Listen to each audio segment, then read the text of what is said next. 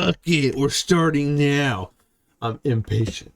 Wait, did I change the title? Okay, we're good. I didn't fuck up. I never fuck up.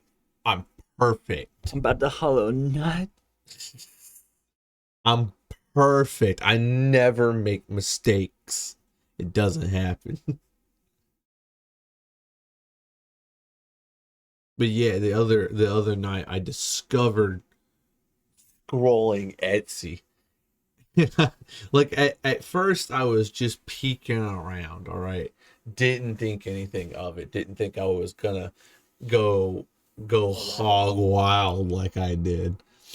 But that's exactly why it was a discovery, because like I saw all kinds of neat stuff, and all of a sudden the mental cart in my head was like $3,000. That's how they get you. Hello, Ducky. Beat him up. But my fucking my Ross Bob fell off the mic. It did in one stream. There was a whole lot of going on. Yeah. May's asleep. I'm gonna be lonely. Go to sleep, Chief. Go to bed, King. Sleep. Roses are red. Violets are blue. It's a cold world. So is the ice. You ever played rugby? You ever play rugby? Hey, yo, Dre. Yo, Drake. Right.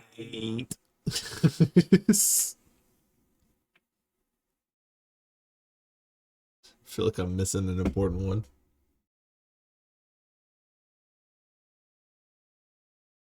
Gatorade. Gatorade. Oh wait, I know which one I'm missing. Life is full of Roblox.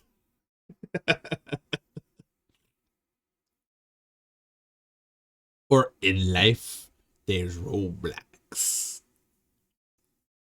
I live by that mentality. There is indeed Roblox. Alrighty. Silly bug game, 112%. Deathless, Steel Soul, all endings.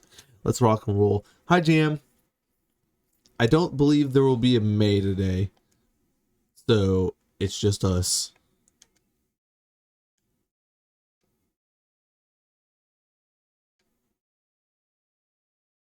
It's just us. I should probably pull up my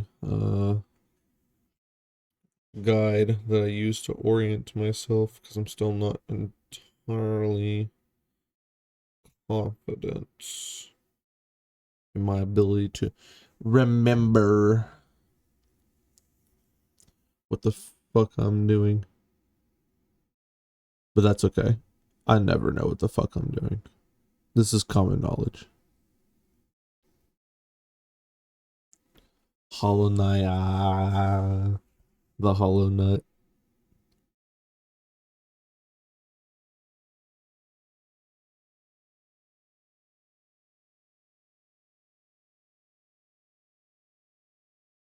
Oh, that's too far.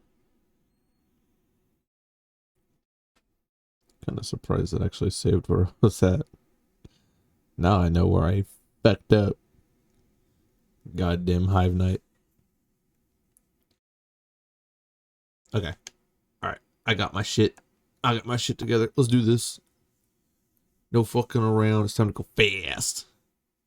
We go fast. Live split on the touchdown. Oh, forgot I don't have my dash. That's sad. The agony of having to start over.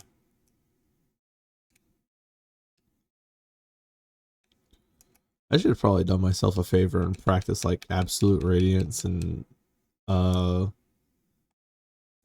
what's it called? I had it right the last stream. Fucking Oh, what's its name? Pier Vessel. I should have practiced those bosses. Also, if I remember correctly from way back when I initially attempted this challenge, I was not bad at, but I was somewhat struggling with Sly. We'll see how that goes if we even get there, because I died the fucking Hive Knight last time, which was like really unfortunate. I've never died the Hive Knight before. I don't know if it was because I've not played in a while, or if I was like bullshitting around, or what I was doing, but I somehow managed to like let him combo me to death with fucking his little spiky balls. You know how it is with them spiky balls.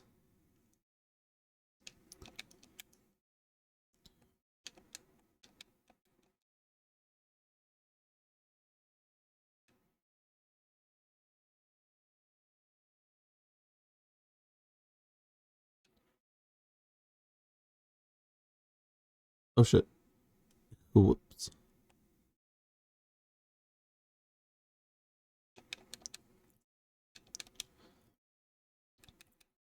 Imagine a world where stalactites can tell that you're under them and then attempt to kill you.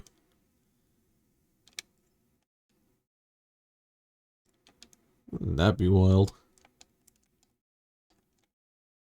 Would make those cave exploration tours much more interesting.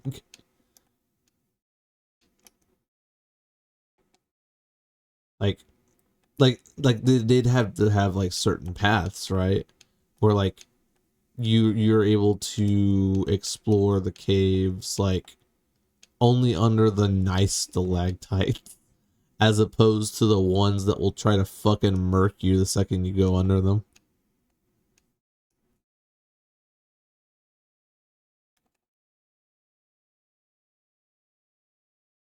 The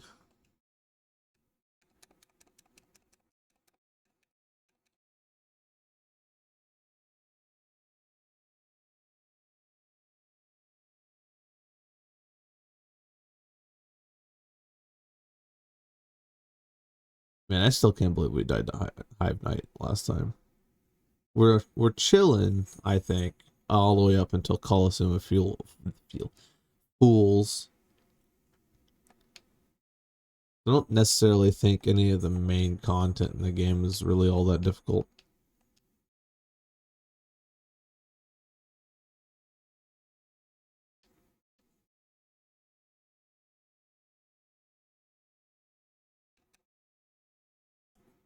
But in all fairness, if you want my opinion, I don't even think like Nightmare King Grim is all that hard. So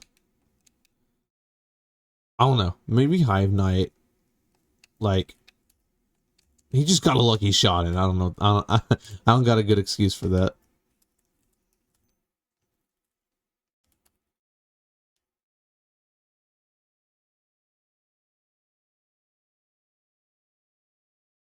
Can y'all guys not kill each other? I won't accept cat violence in my stream right now.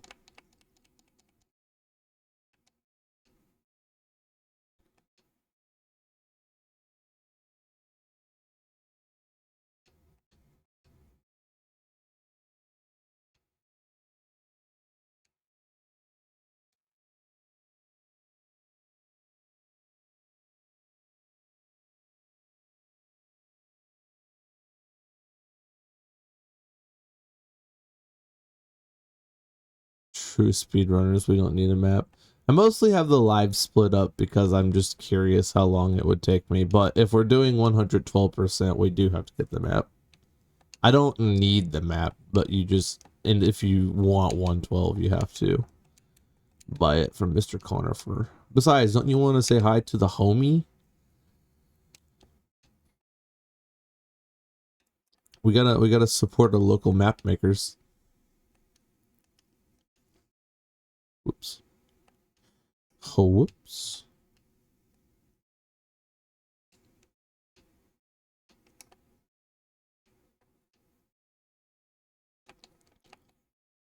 God, it feels so sad playing this without Mothwing Cloak and fucking Mantis Claw. I can survive without the Monarch Wings, even though those are great too.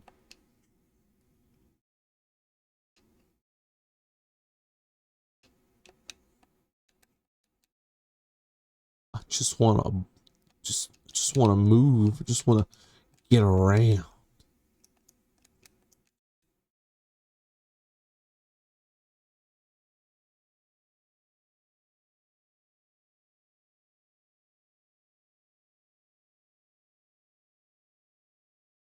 I think it's to the right, if I remember correctly. Yeah, next to the golems.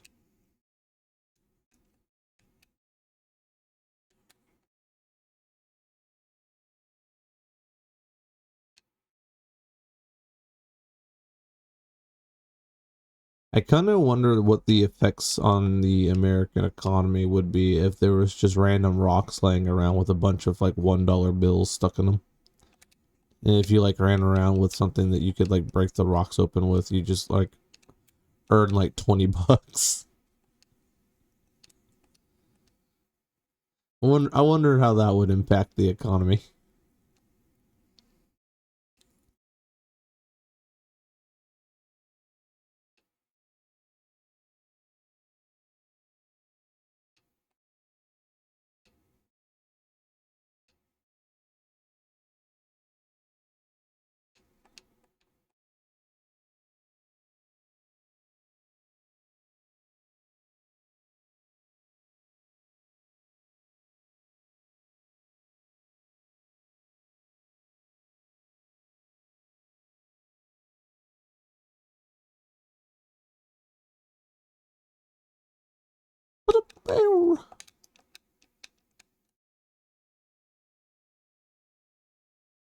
Okay, now that I've actually like done a proper run though, I have kind of an idea where I'm going, what I'm doing.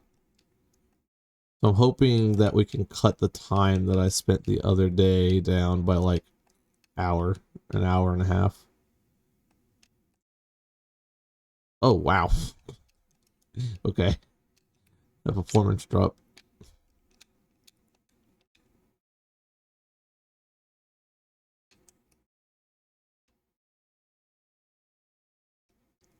So what have you been up to today, Jam?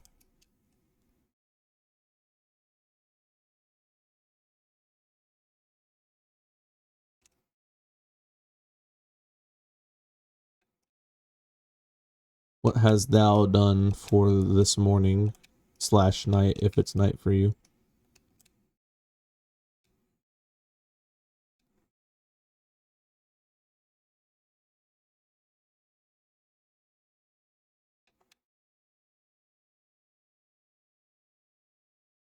Not much. Fair enough, fair enough, fair enough. I too have not done much except do the awakening, and that's really it. I didn't even eat breakfast. I have to remember where the spike pogo is. I think it's all the way back down next to Gruz Mother. I believe so. We'll go check.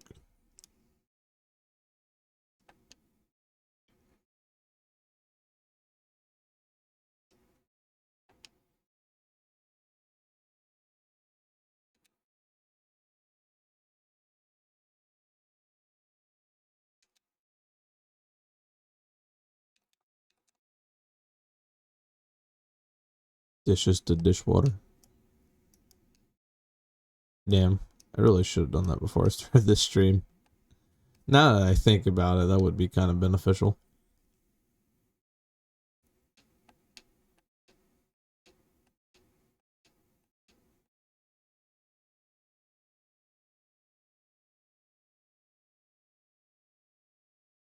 I think the spike pogo's up here. I do remember these enemies being around it. Yeah, here it is. Then we fight Gruzmother and release Sly and all that. Oops. Fuck it. I was gonna check if there's Geo down there, but honestly, we probably don't need it anyways. It's fine.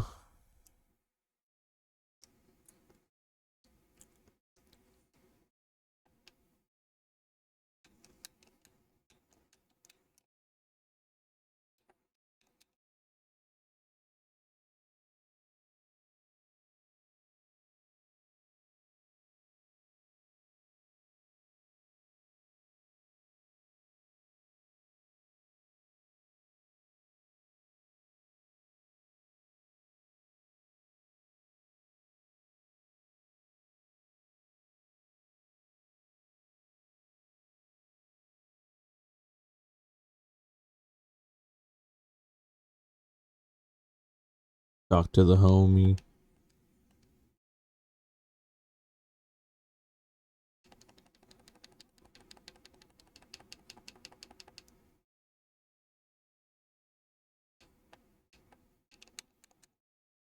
Now we need City Crest.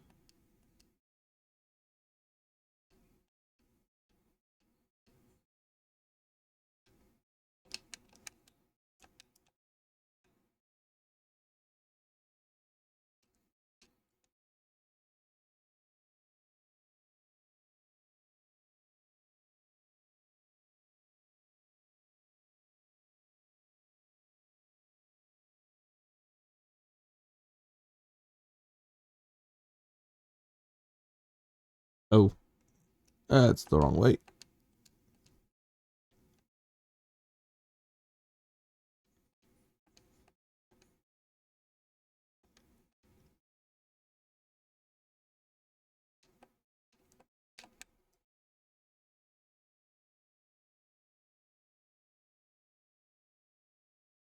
Wait, am I stupid? Oh, I am stupid. Okay.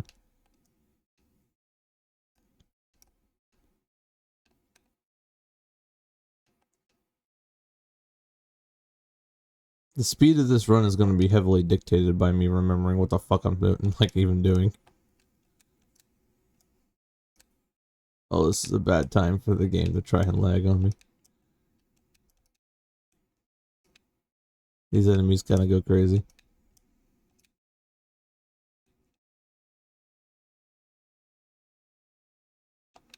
Kind of weird that those enemies can do 2 mask of damage, but fucking False Knight only does 1. It's not until his dream boss that he actually ends up doing 2.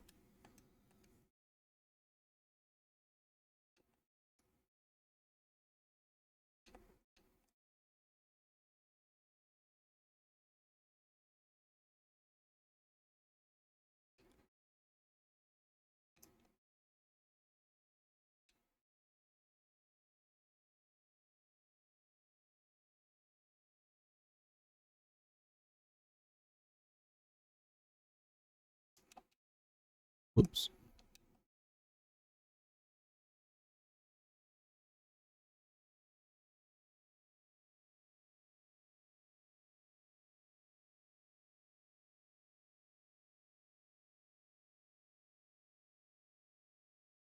I'm pretty sure I hit both of those, but okay.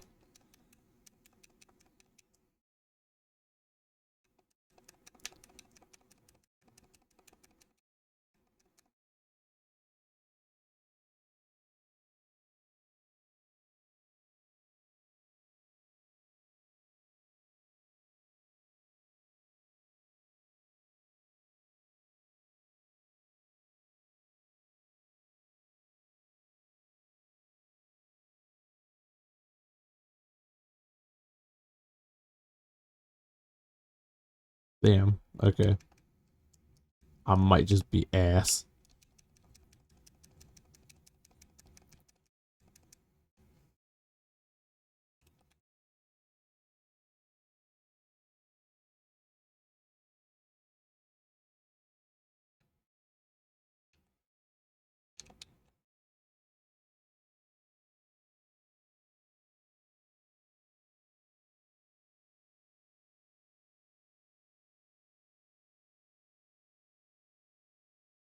Then it's Ancestral Mound, Grubfather, some items to buy from Sly, and then we pretty much fuck off the green path.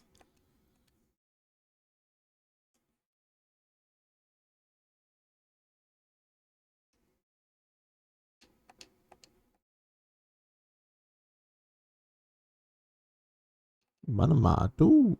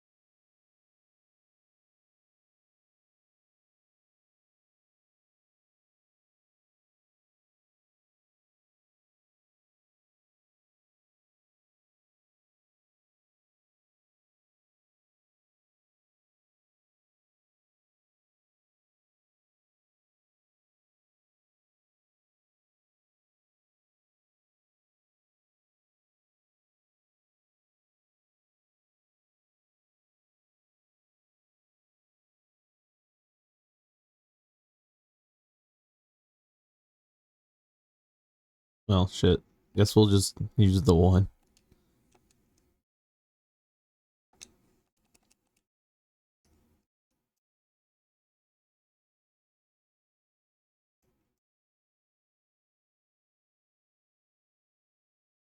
Can I get an enemy, please?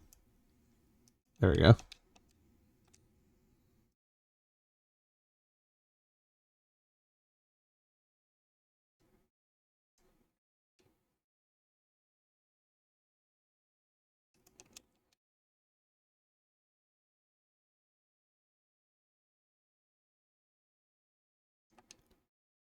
Finally, a good charm.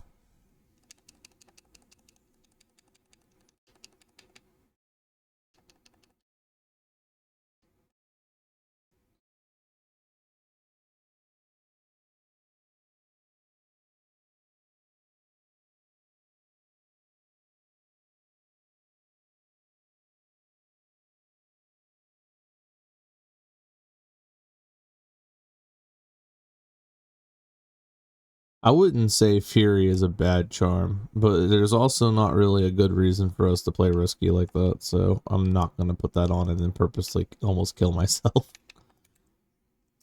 As we've seen, I am not shy of letting myself take hits in favor of trading blows with something. And that is not how you're supposed to play this game if you like Fury. So we will just not be doing that.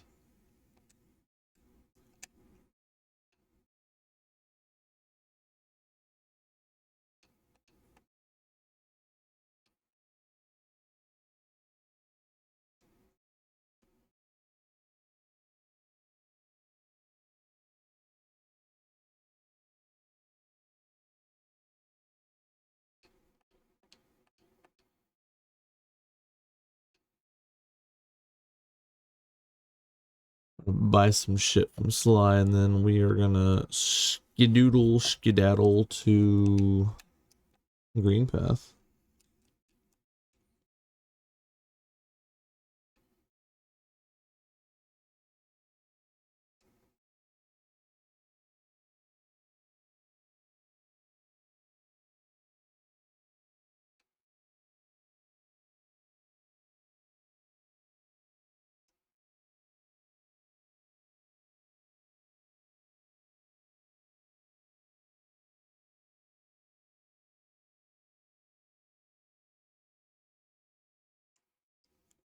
You know? That was the wrong thing. That's fine. We can buy that early. Bapanada. I meant to go to Zelda. I'll see if I have enough money for everything. Just barely have enough. You know, that actually might be a solid purchase. While I think Gathering Swarm is just okay, it's not particularly helpful for us in early game. It will be marginally helpful enough for it to sit in our charm notches up until we get Soul Twister, I think.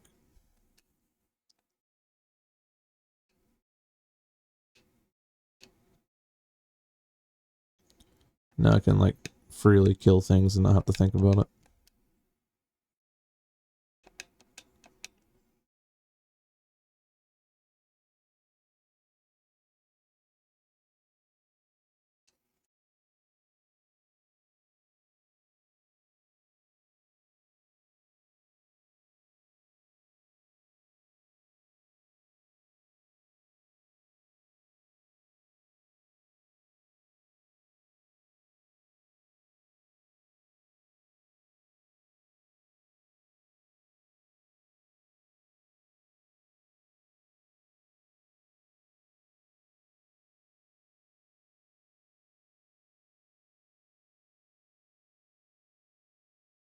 Green path. Okay.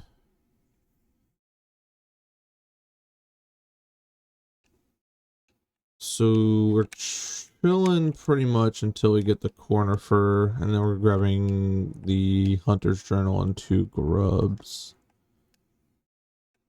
Pretty much right next to him, and we're not gonna forget one this time like I fucking did last time.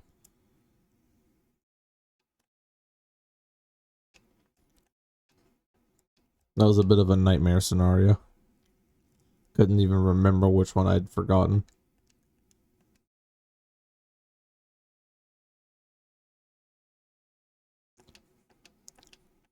Oh my goodness, this hornet.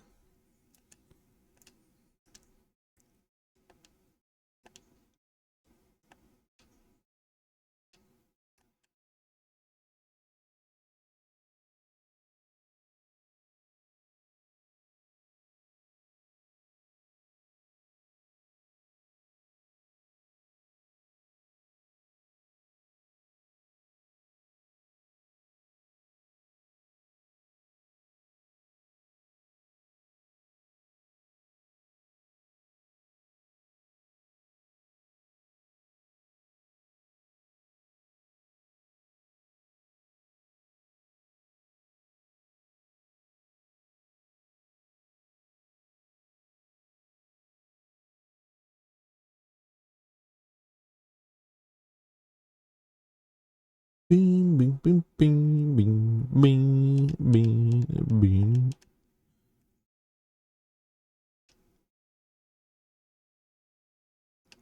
Okay, I go back and actually grab the fucking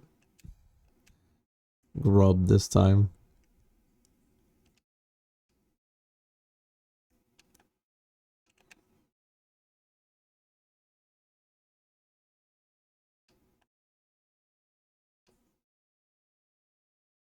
There were spikes there.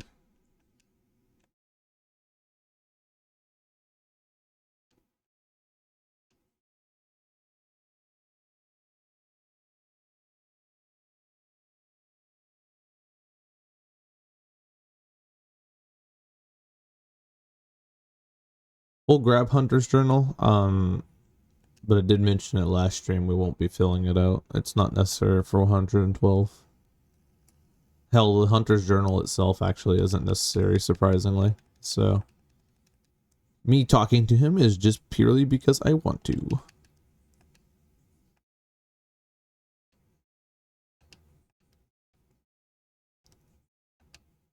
I would say it's maybe because it's like a UI feature or something, and that's why 112 doesn't like care if you get Hunter's Journal or not. But it's kind of a similar unlock to something like Mothwing Cloak or something, so I don't know. Because those are required. Kind of, obviously. Playing without those upgrades would be kind of ass, so. Anyways, we unlock bench at the end of this long stretch, and then it's Moth Knight boss.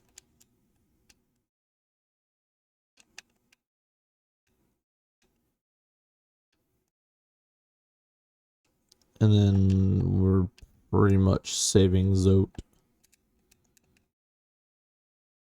And then we'll dip back in for a moment. Fight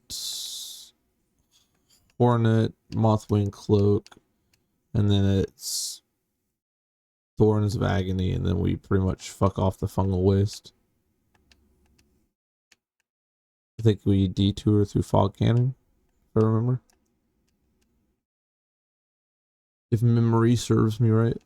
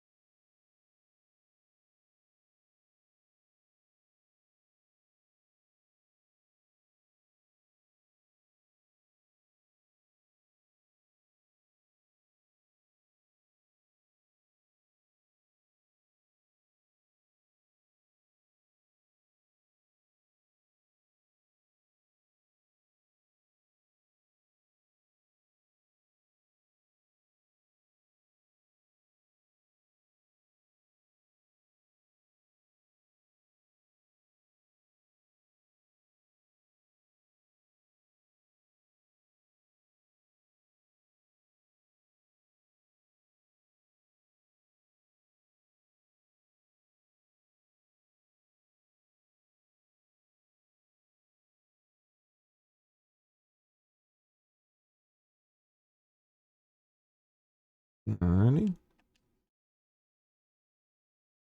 Now we just gotta go save bitch ass Zote.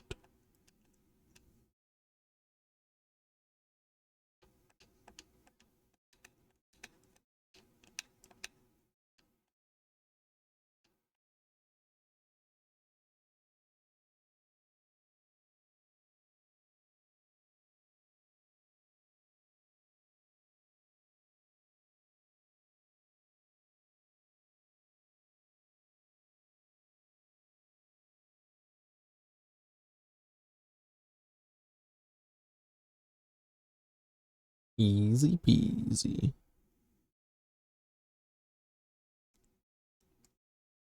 Get up, weenie head. I'm not sure if talking to him is actually like necessary. It probably isn't, but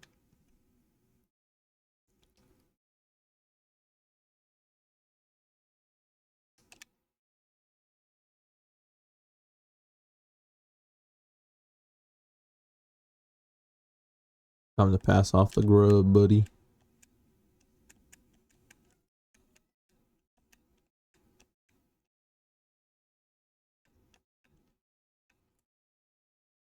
Wow. That's crazy. Dying to Moss Knight in Green Path.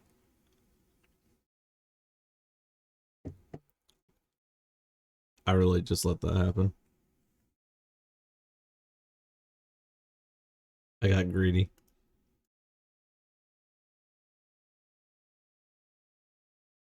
Lasted usually 30 minutes. I was going to say, I was like, surely we don't die to something as pathetic as a Hive Knight. Joke's on me. I probably died to one of the most pathetic enemies in the game, just out of pure greed too. Kind of wild. This shows how rusty I am at the game. Back in the day, I could easily make it the absolute radiance, like, consistently. It's fine though, at least I have like a good idea what the fuck I'm doing now.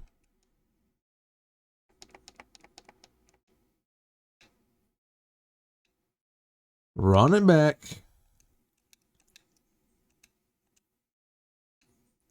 It's okay, at least a 30-minute death isn't in the stream. It's just depressing. What it is.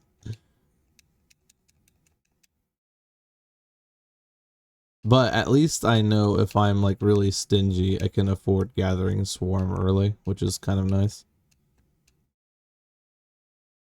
Because while Geo isn't all that important in like the mid game, when we get to Relic Seeker Limb, early game it's very nice to have access to as much as possible. That's why you see me taking detours for these geo caches, even though it's not particularly important that I get them all. There is some rather expensive items later in the game, so best to get started early.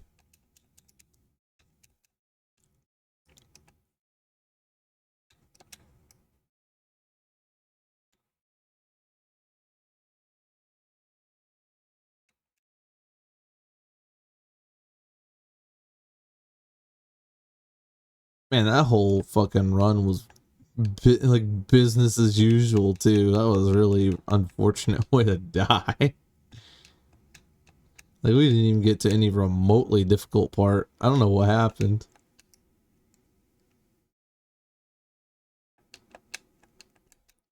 Is that my punishment for not equipping Fury?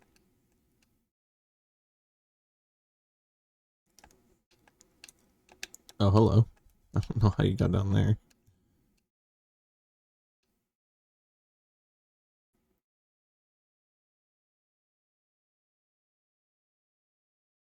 Look, as long as I beat it and we don't tell May how this stream began, my reputation will be preserved.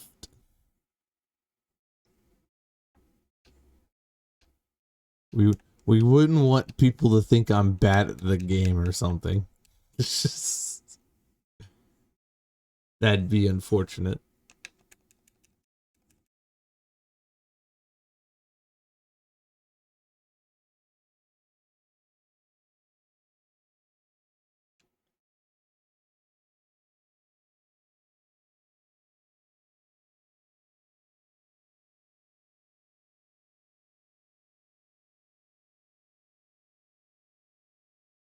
Mothwing cloak, my beloved. I just want to go fast.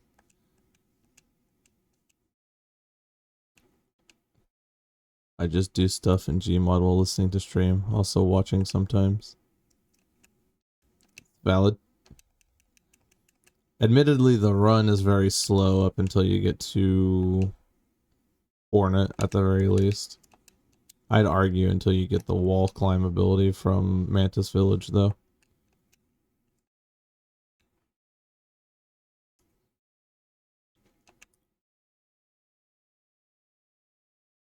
Hell, maybe not even that in some cases, because we don't really get into a huge boss rush up until, like, mid-game. Because the idea behind the Deathless run like this, right, is to collect as much as possible without actually fighting anything, because we don't want to put unnecessary risk on ourselves.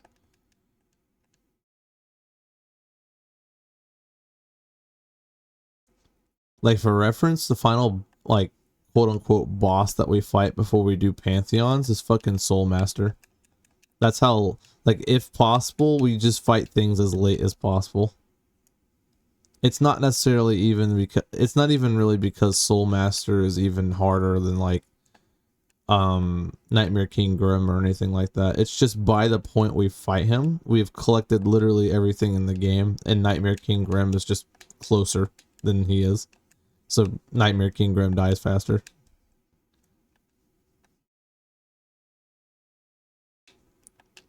But that's kind of what I mean whenever I say we fight things at the latest possible time. Because May asked about that the last stream. Because I grabbed Mantis Claw, but I didn't fight Mantis Lords afterwards. And they were just like, I thought you fight like Mantis, like the consensus was you fight Mantis Lords right after getting the Mantis Claw. And I was like, not in this stream. Not in this particular run. Not that I think Mantis Lords is hard though. Quite opposite. If you're a big Sisters of War fan like I am, they're kind of slow.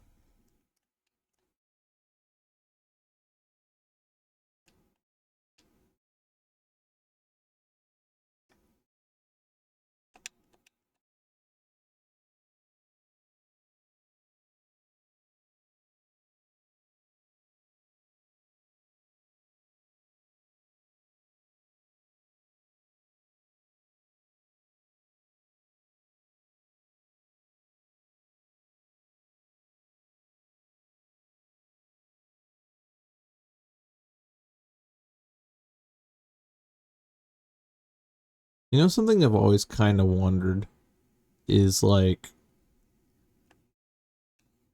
I mean, the answer to this question is probably the obvious answer that the Pale King is just kind of a shit ruler. But like, isn't it just a little weird that they decided to put the Hollow Knight at like nearly the entrance to the kingdom? Like, where I see it, right? There's this god or goddess that's angry and wants to kill me and all my subjects. And in order to make that not happen, I have to eternally imprison her, lest she bring ruin upon my kingdom. And like, she's so powerful that she's likely to bring ruin to my kingdom anyways. Wouldn't you want the prisoner that is containing such a volatile goddess to maybe be in a more max security location that people can't just walk up to? Like, I get the dreamers are there to serve as keys, and they themselves are like pretty isolated and in the like corners of Hollow Nests. But I'm just saying that like even the dreamers themselves are not like that isolated, you know? Because one of them's just kind of chilling in Fungal Waste. Or no, Fog Canyon. It's Fog Canyon. Which I could see a casual explorer being able to safely get to. And then the other one's just in a tower in like the middle of the city. Like the only one that's like remotely hidden is the one in Deep Nest. So like, provided you are capable of reaching that one, I feel confident that you would be able to reach the other ones. And then like, you know, the Hollow Knight's just in Forgotten Crossroads. Like any bum that decided they just wanted to walk in there could very easily reach him. I don't know. That's something that's always been kind of in the back of my mind whenever I think about it. And I know game mechanically why it's so early, so you could reach it, find it, kind of get the idea what you're supposed to be doing in the game. But it is just a little bit funny. Because like, if I were the Pale King, the Hollow Knight's ass would be like at the bottom of the void in the Forgotten Basin. I'd have like 10 dreamers and like 5 of them bitches wouldn't even be remotely close to this kingdom if it was in my power.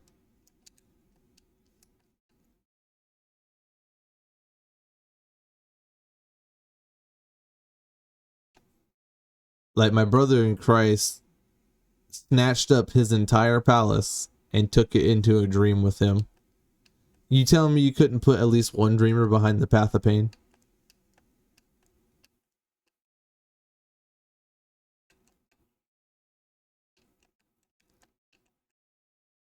But like I said earlier, we could just chalk it up to him being kind of a shit ruler and not very intelligent.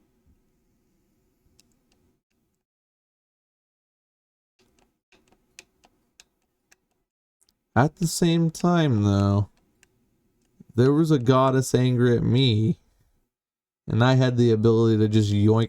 Like, let's frame this in the real world, all right? Let's like say the FBI was trying to kill me or something, or like the CIA or some other all-powerful entity that I couldn't do anything about was trying to get a hold of me. And I had the ability to just uplift my entire house and go into my dreams. Probably the play.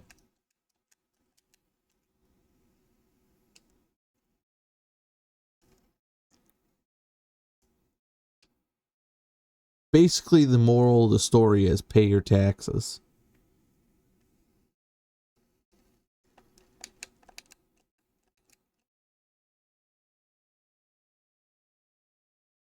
I'm over here unlocking the true the true lore behind Hollow Knight. It's always been about paying your taxes.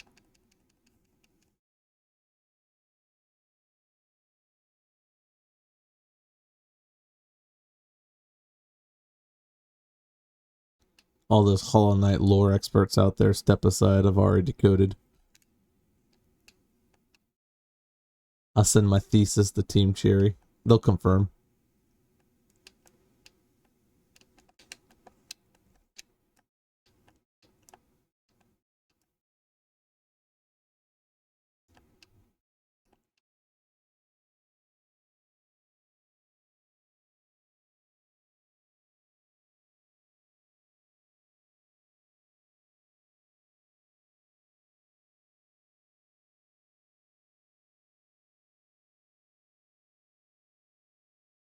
Woo! I got too greedy just then. That could have been bad.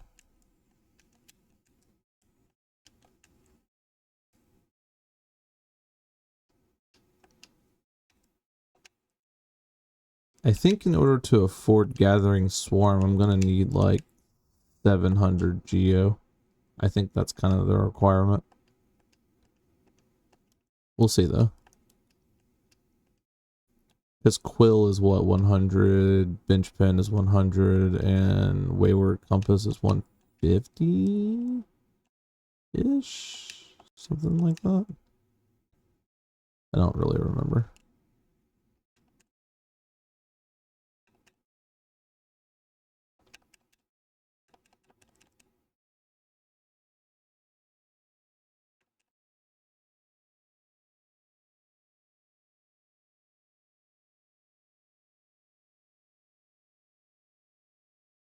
See if we can actually hit one of these for once.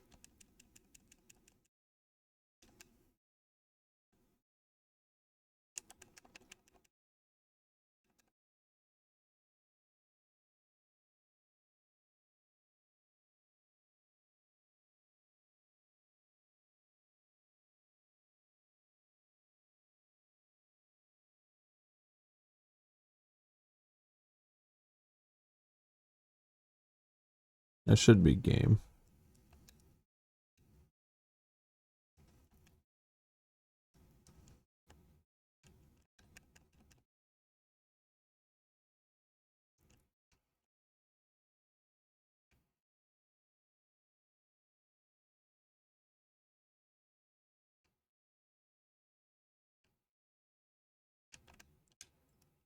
They consider the maggot weak, but he at least was able to rock that entire fucking armor just by himself. Gotta give him credit.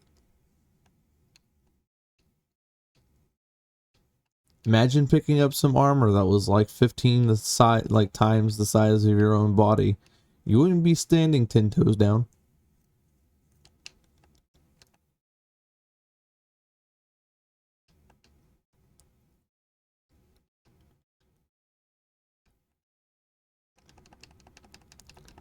Snail shaman, give me the drugs.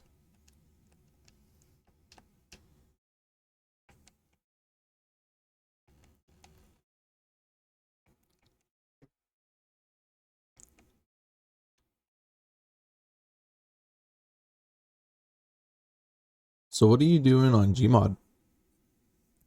I ask because I've gotten Gmod before way in the past because like it was really popular while I was growing up, but like I've never like I got Gmod and then I realized, oh, you kind of need friends to play it with. That like I know there's other things you can do with Gmod, but like I was, you know, I was a kid, unintelligent, didn't know what I was doing. So like I don't know. It's gonna kind of sound weird, especially coming from somebody who's watched Gmod videos his entire life growing up. But I don't even know what you really do in Gmod. Does that make sense? Because there's a big difference between like watching Gmod videos and then like actually playing it. Lua stuff in that game nowadays, so you code stuff. Code stuff in Lua. Couldn't be me. Too C# pilled for Lua.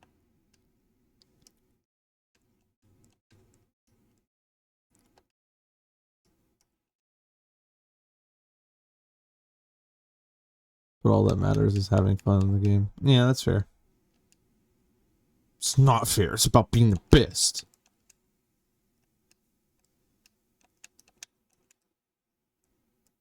Feels kind of odd how it's just me in chat and no one else is there. Yeah, but I mean, like, I kind of also anticipated that. Granted, I thought May was going to be here, but they stayed up, so it's just you. But, if we're going to talk a little bit about how the sausage is made, people mostly watch me for Ultra Kill, so those are the bigger streams.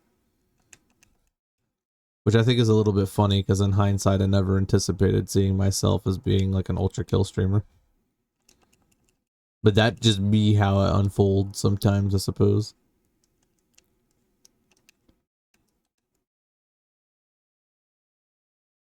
I just happened to be playing Ultra Kill more at the time, so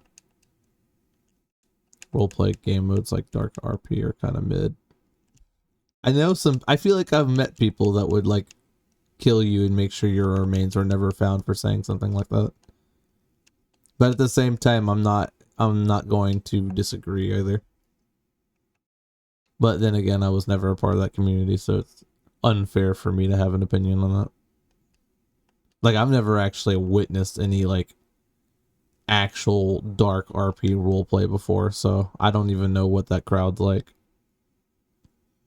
But I'm sure some people would tell me.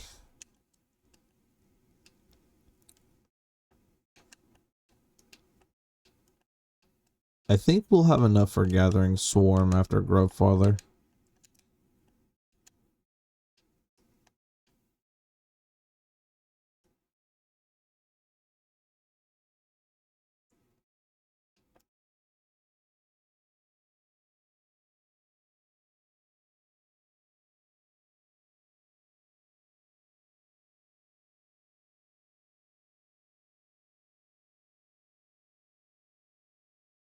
Ooh.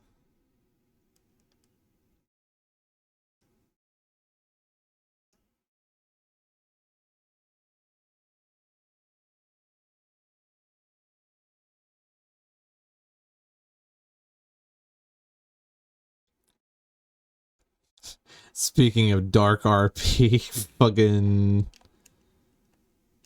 Team Cherry is twisted, having Grubfather eat all the fucking grubs after you saved all of them. That's the true dark roleplay there.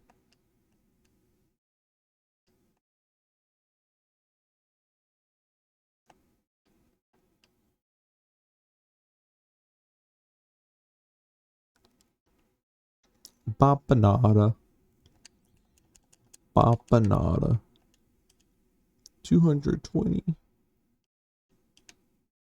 We might have enough. Oh, we might just like barely have enough. We'll see. We will see.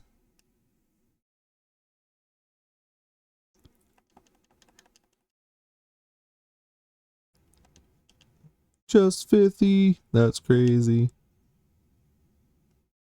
Okay, let's not die to fucking Moss Knight of all things.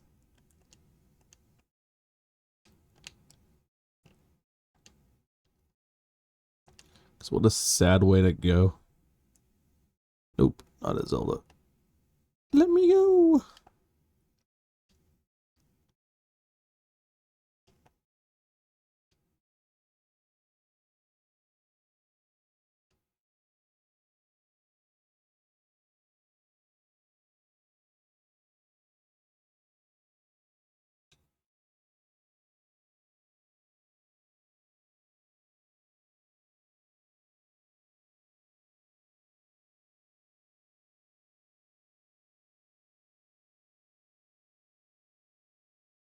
How long are you gonna make us wait? Let's find out.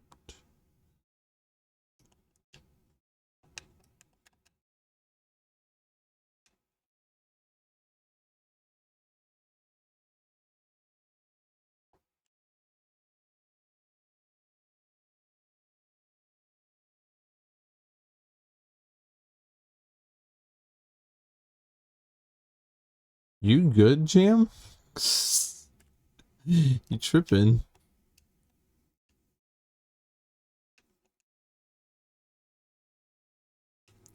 Okay. Word. In all fairness, I say that Ultra Kill is my big one, so like that's why not many people are showing up. And that might be true as far as like top numbers are concerned, but it is also very early. People don't tend to show up for my streams until about an hour after I start them, around 8, 9. So like it's kind of understandable no one's here right now. I have intentions of actually starting my streams later, but right now this is about all I can do for my schedule. Which I mean, like you mentioned the ads earlier. I do feel bad, but I also need to escape like pizza delivery life so I can do this more regularly and actually have like time for my fiance and having a normal life. Which I mean, like ads alone are not going to get us there, so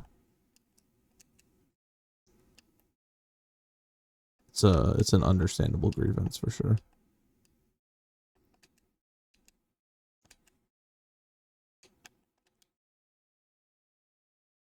Oh, there were spikes.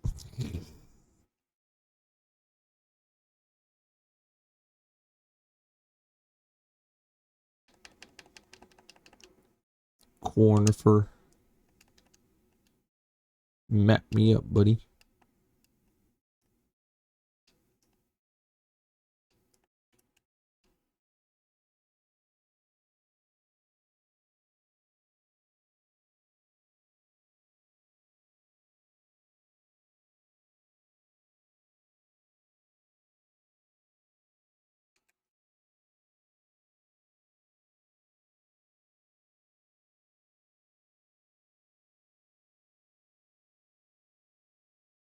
God damn it. Fine, I'll go around.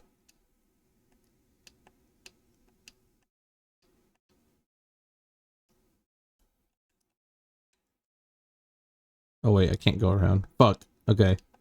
Well, I just gotta not be ass.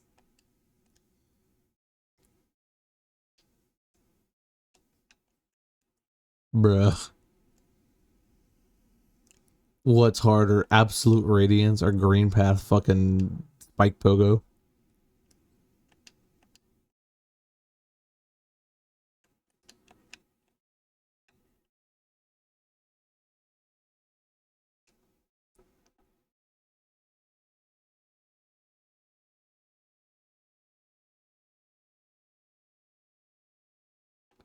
I know the truth come out. I'm actually garbage at this game.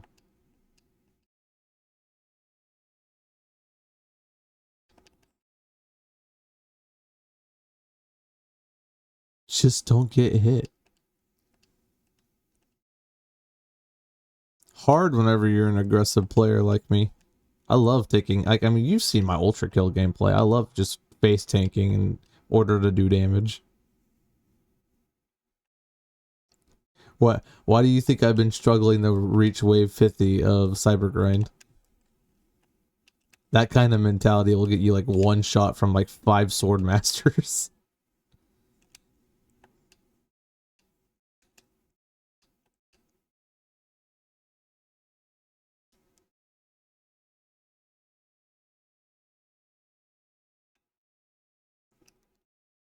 Ooh. Okay, guess we're going down here.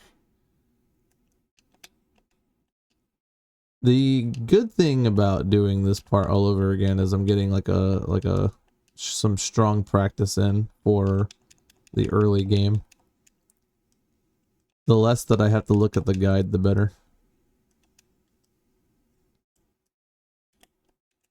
Yeah, Gloom mentioned that. That's why she wanted me to do it. Well, I mean, okay. For being technical, Gloom wanted me to do it because she was like, well, it's technically not 100% completed until you do wave 50 and then reach like a billion or 10 billion, whatever the currency is in that game. And I was like, well, I mean, it's not 100% completion challenge. It was just reach P rank on all the levels on Brutal. That was the only challenge that I was doing. But because I've not actually done a whole lot of Cyber Grind, I was like, fuck it, we'll do it. At the very least, I can just label it as like a separate challenge type thing.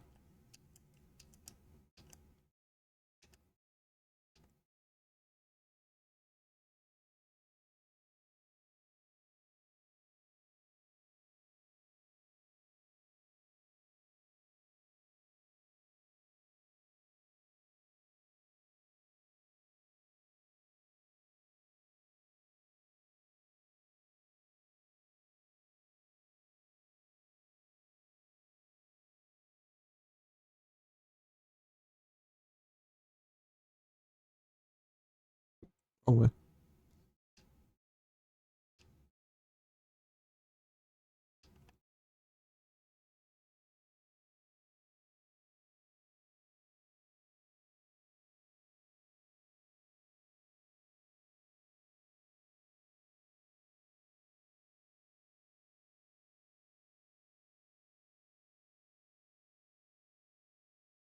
Fucking decimated his ass. Now watch me go die to a random Moss Knight in the fucking next area like a boss.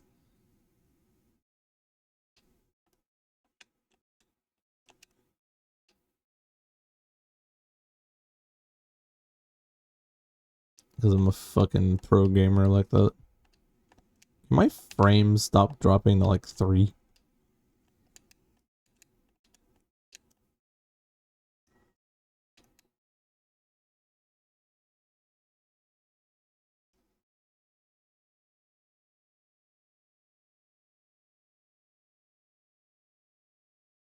Yeah, I did P rank 1E.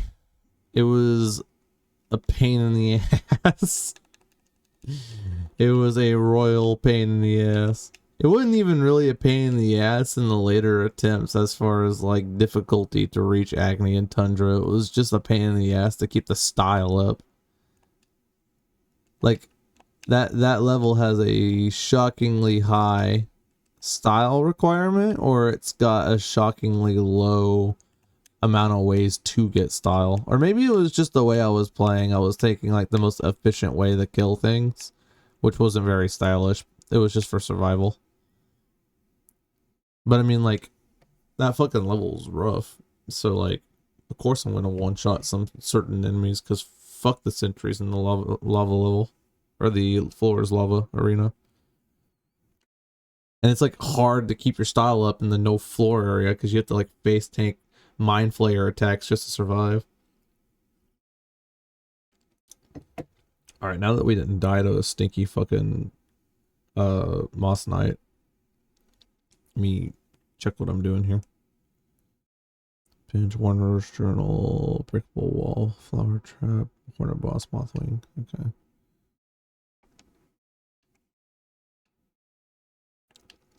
I believe that's this way.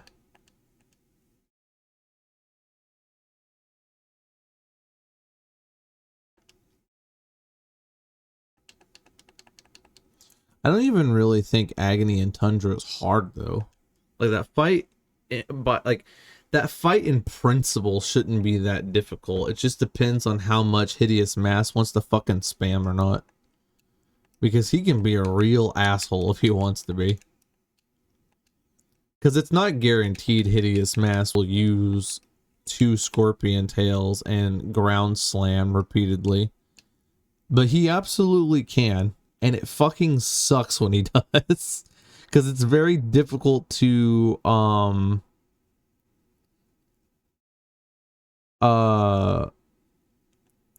it's very difficult to heal off Agony and Tundra, parry, or just general damage while Hideous Mass is just ground slamming repeatedly. It's actual pain and suffering.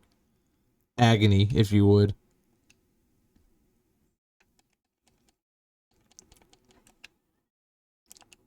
Kalama.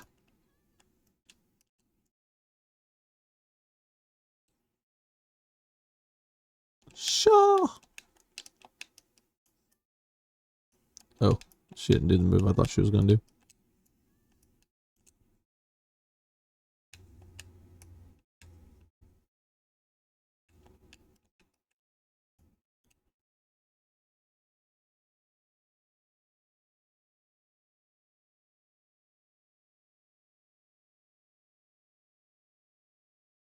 Adido.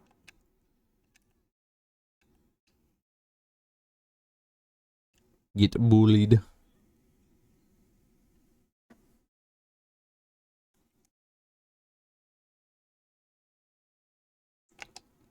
That level is just, it's just rough in all different directions. Because I also noticed after I'd figured out how to like really save on style, I kept getting ass ranks even when I would beat Agony and Tundra.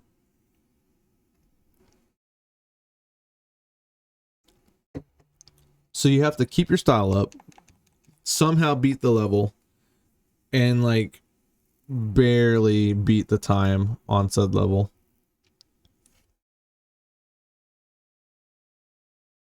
And like the worst, I think the worst part of it is like you take all that into consideration and then you're like sadly reminded of the fact that that's just Encore 1. That's Limbo Encore. There's like 8 other Encore levels that's going to be past that will be significantly more difficult.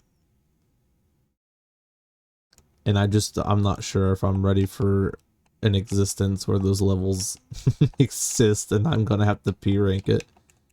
Not to mention, right? Not to mention that fucking Brutal is also not the hardest difficulty. When the time comes, I'm going to have my work cut out for me.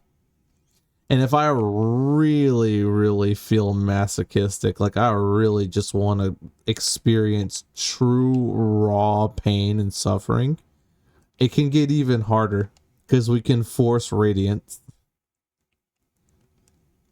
So we're talking full Radiant run, P rank on Ultra Kill must die.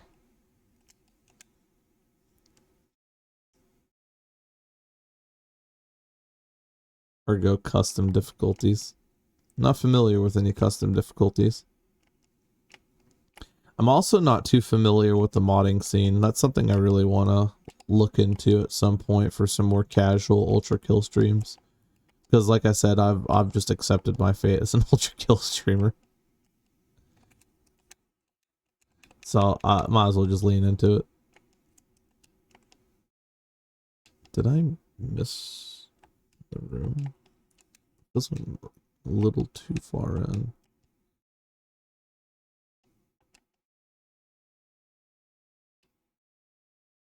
Oh, I did miss the room. It's like, where's my Thorns of Aghanim?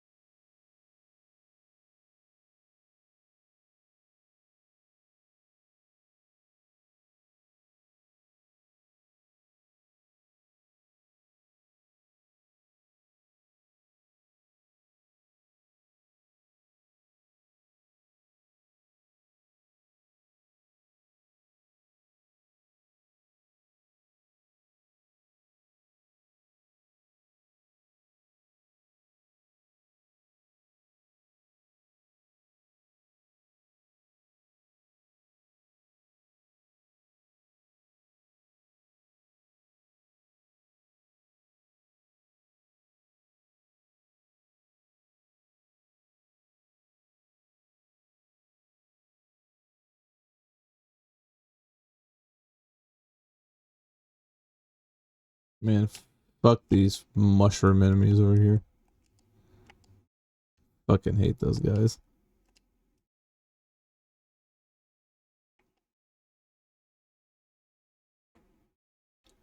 PB on that slit. Oh, it isn't. Damn. I was actually slower. That's crazy.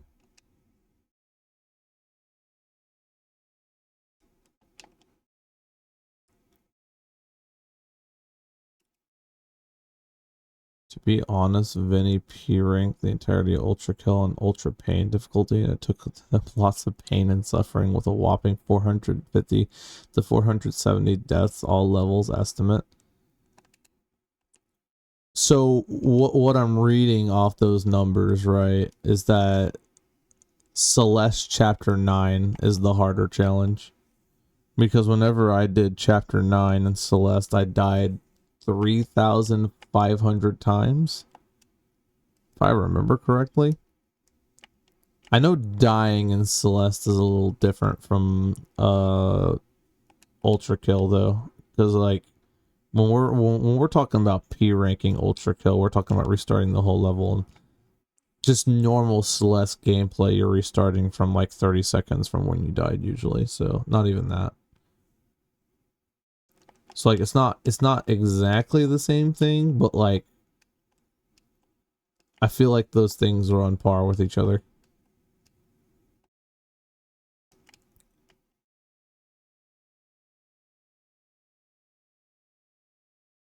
Let's see if I remember what I'm doing. Map from corner for Hollow Knight Seal.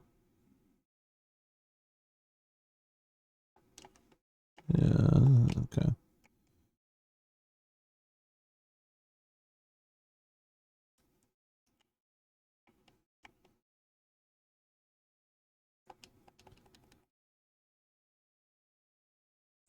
I will say this, for as painful as P2 is, I think it was only painful because I was refusing to use saw blades and conductor and a lot of other techs that actually would have made it a lot of the stuff I was struggling with a bit of a joke. So like I can't tell if P2 would actually be difficult for me or if I was just playing like ass. Like it's a legitimate question and I've been meaning to retry P2 with the knowledge I have now. Because I can be kind of stubborn in my ways. So like, if I'm just not using an item because I've declared that item to be either too difficult to use or I just don't want to learn how to use it, then I'll just not use it even though like it's the most game-changing item. For instance, the saw blades. Because I tried it once and I was like, man, why would I want to use saw blades when I can have my nail gun? It turns out they're like the best weapon in the game for a lot of scenarios.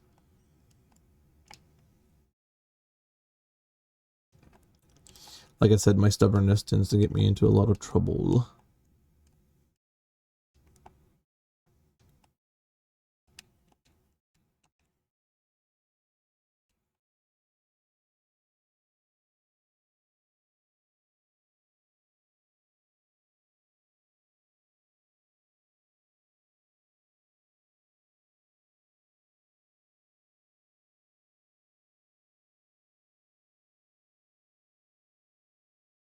God damn it.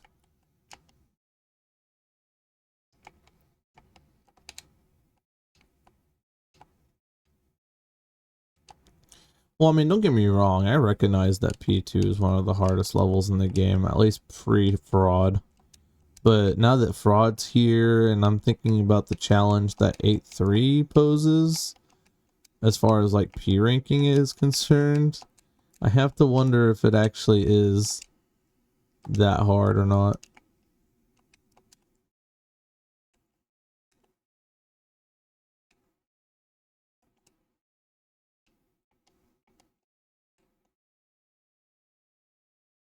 Because I don't know.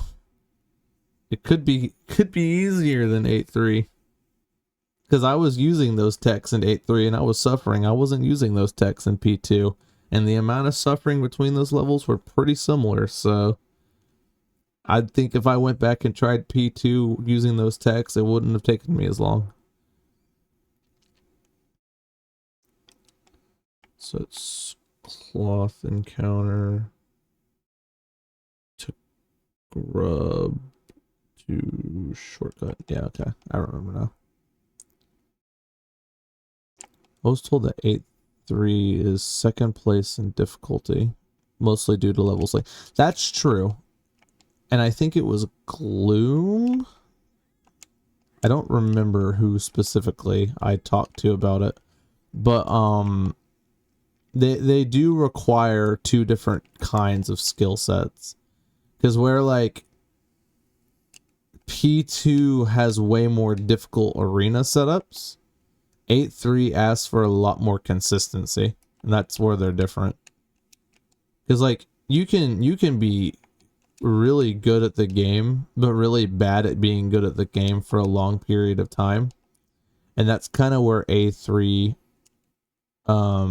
prays pretty much.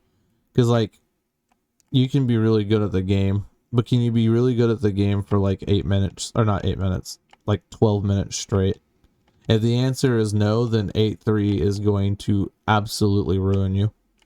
But then you have the people who have like a skill ceiling but are really consistent in that skill ceiling. So like they don't have the skill to beat those really hard arenas in P2, but because of how consistent they are, they can consistently beat 8-3. So like I said, they're just kind of different skill sets. I would consider myself of the class of people that have a really, really high skill set, but is horribly inconsistent in said skill set. So, like I said, I could probably do P2 way easier than I could do 8-3. Because, like, 8-3 just asks for consistency that I don't know if I can, like, do. It's, like, rough. It's really rough.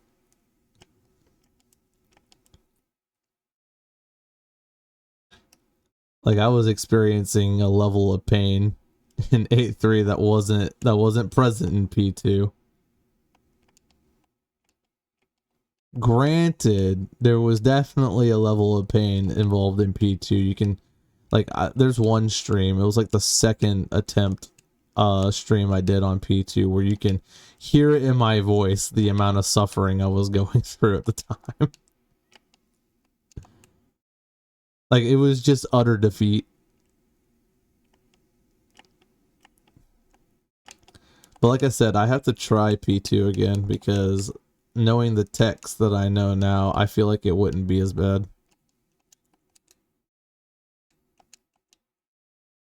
Because, like, now that I've ran quite a few things with Saw Blade, it's kind of a crazy concept to me to not run it with Saw Blade.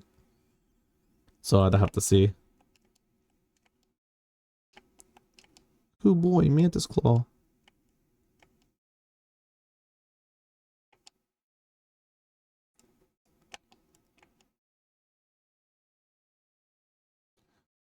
And there's custom levels with some... Hold on, actually, I'll read that in a sec.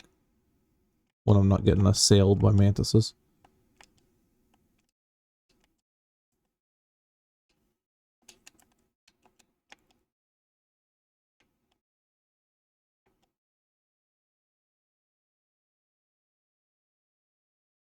Although there's custom levels, with some of them being a rage level and some of them being harder than P2, 8-3, and 1E.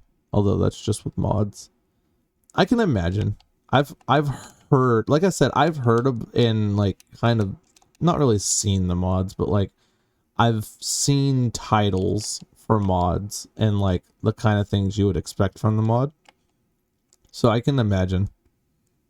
And there's just those types of players that like play the game and think that E1 and P2 and 8-3 are just baby mood. So like the kind of player that I don't think I'd ever be able to touch.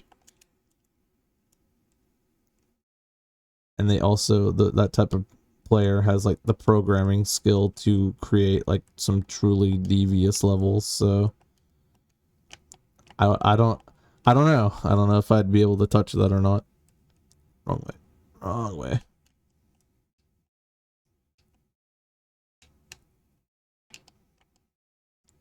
Still wrong way. Man, I get so lost in fungal waste. Because, like, even City of Tears, I feel pretty confident in where I'm going, but, like, fucking this place, I have to constantly look at my map.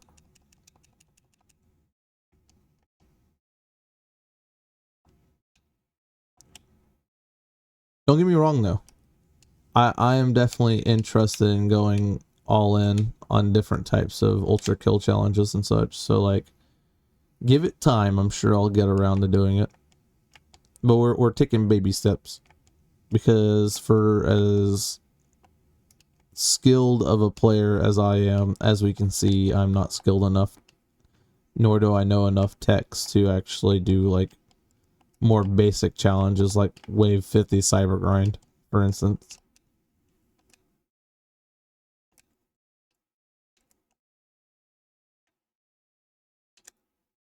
No, I've also said it in the past. I think Cyber Grind requires a different kind of skill set than your typical Ultra Kill gameplay does.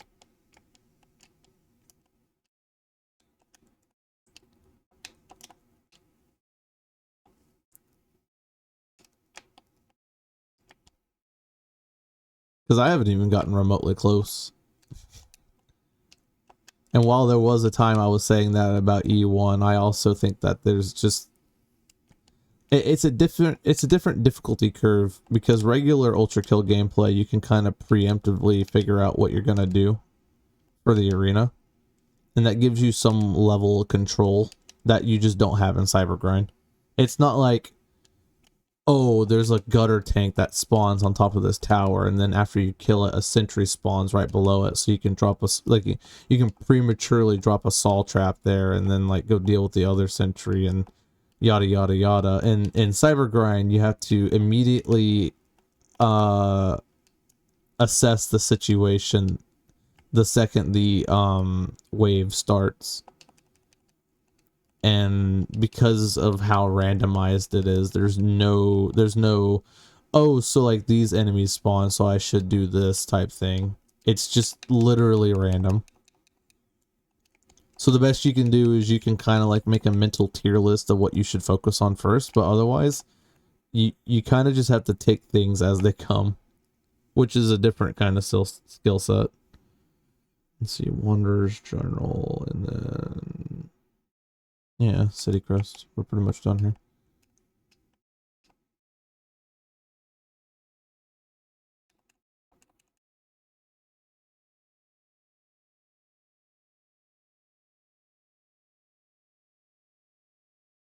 I like how I fucked up one of my splits by like a whole hour. People are gonna see me get a PB of like 55 minutes on that, and they're gonna be like, wow, he must have played like trash during that part.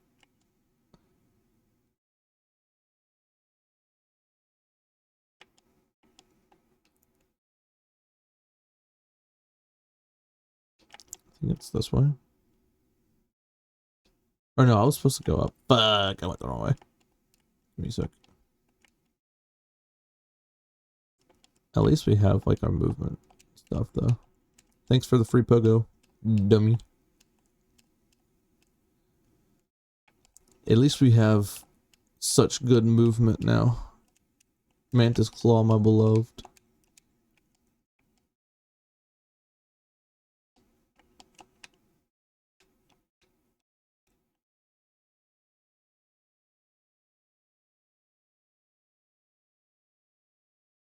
Yo, hold up. Geocaches I didn't cash in. The fuck? What am I doing?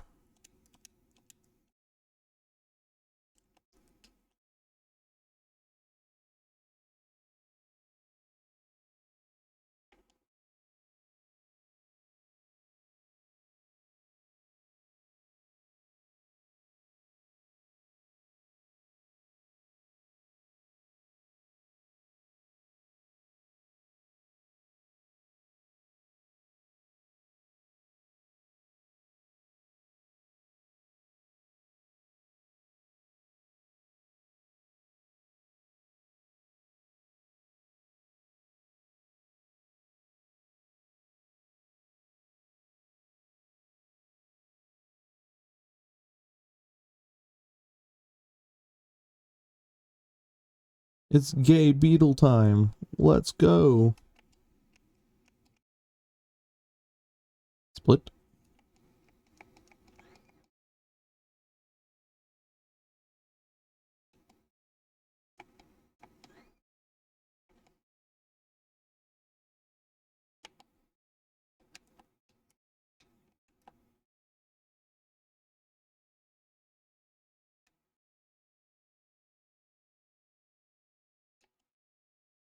Sup, Coral?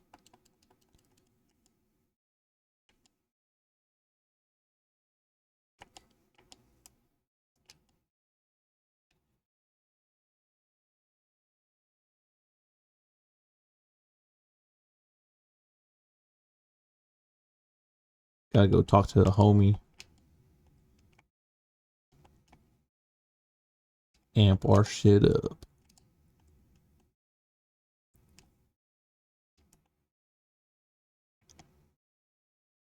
Gay beetle time, let's go. Run your stinja.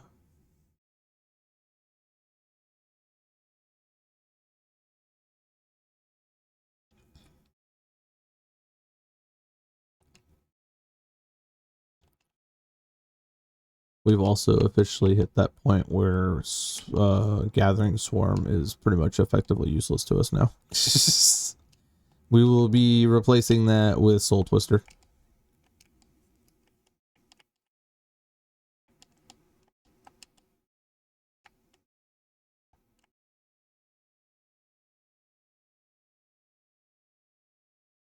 This dude does not let me out of the fucking water right now. I'm gonna trip.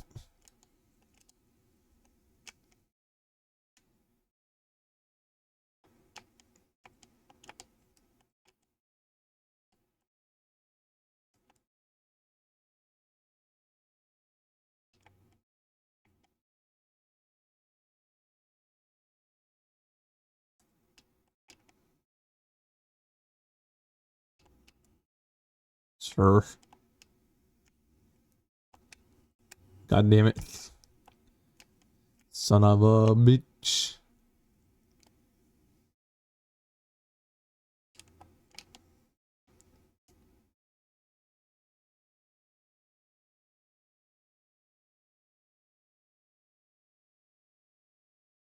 Titanium sword.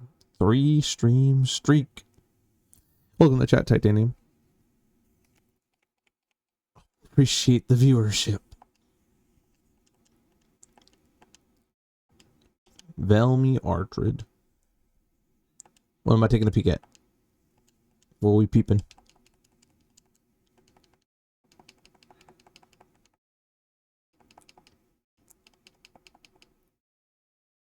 I am the one who views. Velmy Ardred.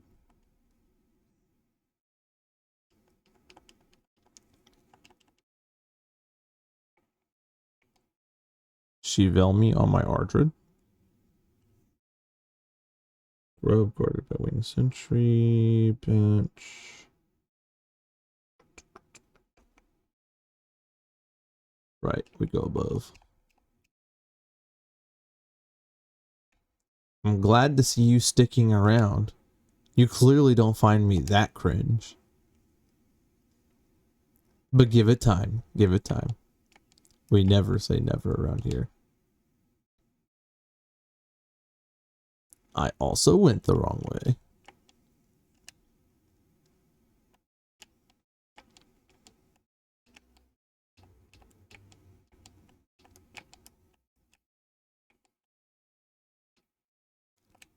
That's valid.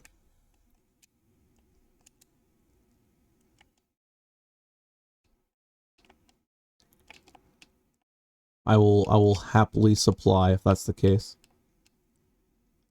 This kind of remind me of a conversation I had with this younger guy. That was a friend of my fiance's. And like fucking I'm 27, right? And he's like 19 or something, I believe. And fucking I didn't quite realize my age until I had this conversation with him.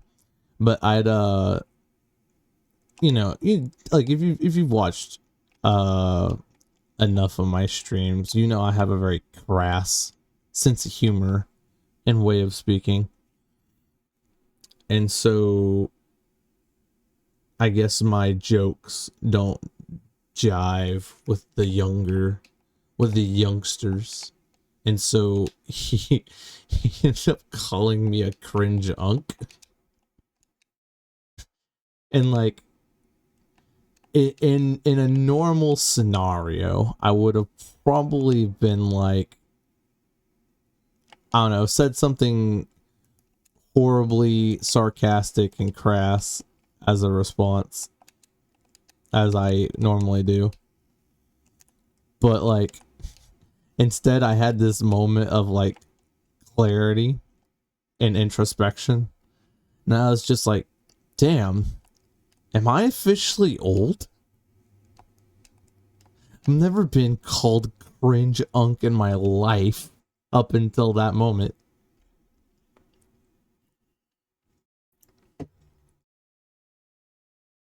And like I have three brothers, right? And while two of my brothers are more, they're like my age, right? And then another one of my brothers is like my baby brother. He's like a whole 14 years younger than I am. So he's of a different demographic. He's never called me cringe junk before. And I've always seen my brothers as more like a generation younger than me. Like I've always been the older brother. So like it's just kind of crazy to have this realization that no, they're of my generation. And it's really my baby brother that's more of their generation. And I've officially become the cringe unk. Because in my mind, I was in college and graduated college like 3 years ago. But in my mind, I'm still in those college years. So I've been ripped out of that mentality. And it just kind of like blew me away for a second. If any of your siblings ever get children, then you will be truly the unk. I don't I don't think I have to worry about that for a minute. We've never been sorry, I gotta figure out where I'm at. City storerooms and then shortcut wonders journal. Okay, I know where I'm at. I got too deep in the story. But hello Zote. But yeah, I don't think I have to worry about that. We were never, like, I have a fiance obviously, so I'm got a better chance than my brothers at the moment. But we were never horribly baby centric or anything like that. Like it was never like we need to get out of this house as quickly as possible and start a family type thing. We were perfectly content in existing. God damn it. God damn it. God damn it. Okay, we're just gonna be down here, I guess.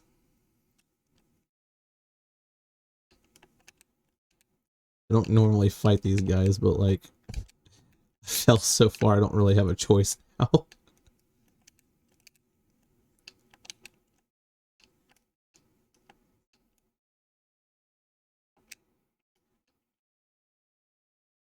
But yeah, it's just like I've never had an encounter. Point is I never had an encounter with like a young person that ended in them calling me a cringe unk.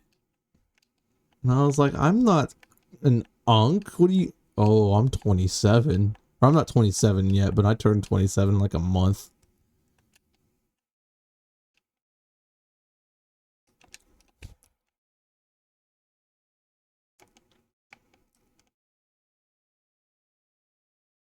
I blame being able to grow a big fat beard in like a week and a half.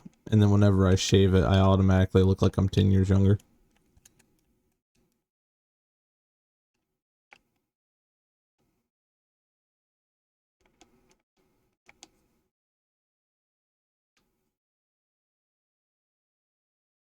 I'll be truly the unk.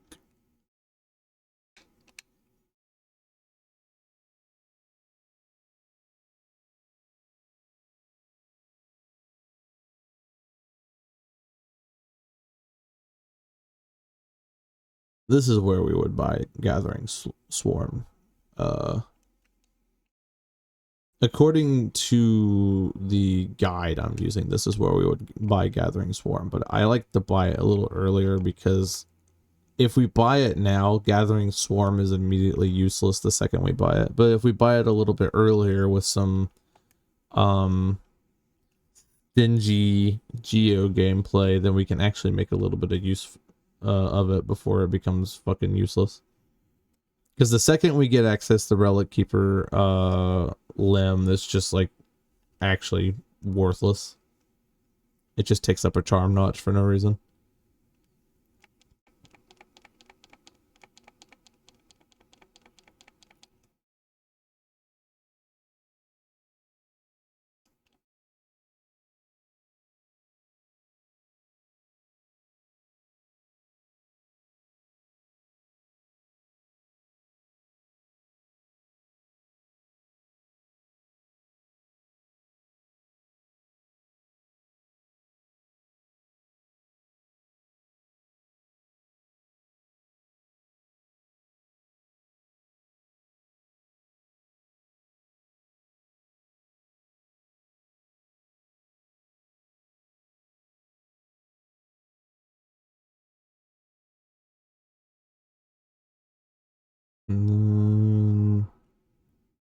Okay.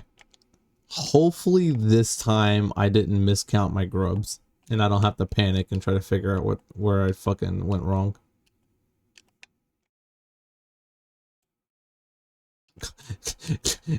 Okay. Man, I don't know what's going on with my platforming. I keep slipping and then like after I slip, I just slip more and I can't like keep myself up.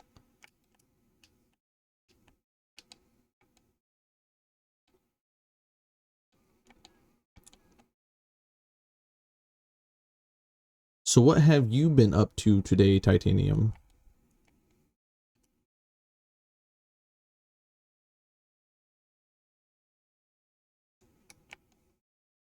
Wah-huh. Okay, so I didn't fuck up my grubs this time.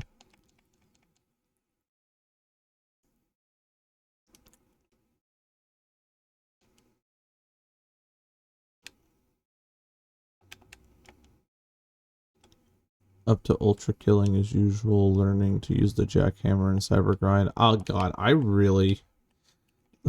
Unlike the saw blades where like I didn't use it because I thought that was like the gun sucked when I originally tried using it. So I just, you know, never got around to actually using it. The jackhammer I knew when I saw how it worked originally. I knew it was going to be good, but I just don't, and frankly still don't have the skill to use it. But I like, if rocket riding with grappling wasn't a thing until like the most recent patch, then like jackhammering was the penultimate way to actually get yourself launched into the air for cyber grind, and that's like the whole game mode. So it is the premier weapon, and I just would love to learn how to use it, but I am just so trash at it. Got the wave 54 with it, so I might be starting to handle it. I mean, you doing way better than I am, man.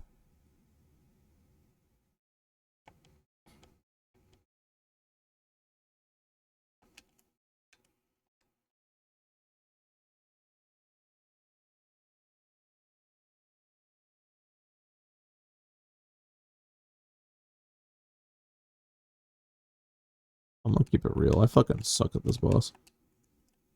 I've always struggled at brooding Moloch.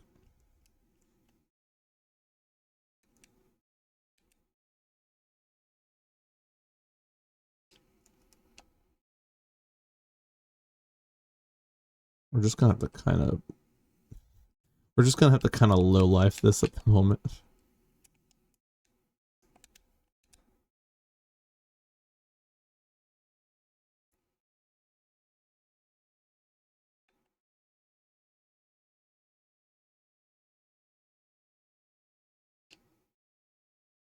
Man, I really don't remember this fight going this bad last time.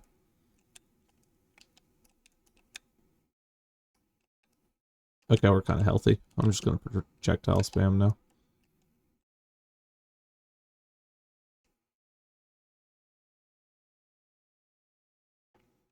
Oh, okay. You could still whip mount. It was just a little bit harder. That's fair. But like, I still kind of require like a bit of a setup before I do it. I'm not good enough to just instantly whip mount the second I fire. But I don't know if that's like a skill issue, or if that's just a I play on controller issue. It could very well be either one of those.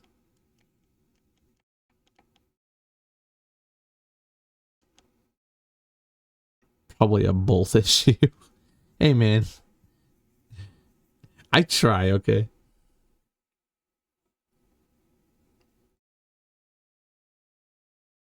It's under the hot spring.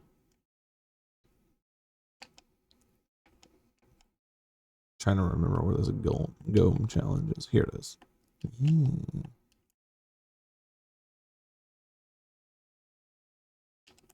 Ooh.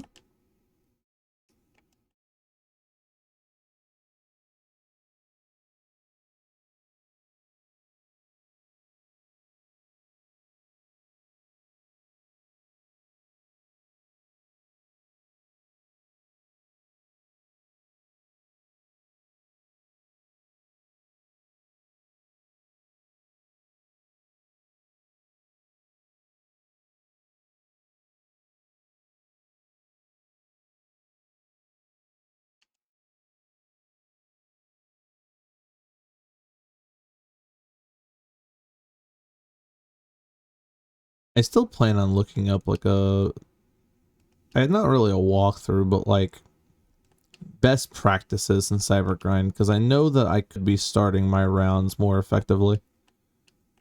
And definitely Jackhammer.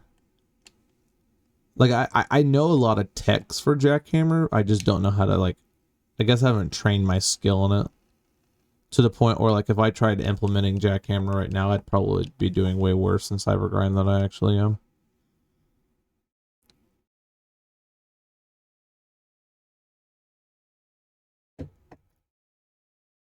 But I know the jackhammer would be good for it, because like a big thing that I would like to do is I'm pretty certain jackhammer can one shot Maurice's, and like the 5-pump shotgun cannot do that.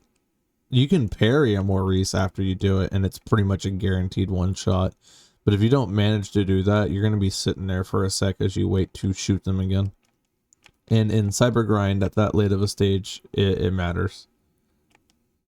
Every second matters. And on top of that, even if you do get the one shot off, you're not launched back up into the sky. You're still stationary afterwards.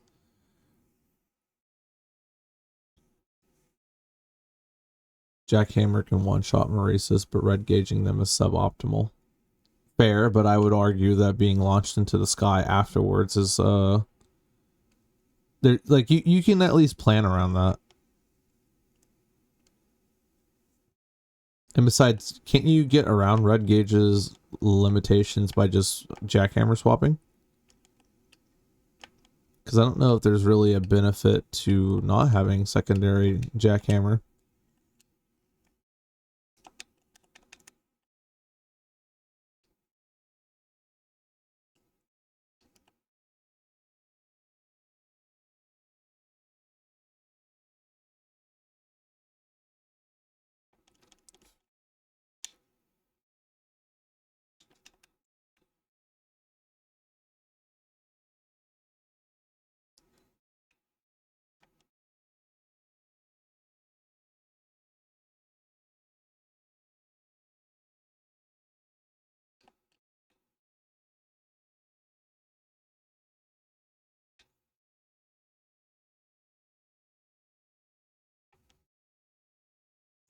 The optimal setup is to at least have core jack pump charge be jackhammers, and sawed on is up to preference. I mean, unless you really want a projectile boost, there's no reason not to make them all a jackhammer. Just kind of how I see it, I guess. But I mean, if you're playing like optimal ultra kill, you're not really projectile boosting all that much anyways, so.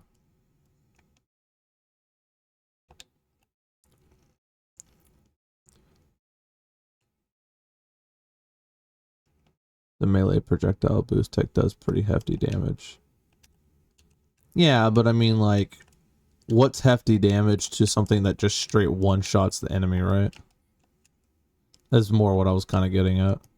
Because, like, yeah, sure, you can projectile boost, and it does a lot of damage, and that's great, but, like, if you can do a tech that would one-shot the enemy instead, then that would be the tech that you'd want to use. And I'm not thinking of many scenarios where projectile boosting can get you a one-shot, other than, like, killing trash mobs, you know?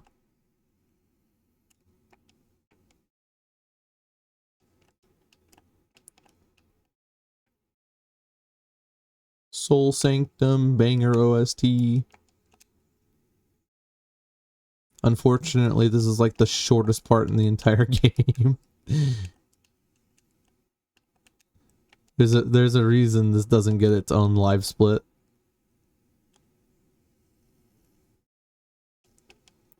Our split here would be like 5 minutes.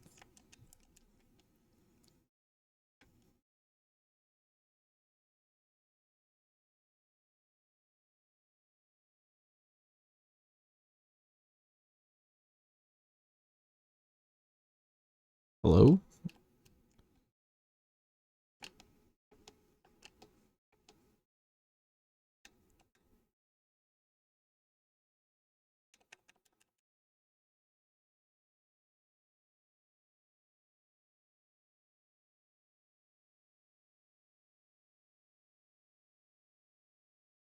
Soul Twister Charm. Time for Gathering Swarm to go bye-bye.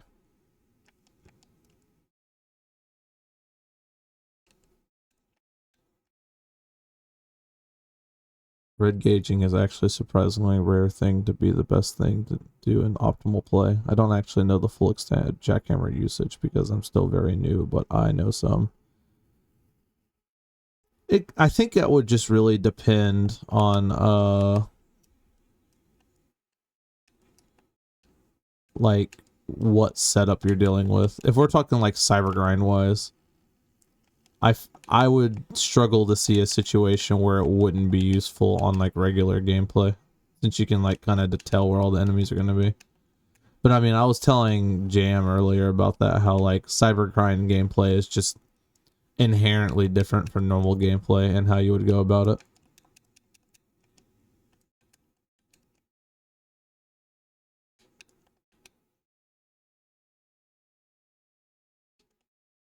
I said Soul Master earlier. I meant Soul Tyrant as the final boss that you would fight before like Pantheons. Imagine a run that did make it so that Soul Master was the final boss though. That would be kind of fucking wacky.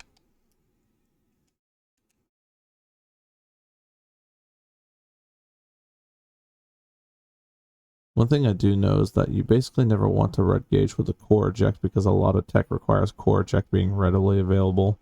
Does red gauging your core eject mean that you can't eject a core though?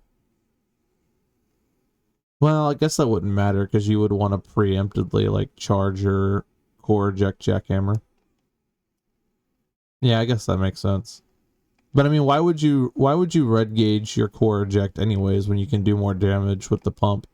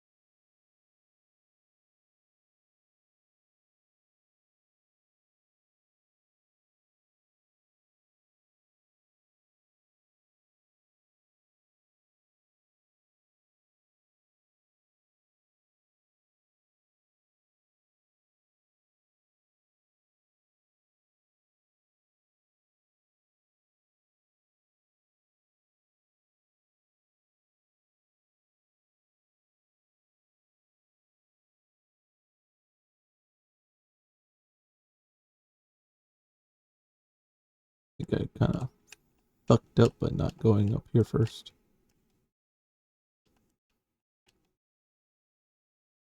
Thank goodness those enemies were so kind to let me pogo off of them.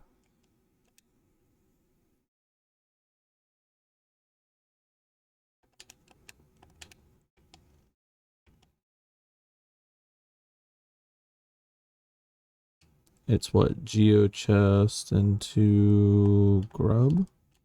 Or not, Hollow Knight seal, my bad. Hollow Nest seal. And then it's the grub.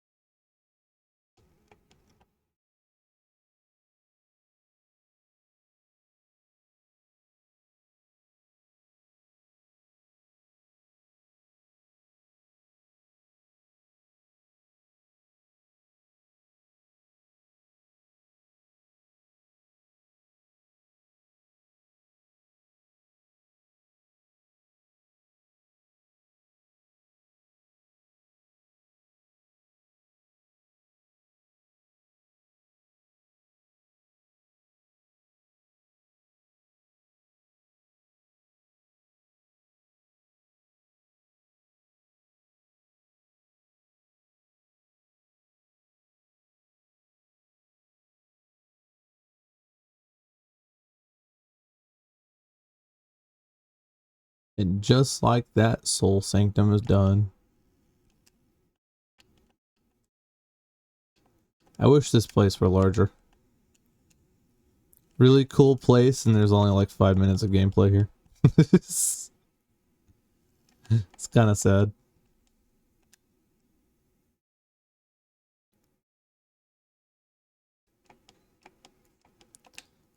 The OST here is also overpowered as fuck.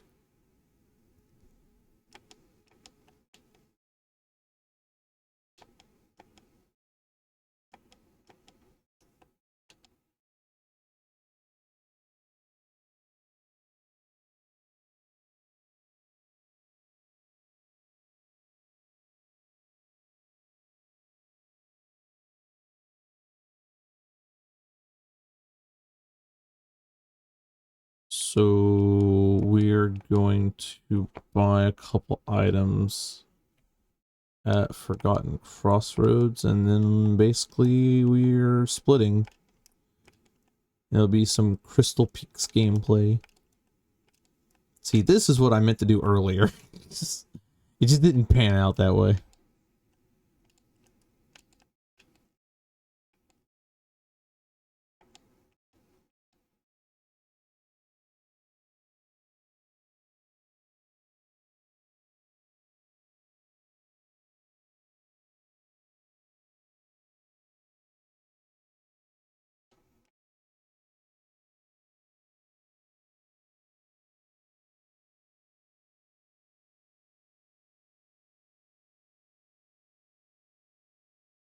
I would like your most expensive item, please.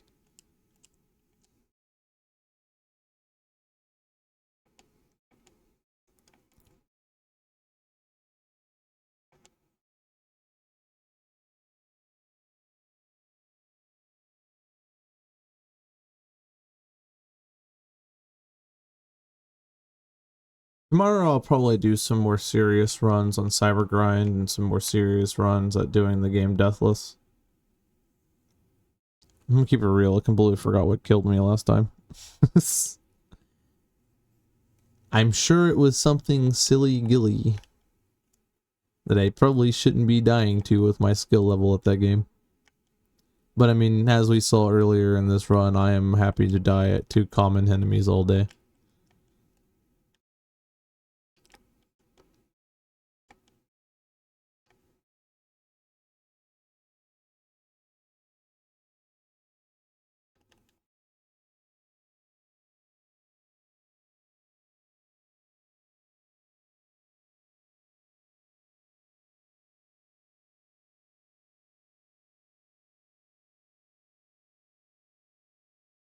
Time for Gathering Swarm to go bye-bye. Soul Twister, my new beloved. Was good while it lasted. but we have no further use of that charm. So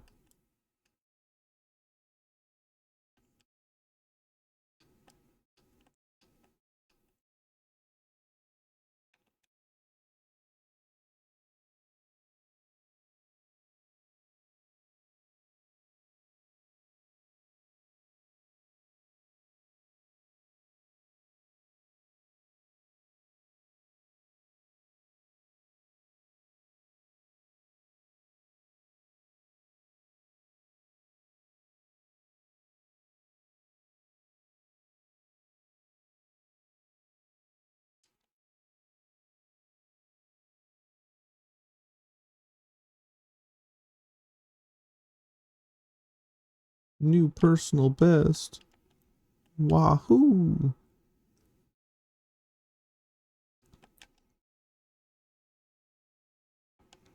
I still think it's crazy that you can do so much in this game without actually fighting a lot of the bosses.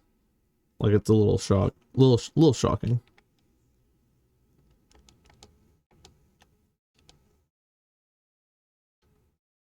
I'd like to do a Hollow Knight randomizer one day. I think that would be kind of fun.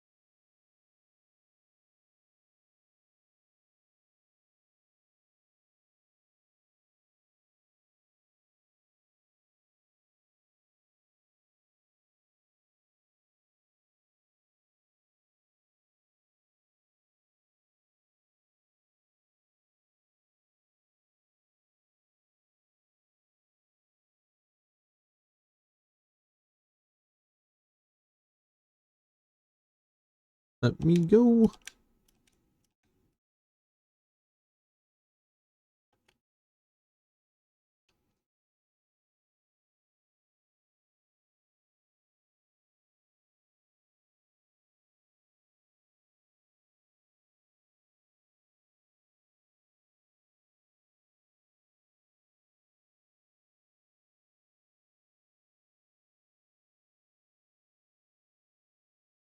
Now I believe we go find our boy Cornifer. I didn't get a single dime from that, damn.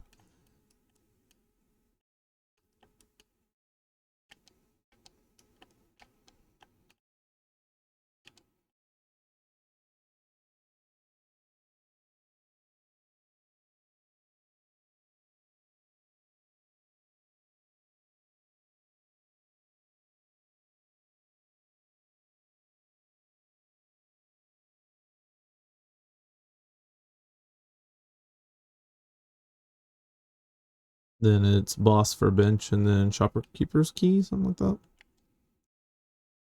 Believe is the order operations.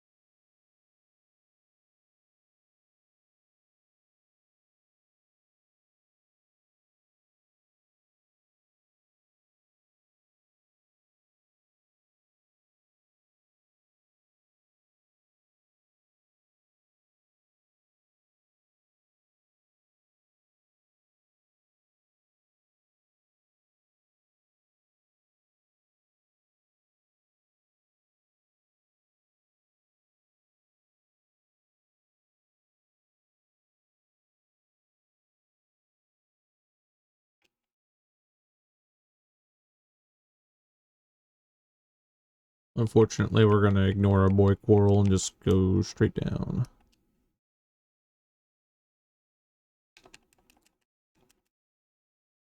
No hard feelings on the main man. But we got places to be.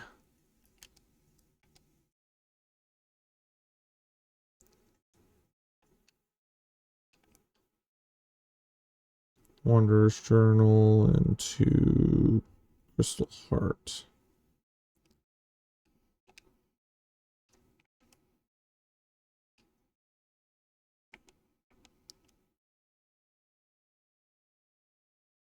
I have to kind of remind myself where the fuck I'm going in this area sometimes. Much like Fungal Waste, I'm not too familiar with the area. Just enough to kind of know where I'm going.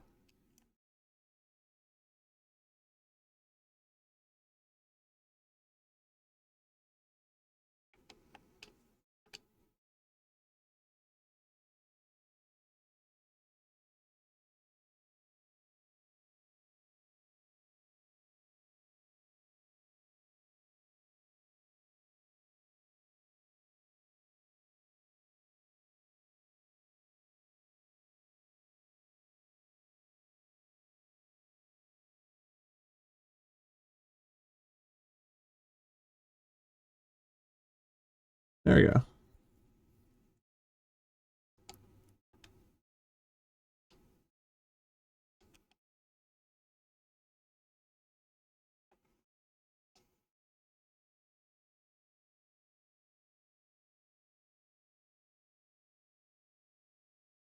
Now we fly.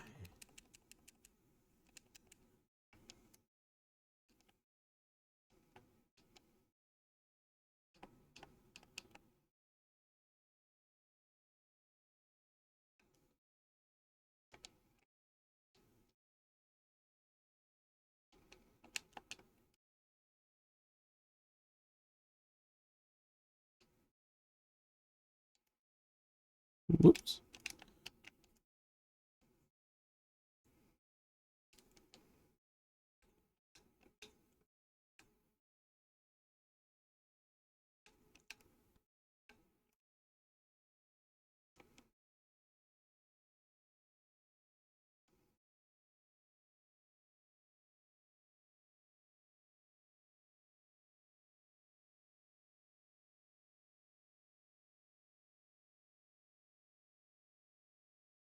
Man, I'm not gonna lie. Rushers make me nervous because I'm bad at them.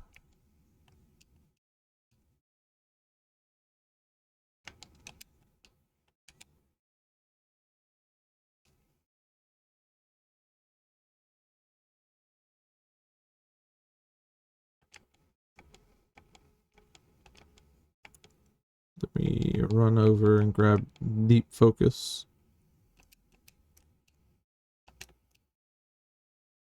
Which we will not be using because the charm notches required to use that motherfucker is insane.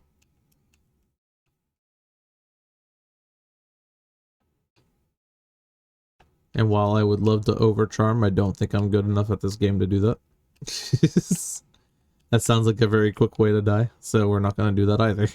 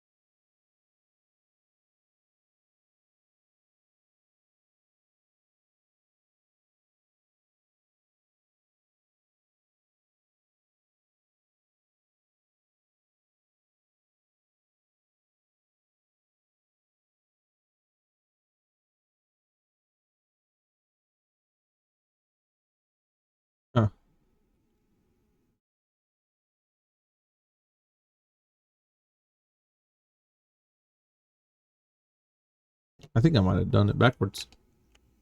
Oh well. We'll just go ahead and grab the elevator. And then we'll just head back and do it right.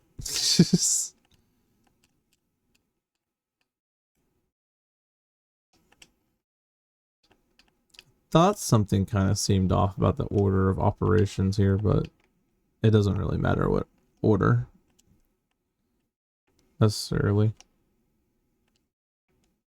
I just completely forgot where deep focus was.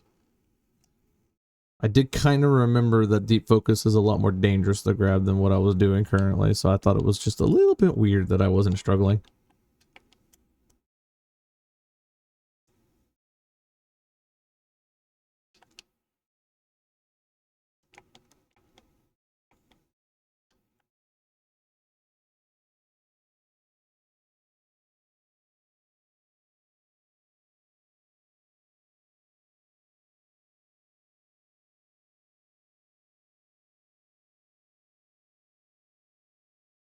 Yeah, it's in here.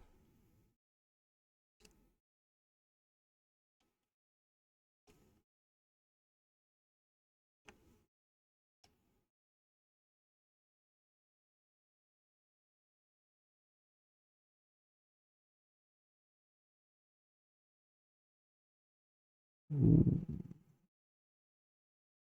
God, that laser at the end lasts so fucking long.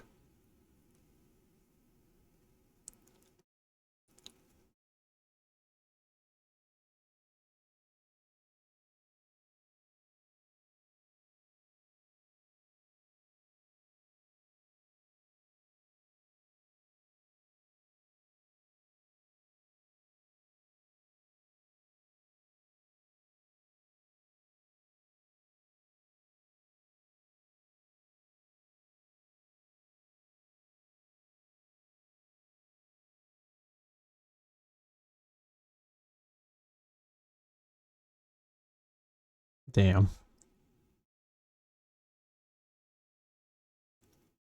I'm just not gonna be let through, I see.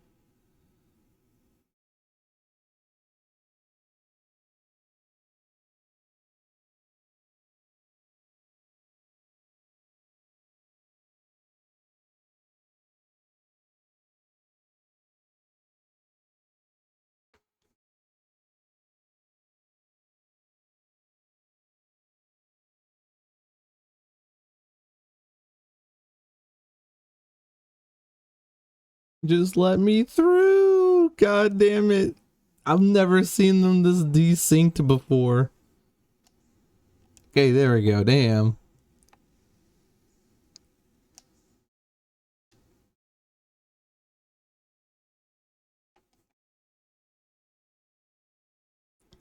All this for a charm I probably won't use.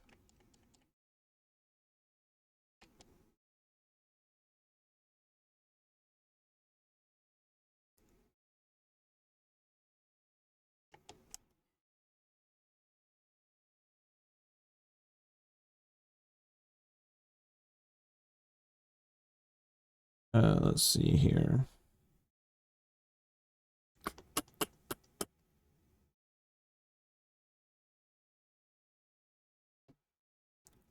Bench crusher and then...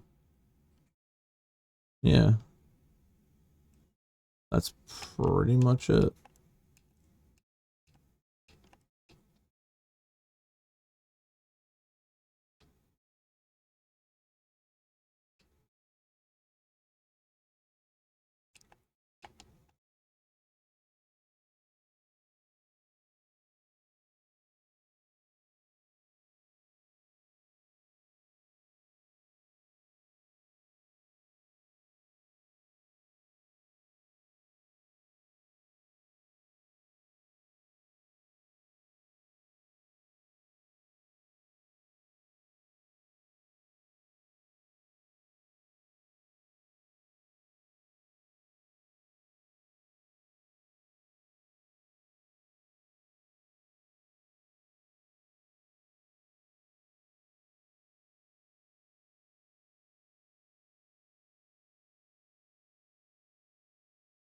These crushers. These are the ones I worry about.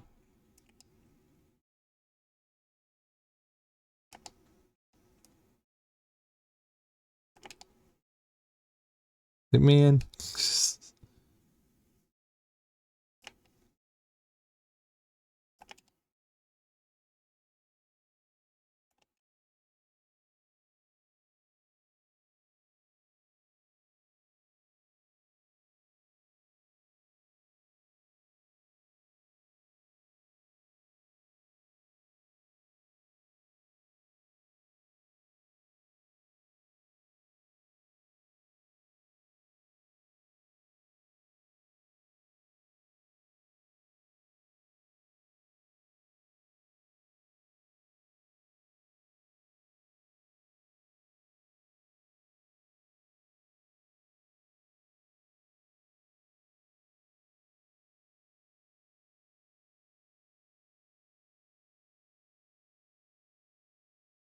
And that is, whoops.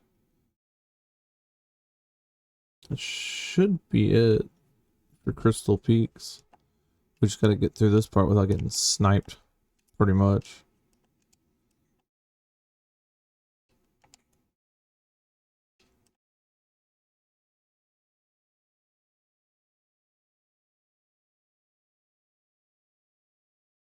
And that's it.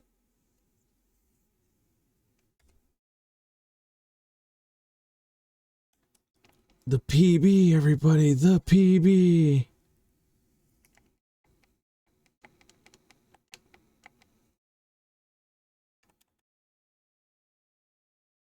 Oh, not bad, not bad. The peanut butter.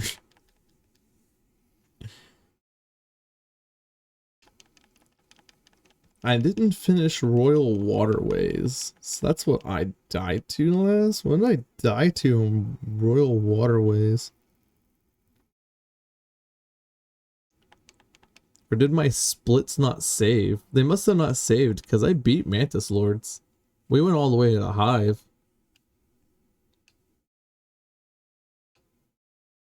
Weird.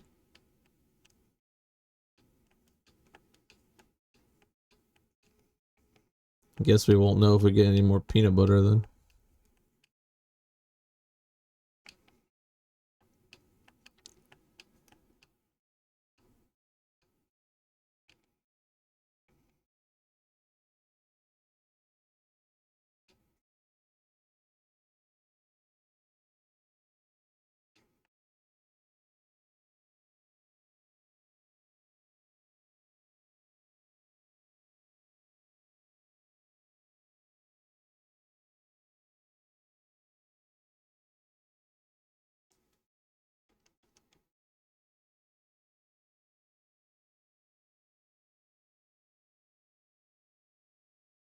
Uh, we're just gonna ignore her. We don't talk to cookie ladies around here.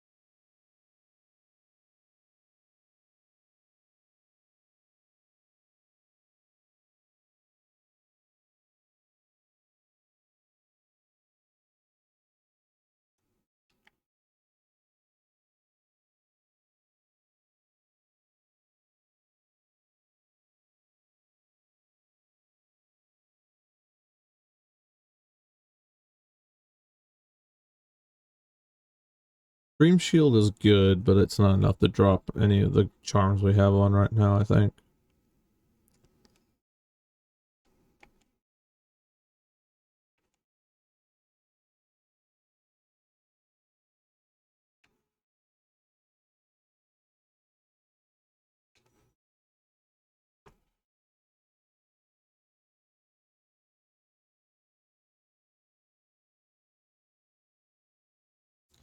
Anyways, a little bit of whispering root essence. We'll talk to our boy Lim, and then we drop it into waterways.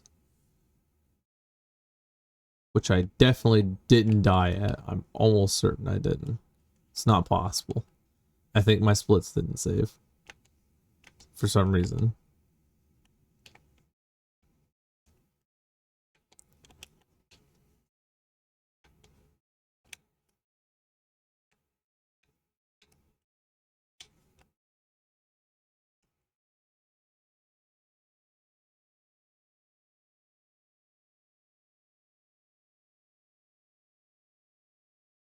Where's the whispering root?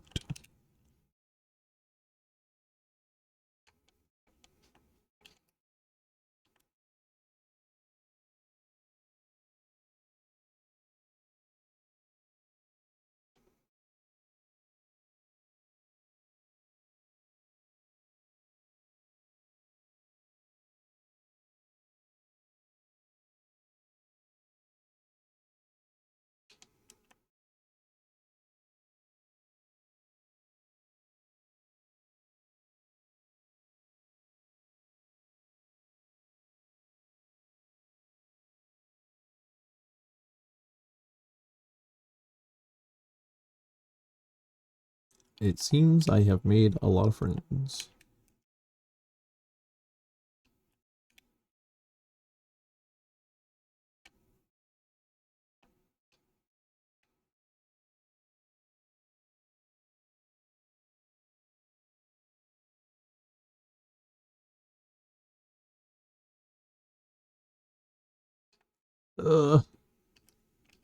This whispering root would be easier with monarch wings.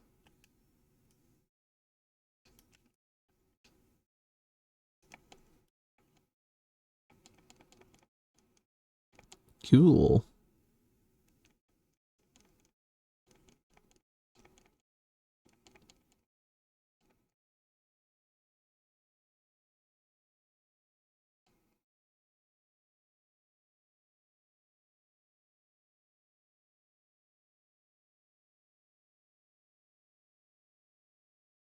Velmy Artrid.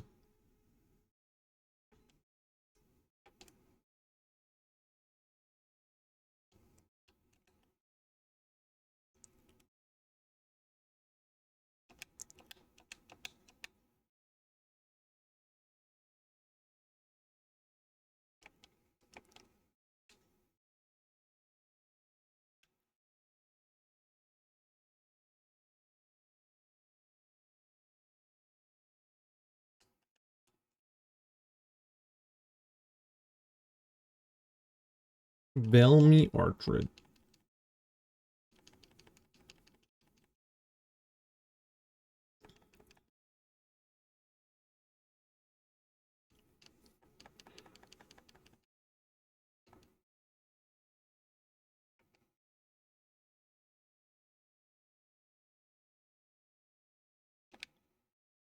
Alright. Time to go vibe with our boy. The Dung Master.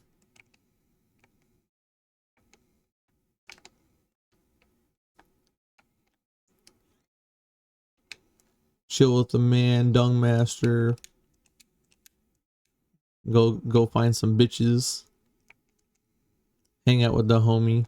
Cornifer.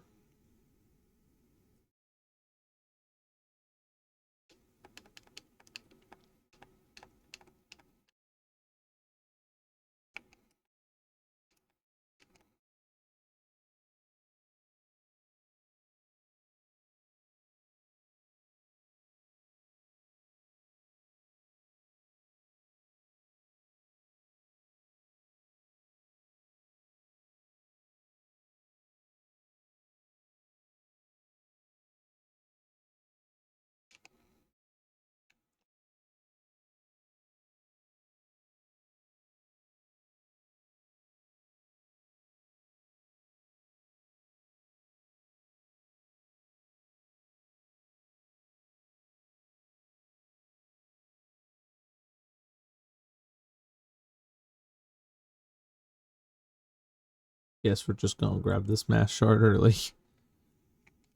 My platforming is ass.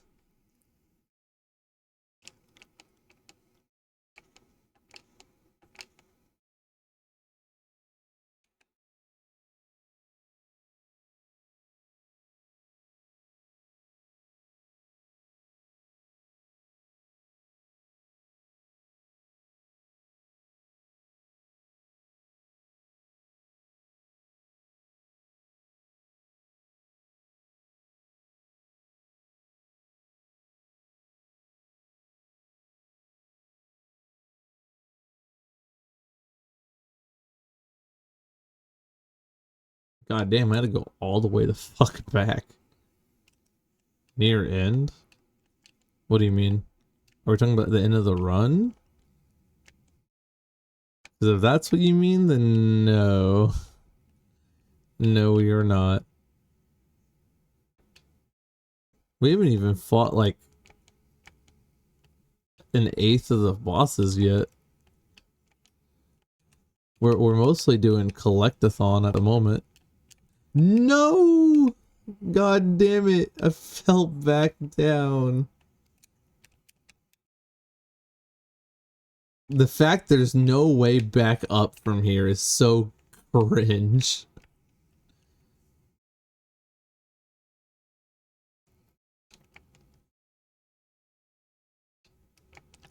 Like, that is actually cringe. I've never fell down there so much to know there is no way back up. So you have to go all the way the fuck back over here.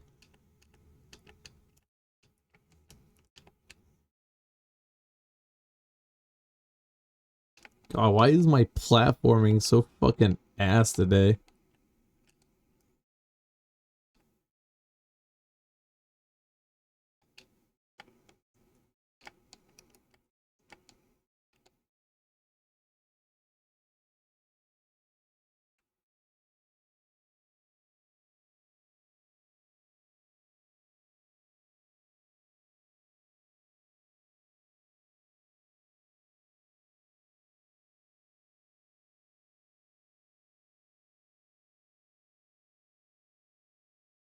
Let me kill this gauntlet real quick and I'll get you some like specific numbers of where we are at in the run.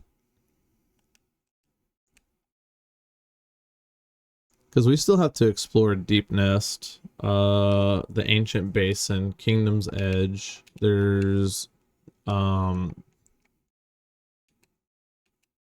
probably more I'm not even thinking of right now. Like we have to go to the Hive, and that's like not even like killing bosses type stuff. That's just like collecting items. Because remember, we want to do this in the safest way possible. So there's collecting items to like get stronger and make sure we can kill things faster.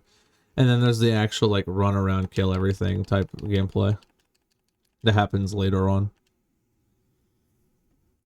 Let me see. So we're what, leg 13?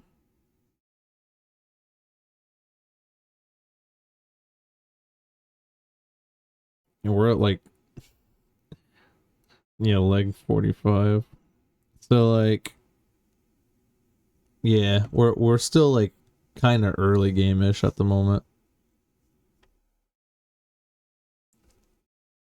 Anyways, yeah. Spoke to our boy Cornifer. Time for Dash Master and to get some bitches.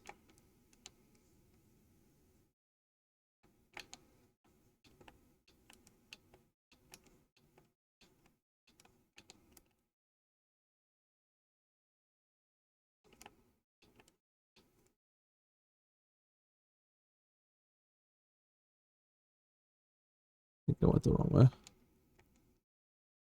Yeah.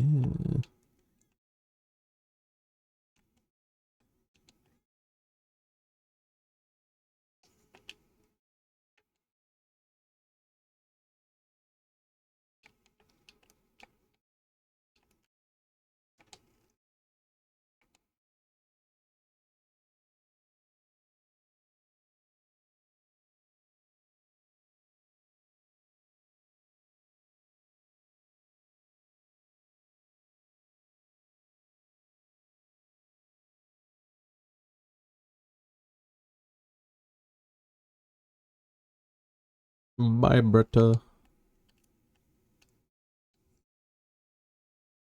Back into the sewage.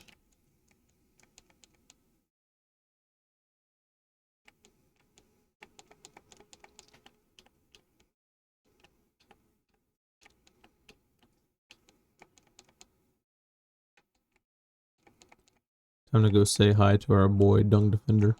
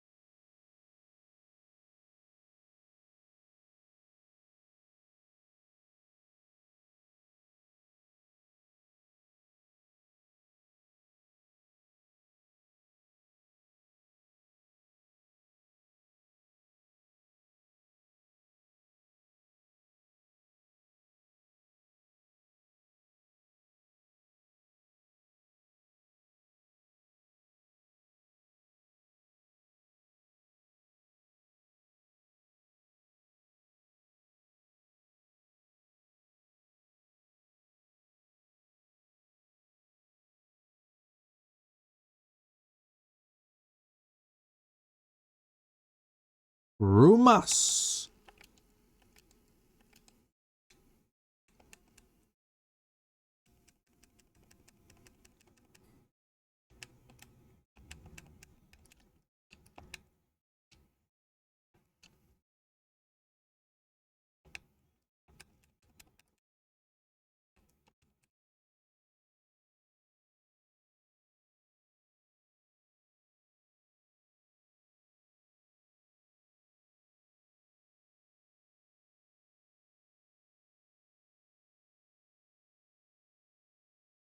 Whoa. Never seen a move like that before.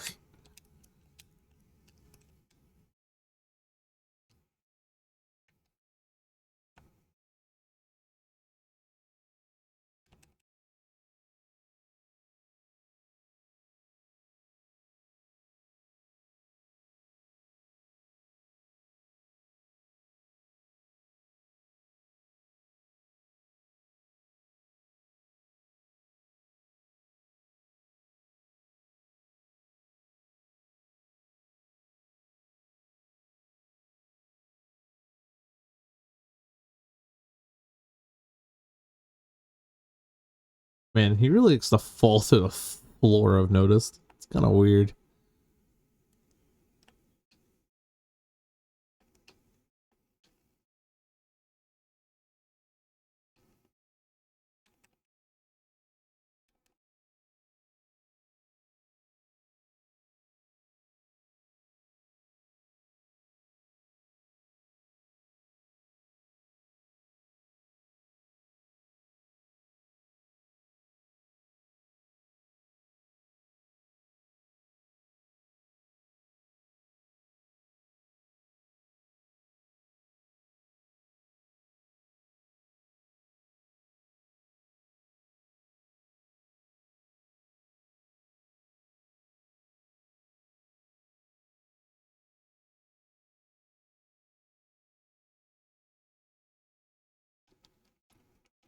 Cool.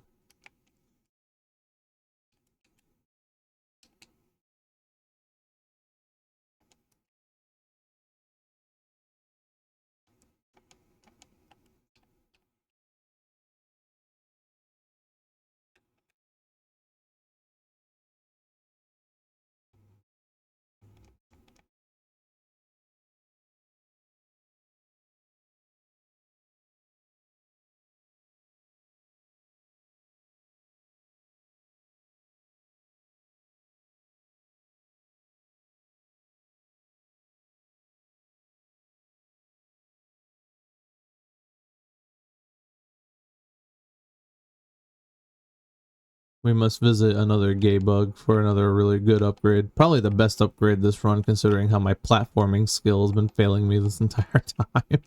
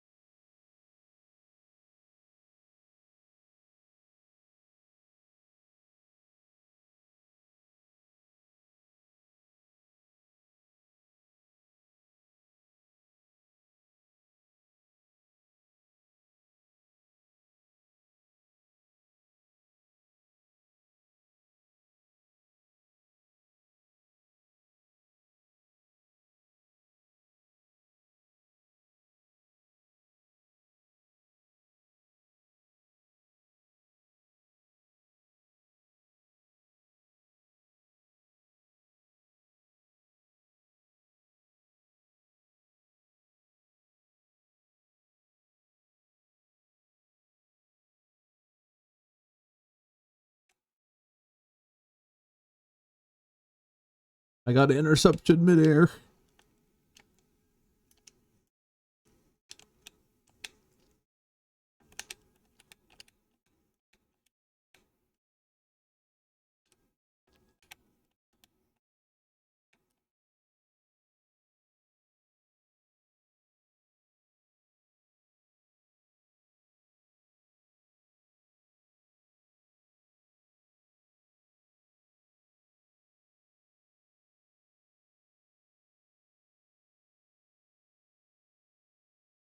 Let's go. No more accidentally falling in the fucking acid now. Ugh.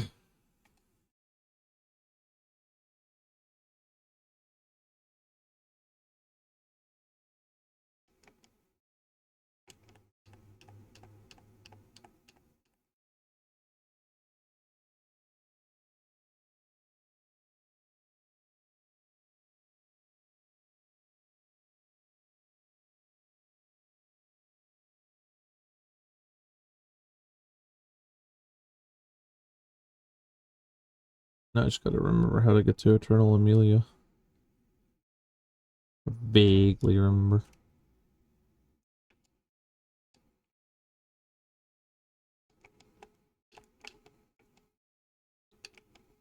Right, this way.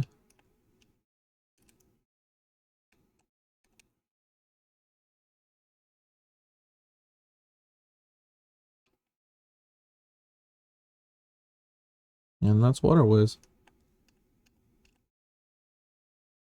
Now we just vibe until Mantis Lords, pretty much. Hi, Amelia. Bye, Amelia. Just gonna go back in here so I can, like, figure out where I'm supposed to go.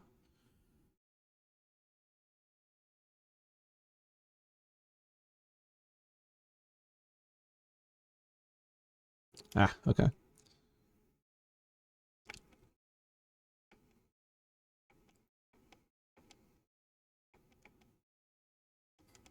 Ooh, wrong way.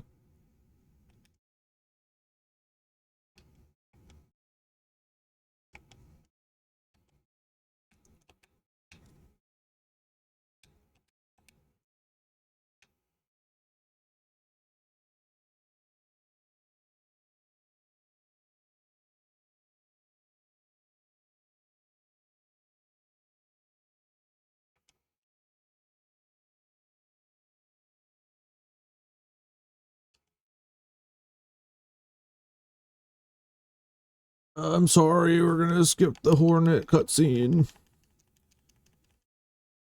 We got to move.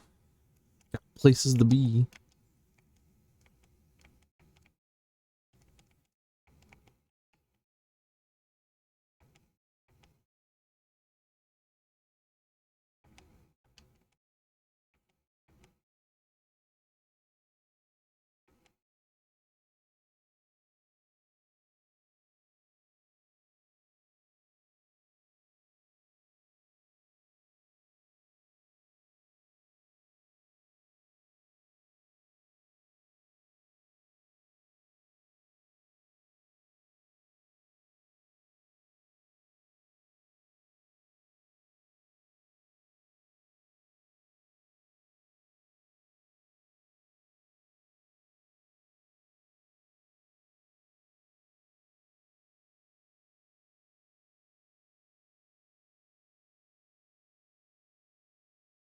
Money.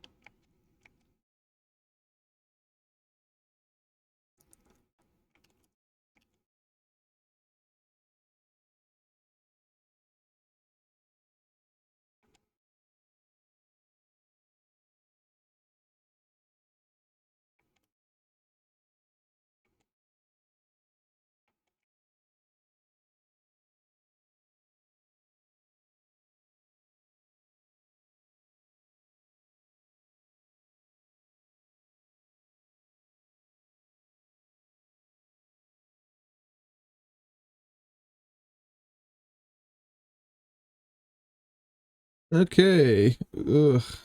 Great Husk. Love fighting these guys. Love that Grub requires I get into close quarters combat with one of them, and there's no way around it. Just It's my favorite. So we'll see how this goes.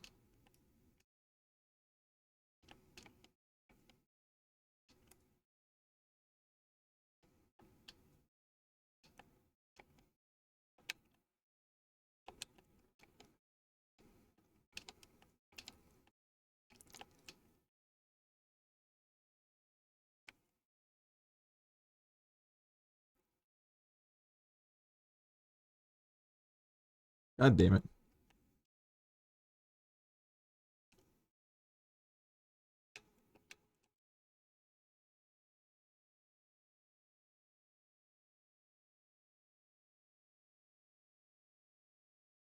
Here it is. Okay. Deep breaths. This can go one of two ways.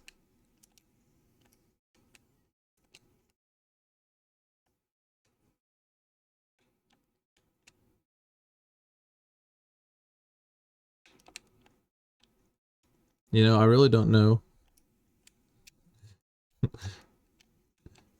what I was doing for a second there.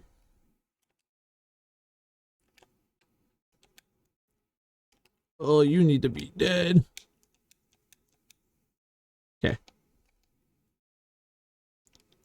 Minor sweats. Minor sweats. Okay. We have officially entered chilling mode again. That gauntlet does make me nervous though. We don't do a whole lot of damage and we don't have a whole lot of health either.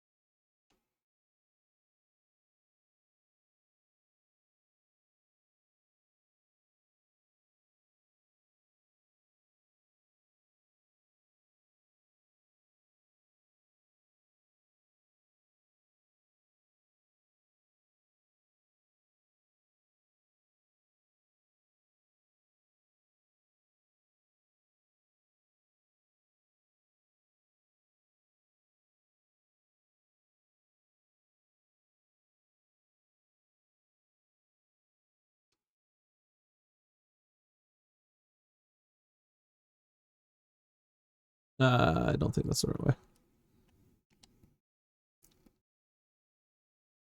What, it's like all the way straight across, right? Yeah.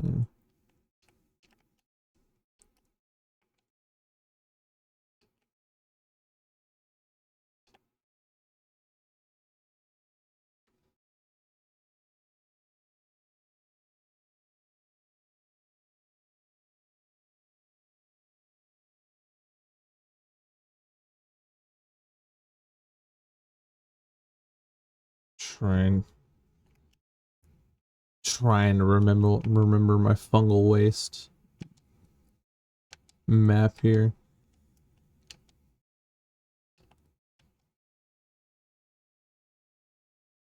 This place can be just a little bit expansive.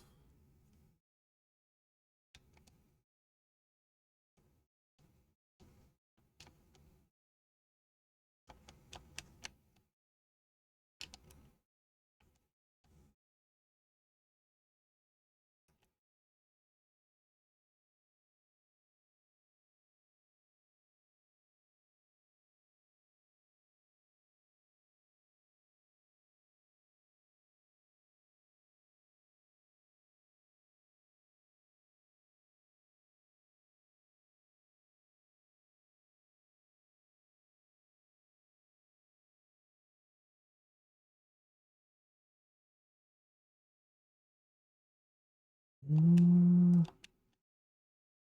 in the right area. Here's the grub.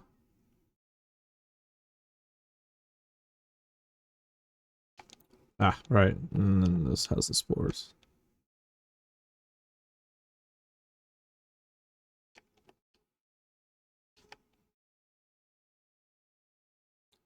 I remember.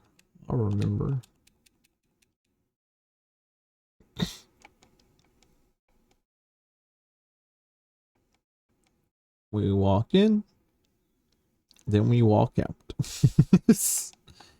We're gonna go take a little jaunt in the deep nest.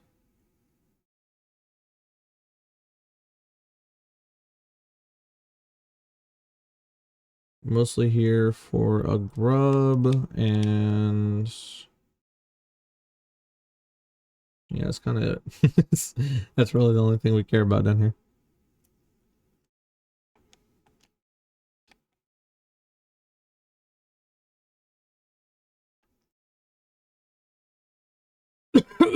Ow.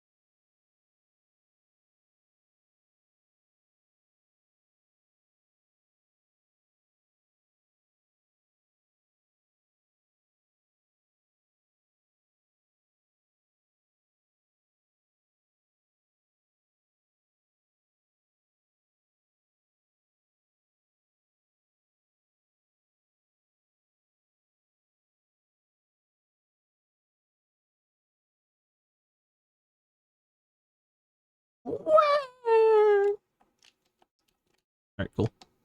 Now we fuck off.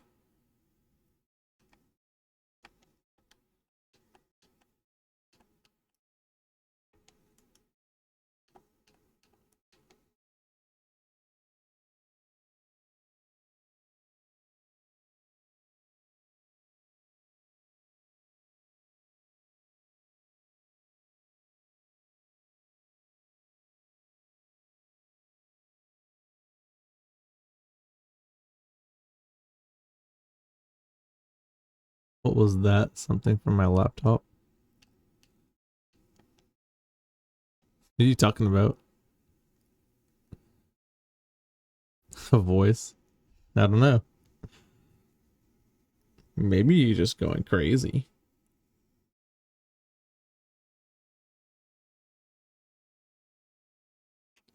Okay. Or delusional. Same difference. Same difference. You never know.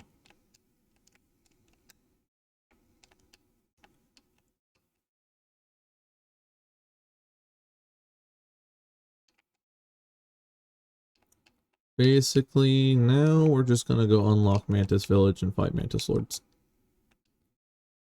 Is basically what we're gonna do.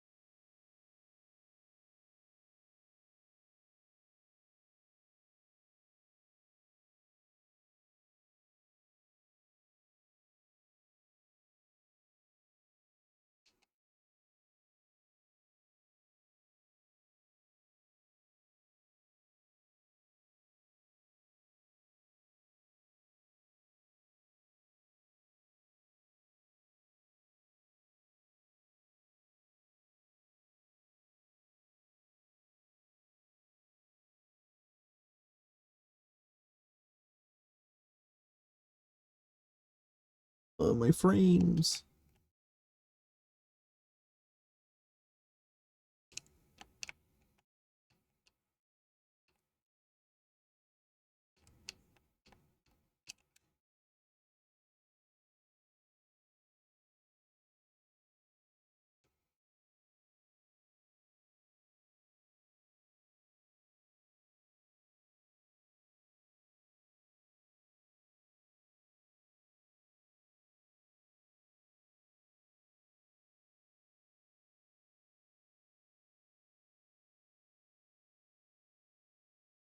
Cool. Let's do this.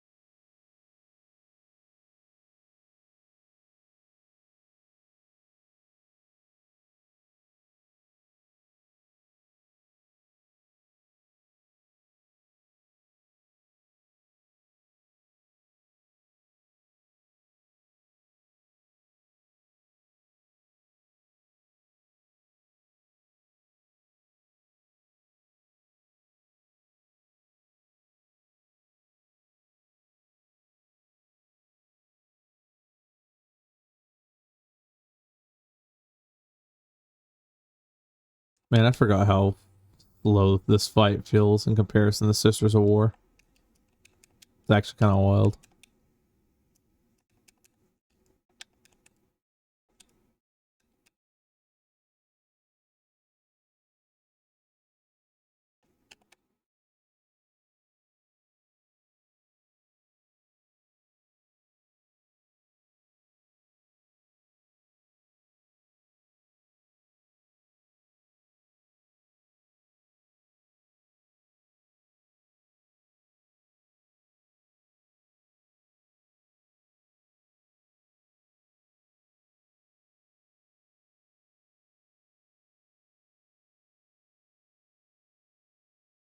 And that's Mantis Lords. Let's go.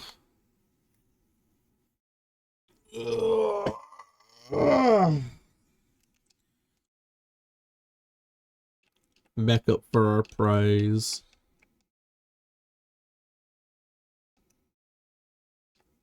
God damn it.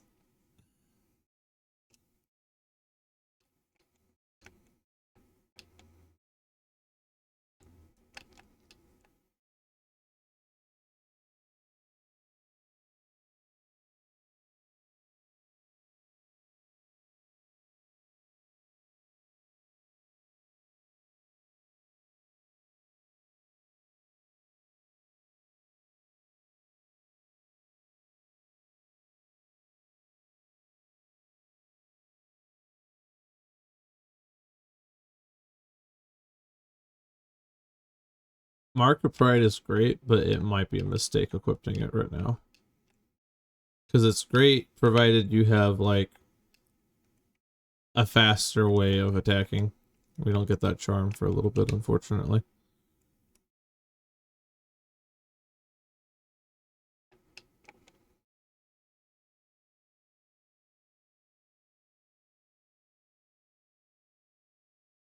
Get this motherfucker out of my chat.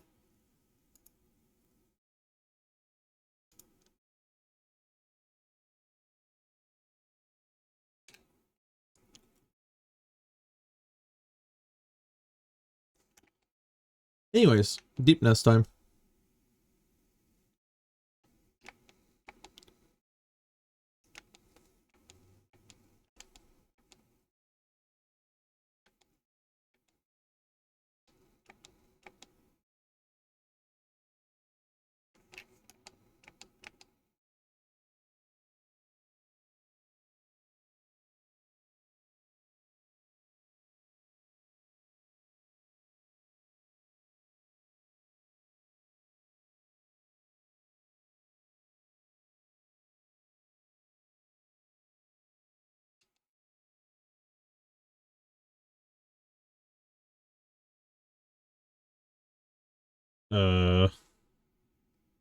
Huh. Cornifer is usually here.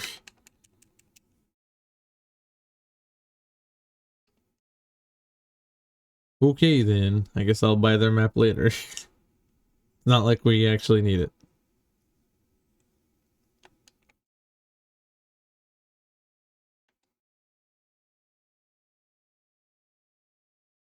I'll just have to, like, make a mental note of it, I guess. Very weird. They're usually there, though.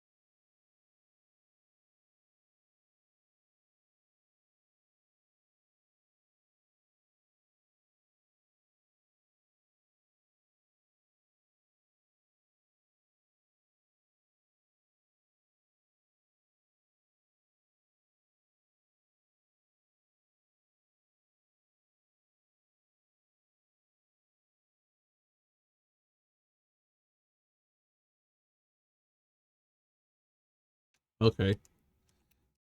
Wasn't expecting to see you show up.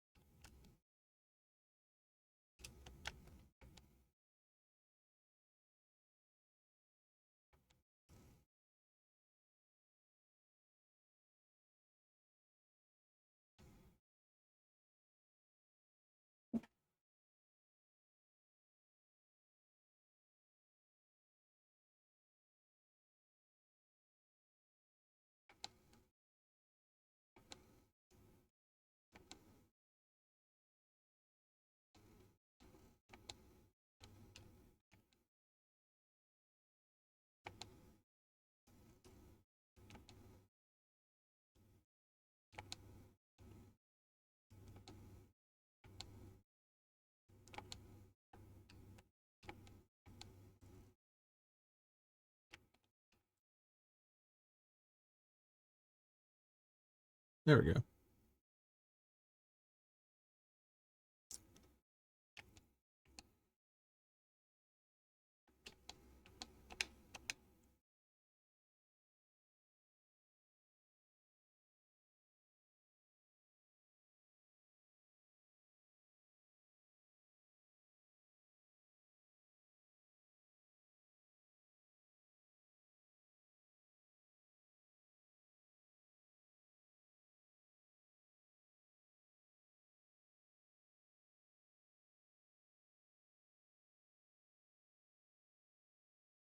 Pretty sure grub the Nosk, yeah.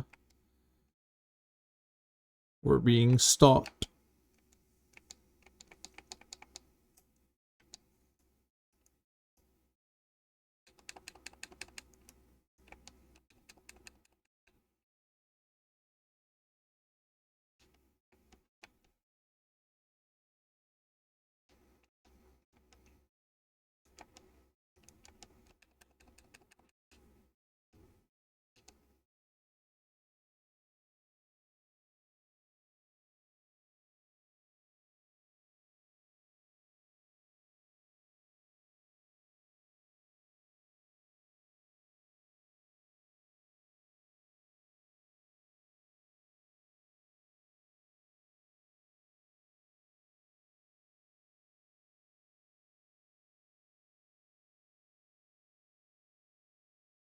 I never really struggle with Nosk. I just kind of wish he'd die faster.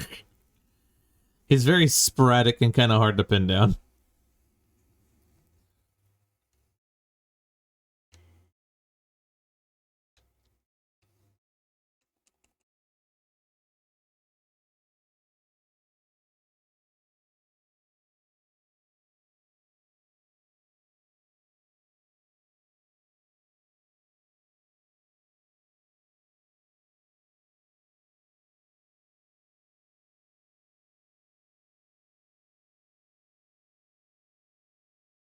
Final boss? No.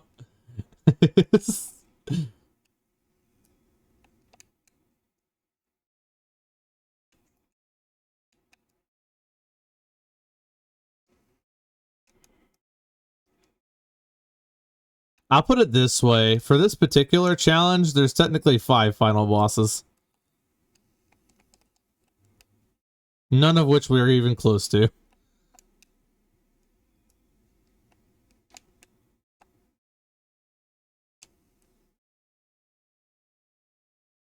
Yeah, the introduction of this boss is pretty cool. But yeah, no, he's actually an optional boss. Like, when I first beat this game, I didn't even know this boss was a thing.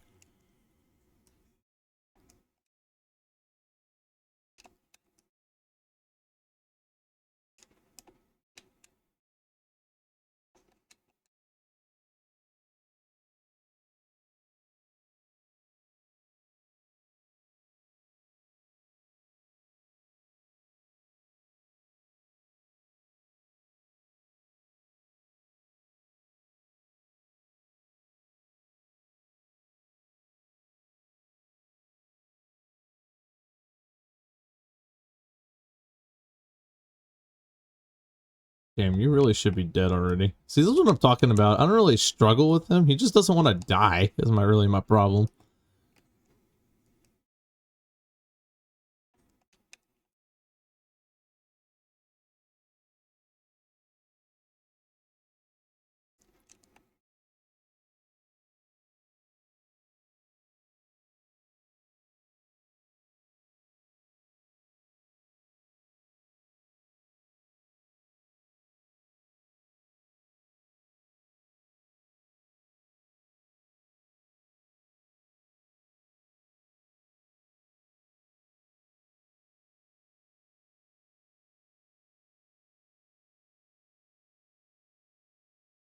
I do love Nos though. Very cool boss.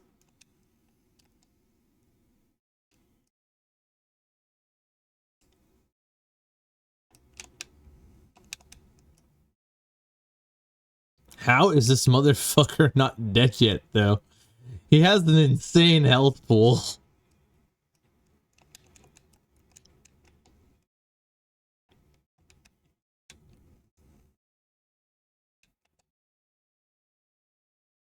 Like, I kind of get it because he gives you a really good item for killing him, but like, he doesn't have the mechanics to make it interesting enough, I don't think.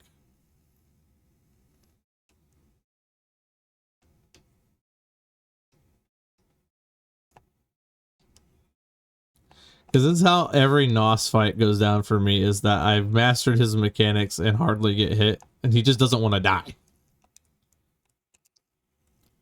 Damn. So much fucking hell.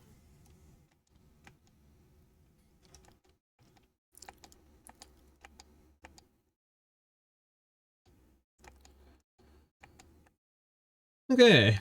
Taylor. We'll grab a grub at the top of that room, and then we're heading to the tramway for the tram pass.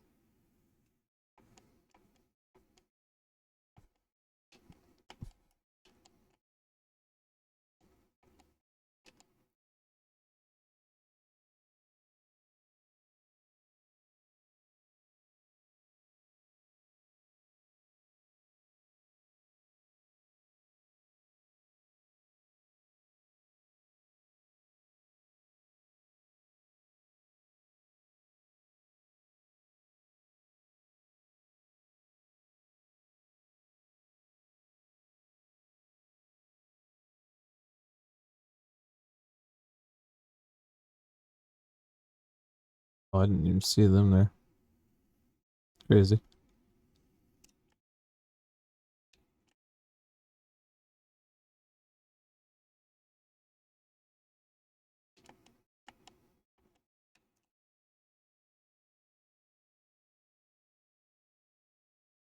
I can't tell if I'm not deep enough in the deep nest for corpses to turn into corpse crawlers, or if I'm just moving too fast so they don't like get a chance to transform.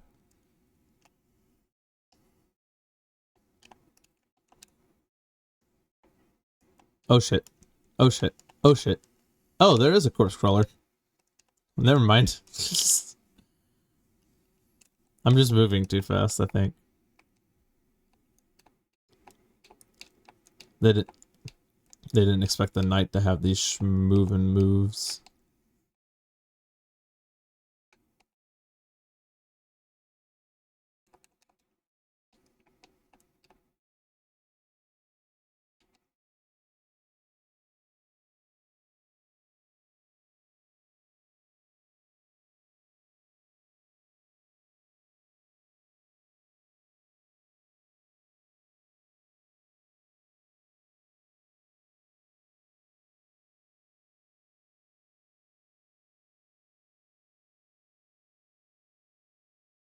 Sloth!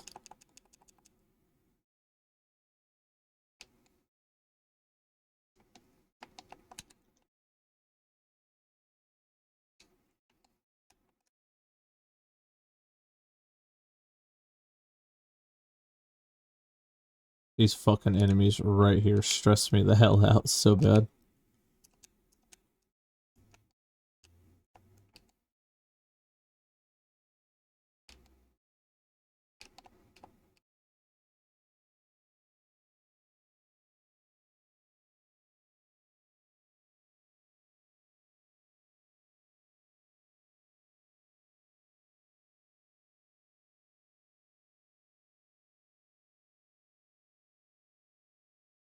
Not good. Oh shit.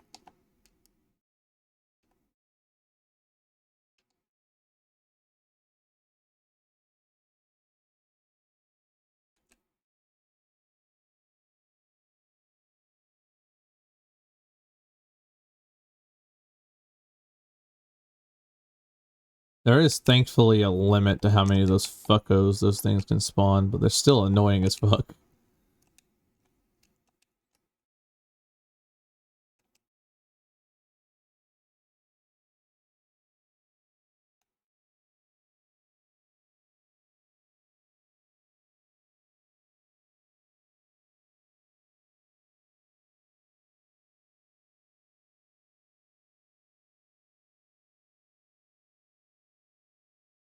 Cool.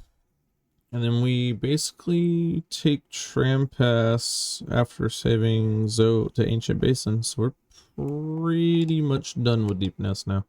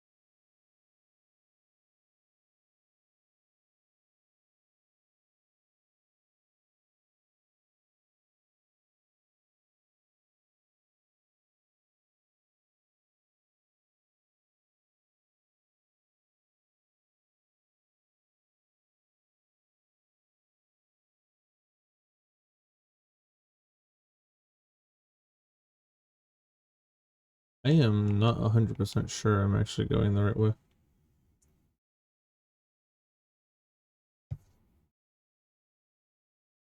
Yeah, I don't think I am.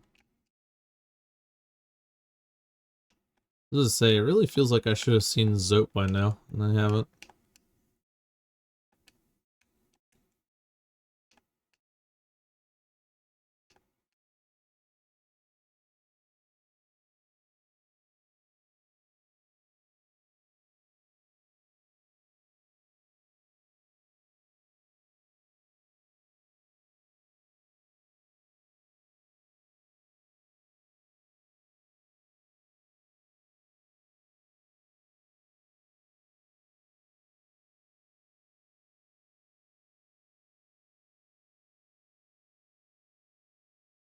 Yeah, this is it. Okay. There we go. This is a lot more familiar.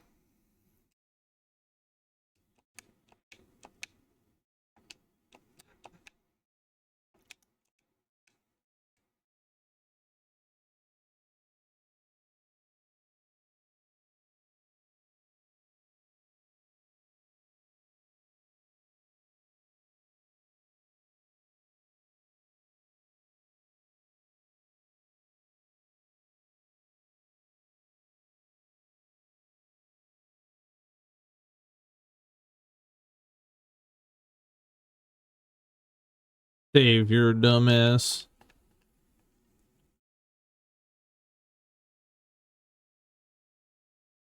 And then, yeah, now that we've saved him, it's time to dip. Time to skedaddle.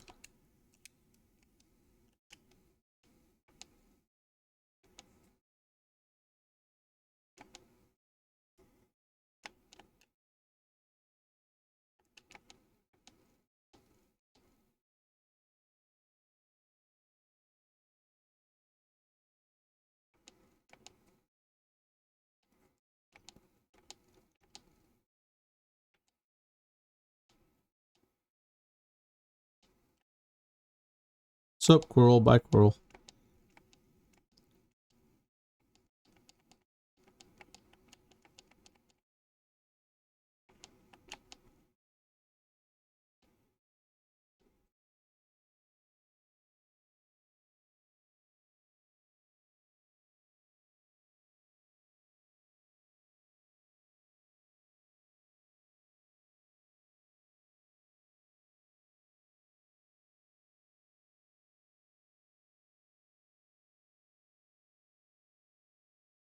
Oh god.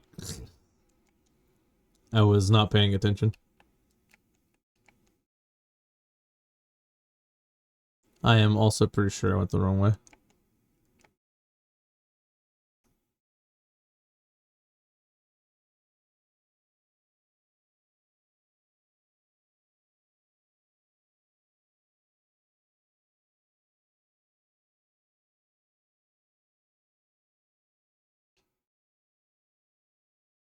I know there's a way over there.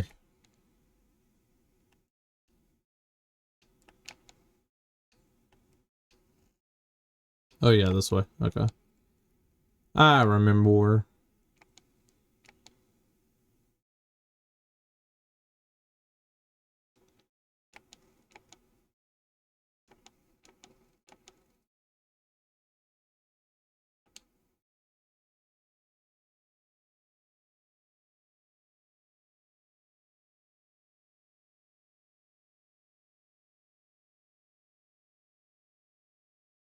And that's Deep Nest.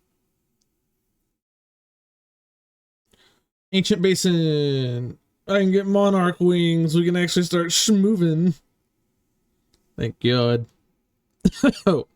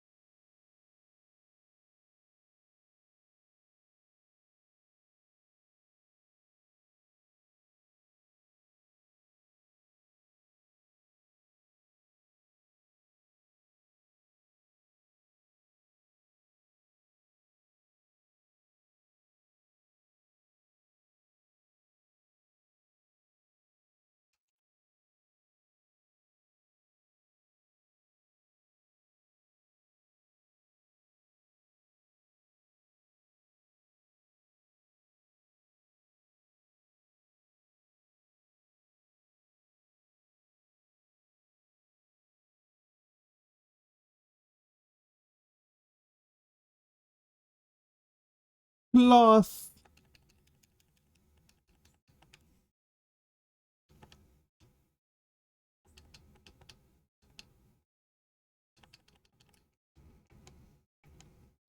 See, this is why this gauntlet right here is kind of why the whole Nosk having so much health thing is a little confusing to me though, because these guys give the same reward Nosk does, except Nosk has a bajillion health and a lot more complex mechanics, and these guys die instantly.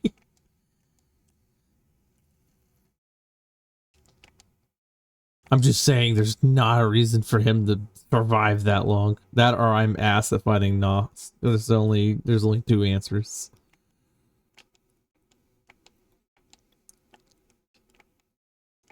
Anyways. Corner for I hope he appears, because he wasn't there at Deep Nest like he normally was. Just kind of weird.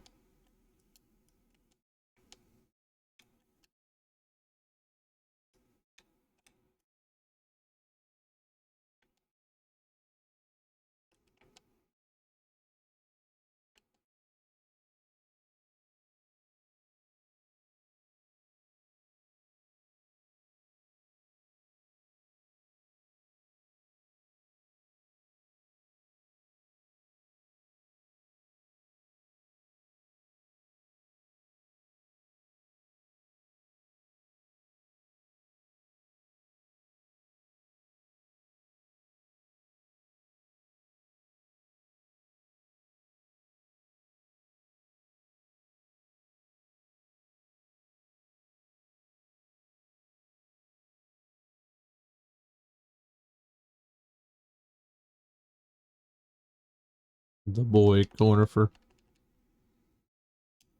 the lad.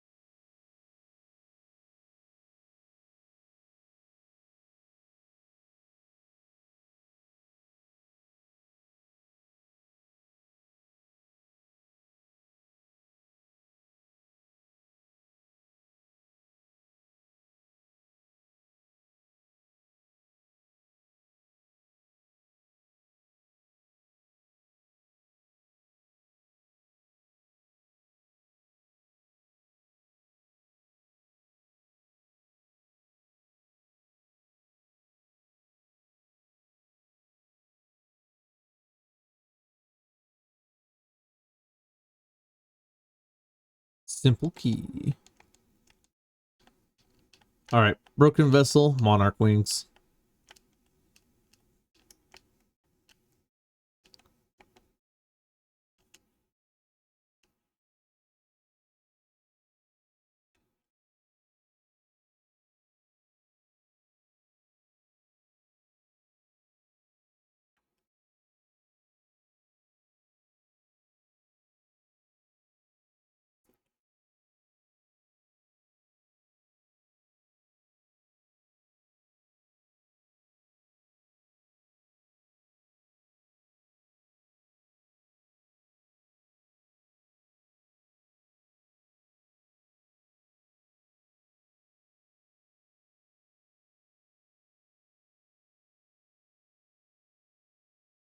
Cool.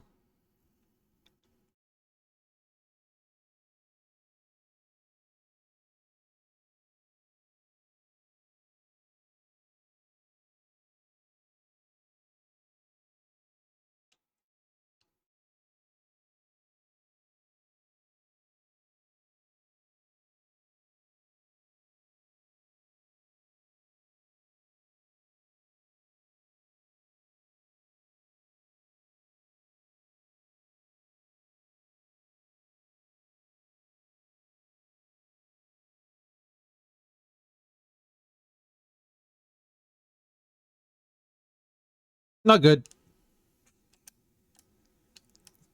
Thorns of Agony kind of fucked me just now.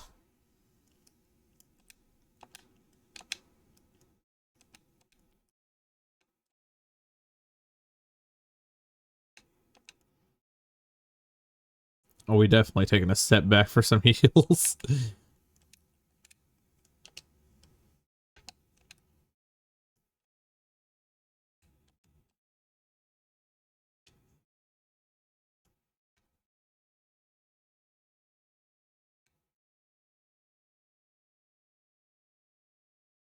What an inconvenient time for that to spawn. Well, that got kind of spooky.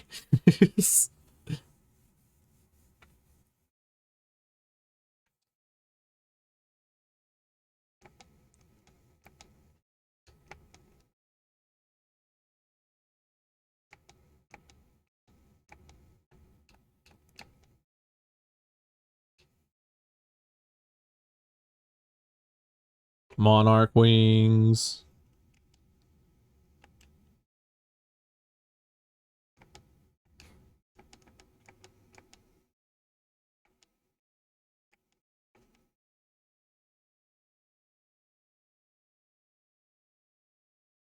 Double jump, my beloved.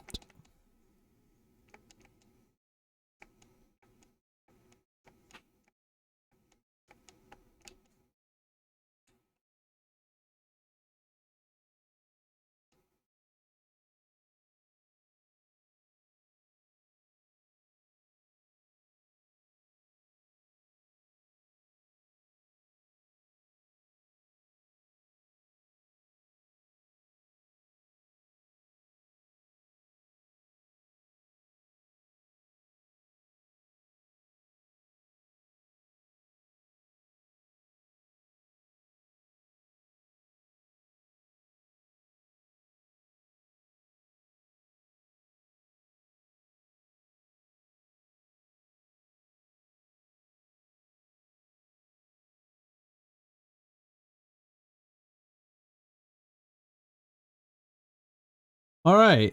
We are quickly approaching the area that I died to last time, so hopefully things go a little better. And we don't die to fucking Hive Night of all things. What a sad way to go.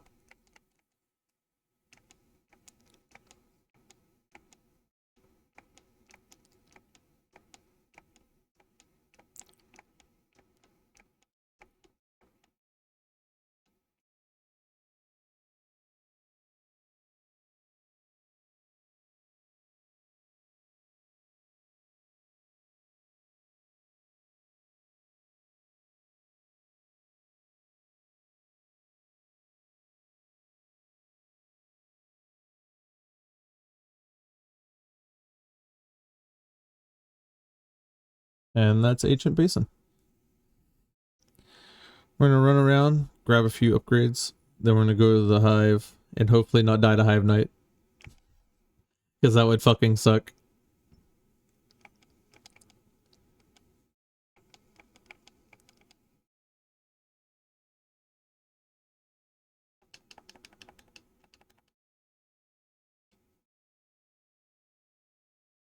Elegant key.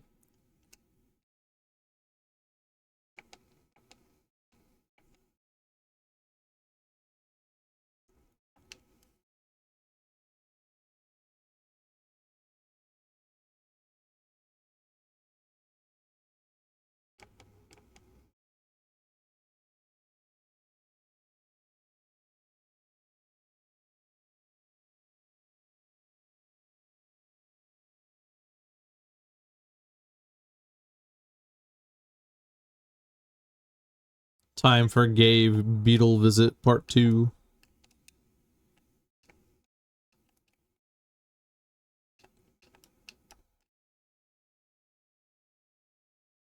Damn it.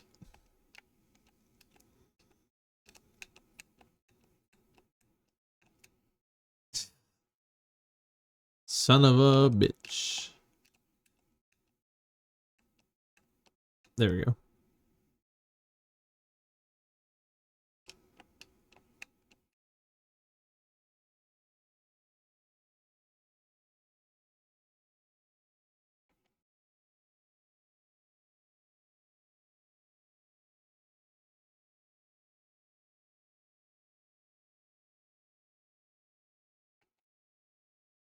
Spiky roof indeed. Spiky roof indeed.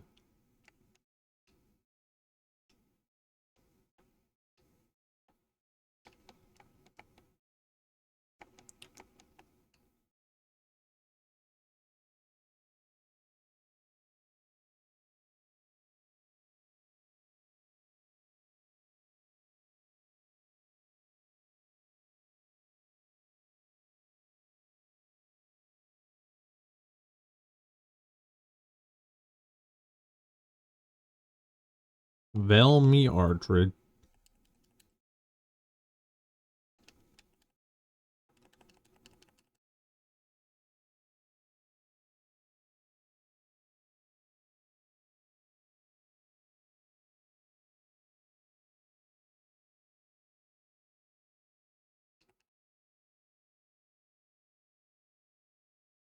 Velmy Ardred.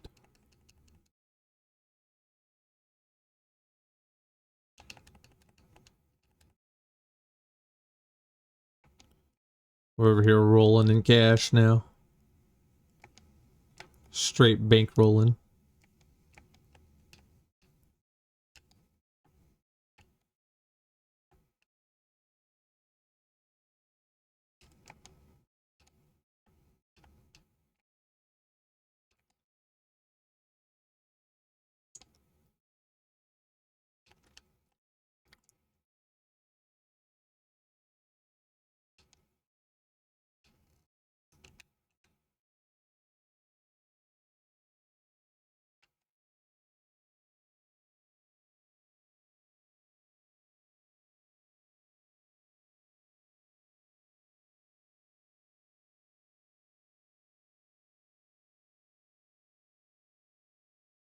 Ronjo Stinya.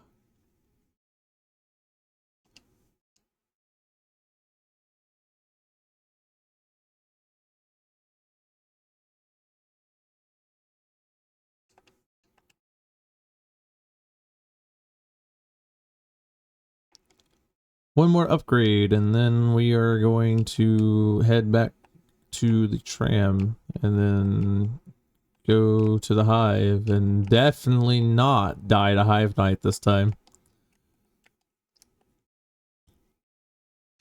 I would never do something as unfortunate as die to Hive Knight.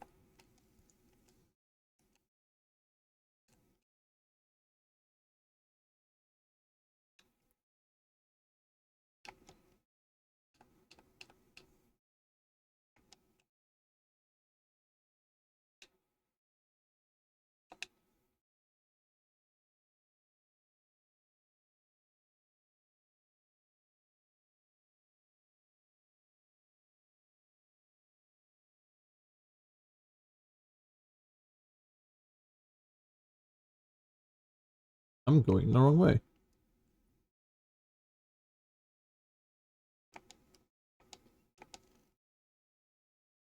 I have everything memorized.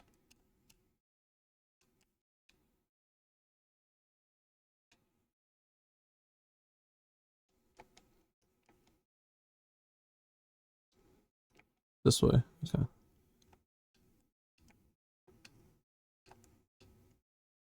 Yo. Small soul sanctum return. Just kidding.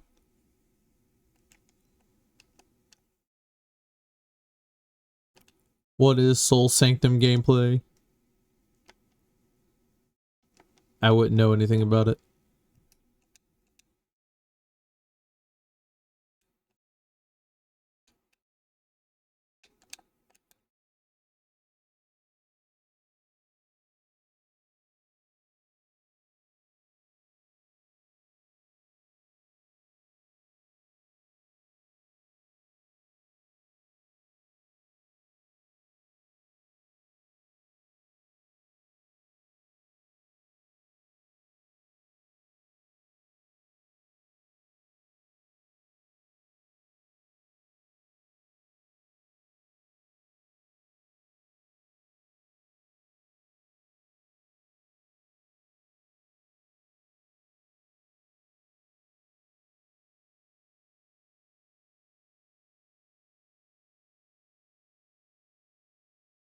Yump scare.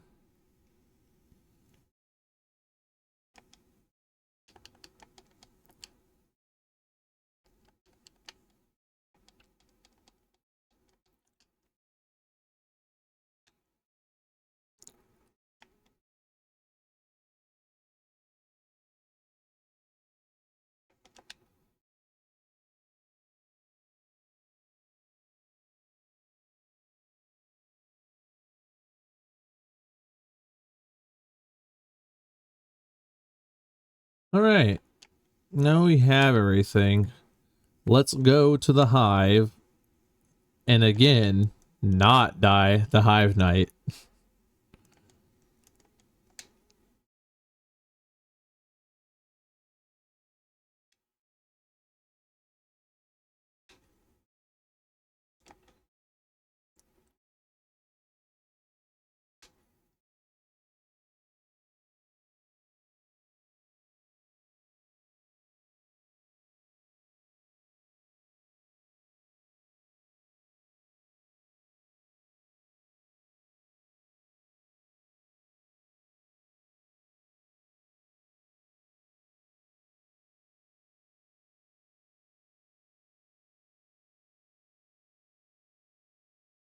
You know, I wonder if it actually would have been faster to go to city storerooms. So going all the way the fuck over here, but oh well.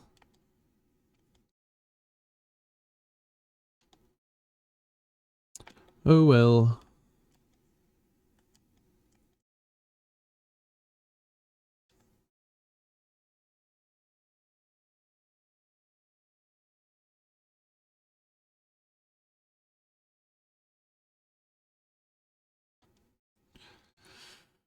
I am not the biggest Hive fan.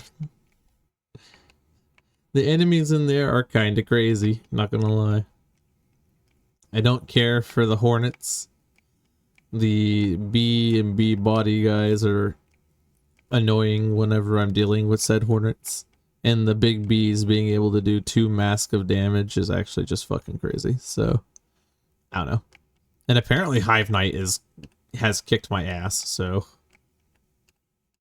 I don't know, we'll see.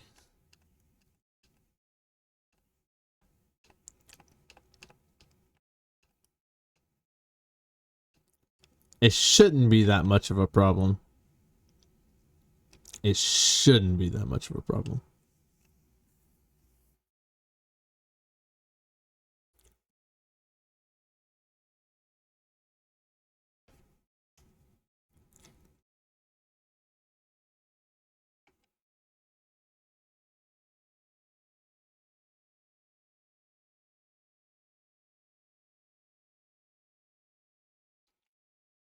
Oh boy, here we go.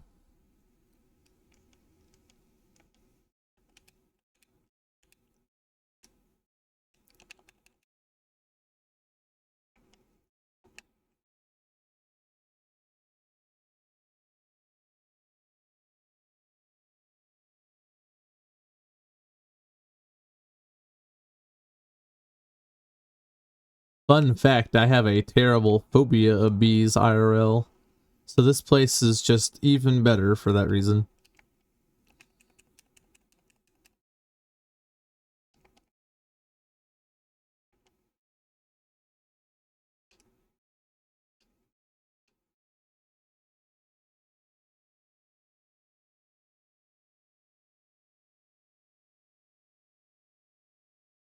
Okay, this is not the time for my frames to be dying.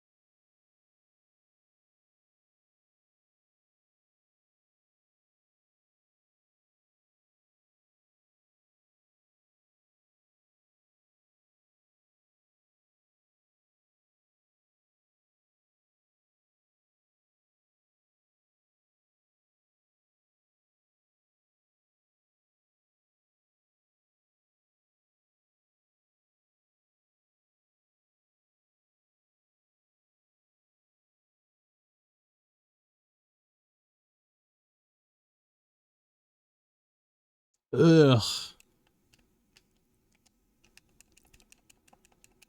I believe one of those big bees are also up there.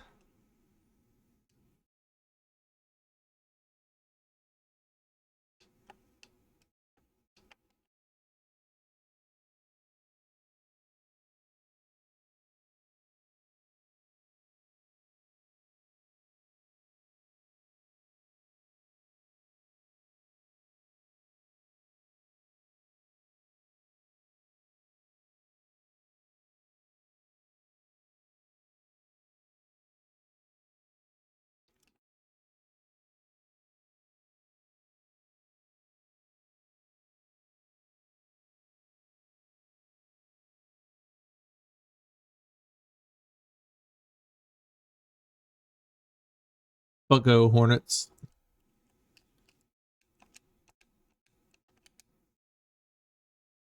And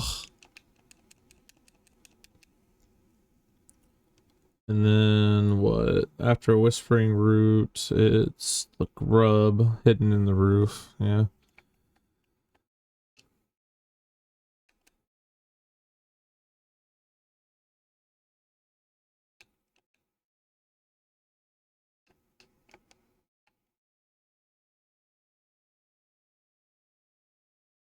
I love Hive. It's my favorite area of the game. Oh, it's a big bee.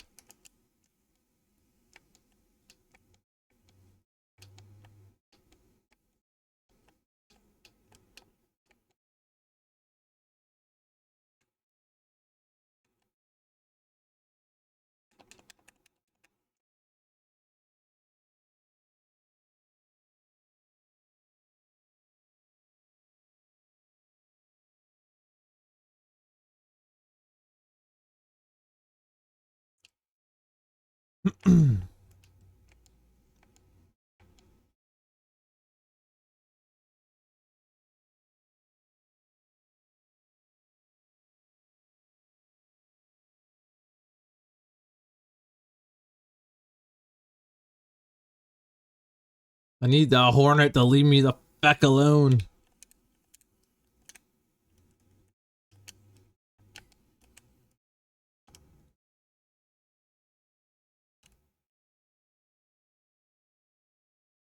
I am not going for that geo. That is not worth. Wholeheartedly not worth.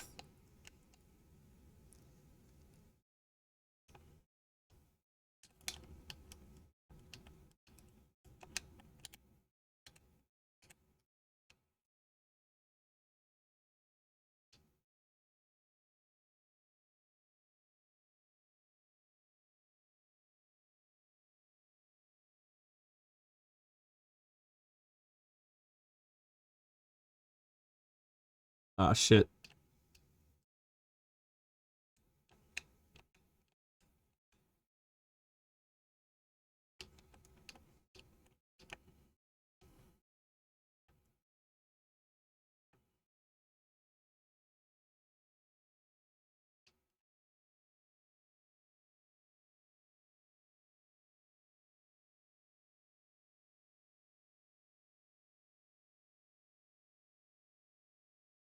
Rub.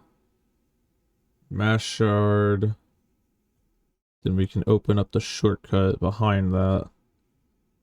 And then it's Hive Night. Yeah. Oh, I hate this part though. Anything that requires you to play ball with the big B's is a bad part. So we'll see how this goes.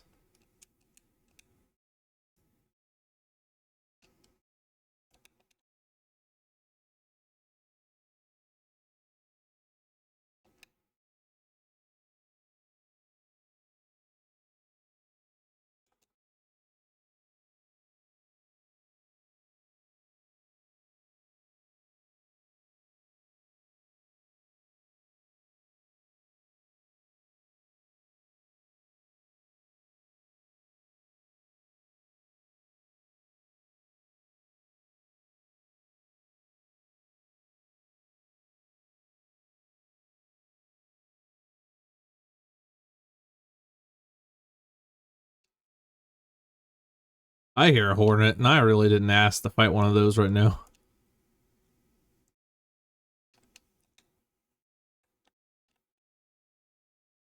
Let me through! Terrifying. Truly terrifying.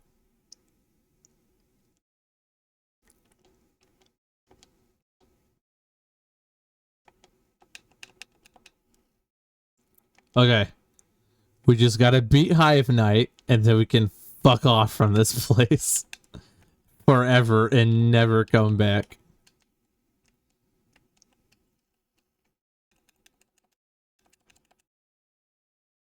Let me through, let me through, let me through!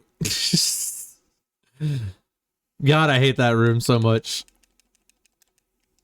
Stressful. Really stressful. Okay. Let's not die to Hive Night now.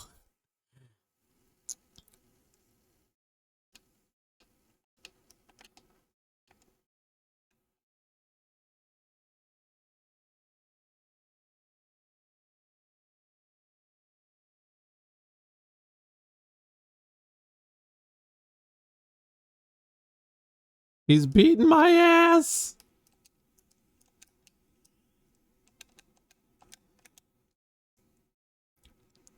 Oh my god, we're gonna need a full heal.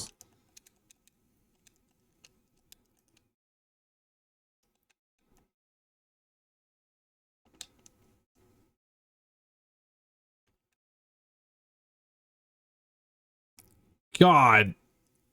I've never had this much of an issue from Hive Night. It's kind of wacky.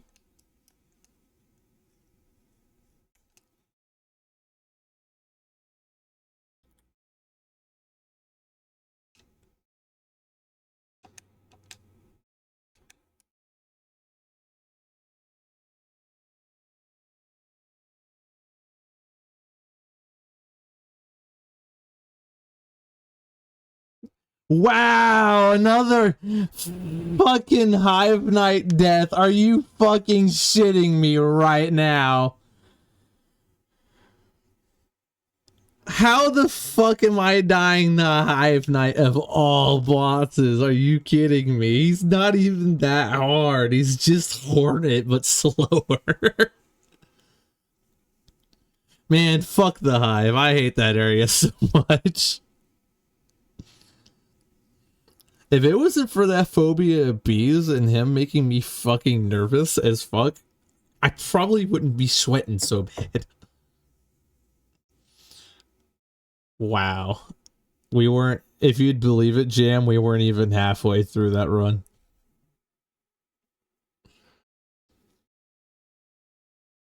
That is So fucking stupid. I keep dying the Hive Night. Bro, it wasn't even a good run though. That was actual, like I was put at 1/4 health in the first 5 seconds of the fight. He legitimately steamrolled my ass. I didn't even stand a chance. Low key, I might have to just throw on Defender's Crest or some dumb shit like that. That is pathetic.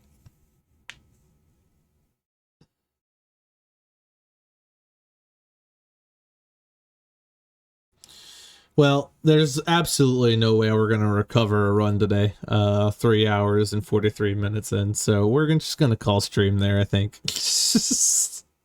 There's nothing to be done about that. Man, that is so sad. Like, that is actually really sad. Actually, you know what? Before we'll spend the next 15 minutes stream doing something fun, I suppose. Because holy shit, how fucking disappointing is that?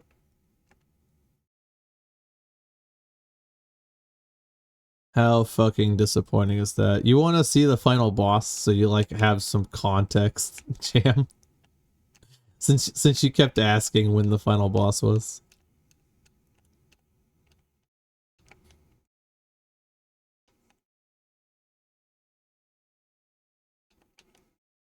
Have to like remember where the. Well, I mostly am asking because I'm going to practice it anyways.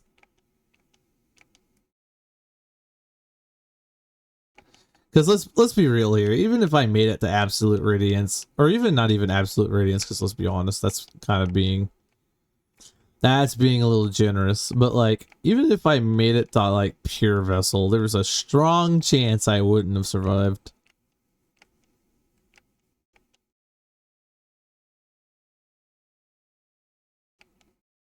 We'll do pure vessel.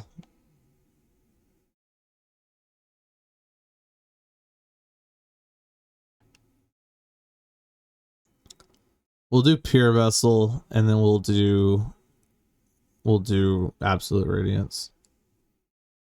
Timer's still going. It needs to get reset anyways, it's fine.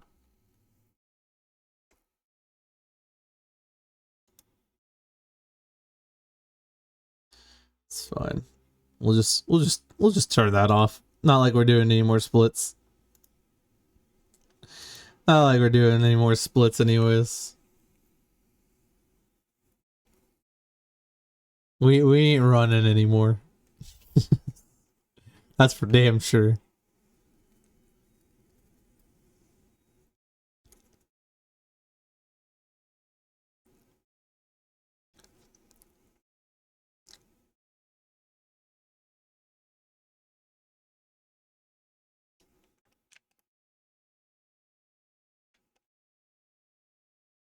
God, I don't even remember how to fight this boss.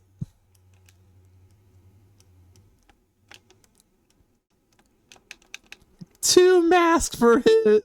That's crazy.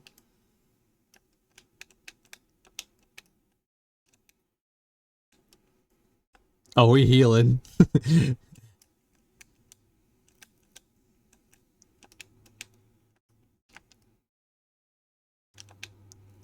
And we're dead. Yeah, this boss deals 2 damage per hit. I don't know if Nightmare King Grim does. Let me check.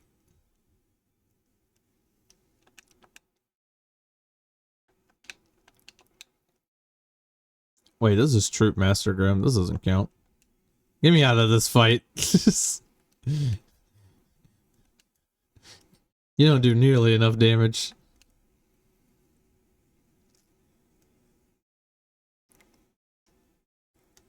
Man, I just wanted to get a run to Troop Master Grim. I fucking adore this fight.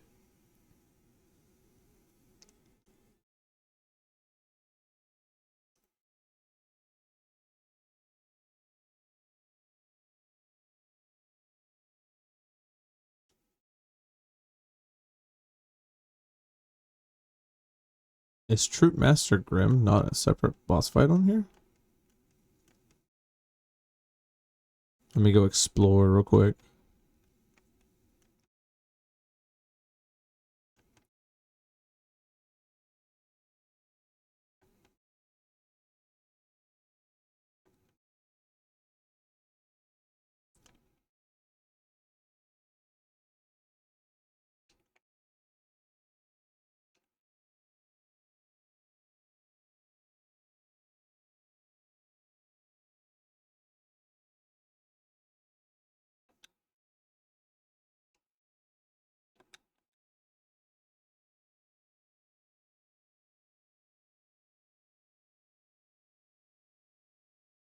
Or maybe you have to beat him? I don't know.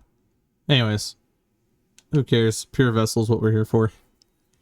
Because Pure Vessel and Absolute Radiance are the two fights that are going to decide if this is doable or not. Because not only because remember, this is a 112% all endings run, not just one ending run. So this is a harder run than the one I was doing previously. Because if it were just doing, you know, P5, we'd have to beat this boss once and then we're done. But because there's two endings related to this boss, we have to fight him twice. And we also have to fight the final boss twice.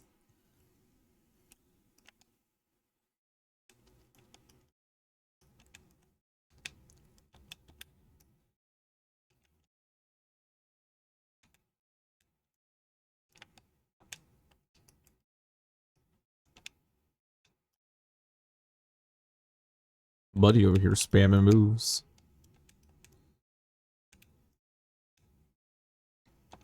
I think what's crazy is even contact damage with him does 2 mass damage. That's actually insane.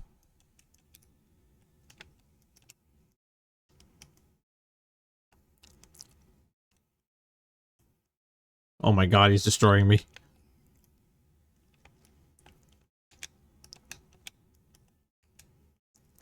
Rip.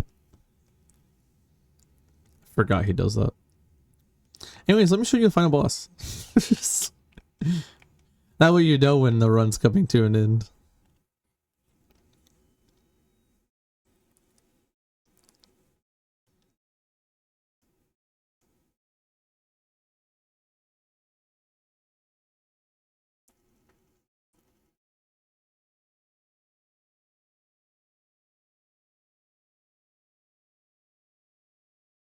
I remember nothing about this fight.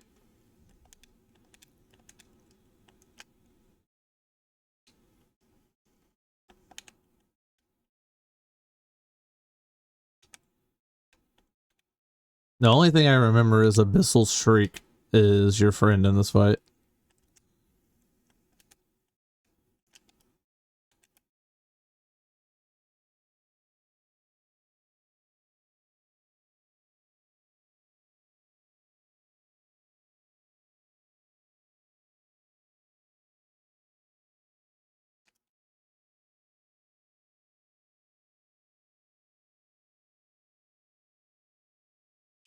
Oh, and also healing is just something you're not going to be doing very much in this fight. I also forgot about that little detail.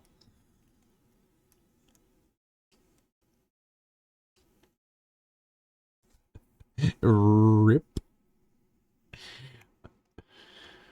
Oh, that was not even remotely close to killing her. And you have to fight this boss twice for this run.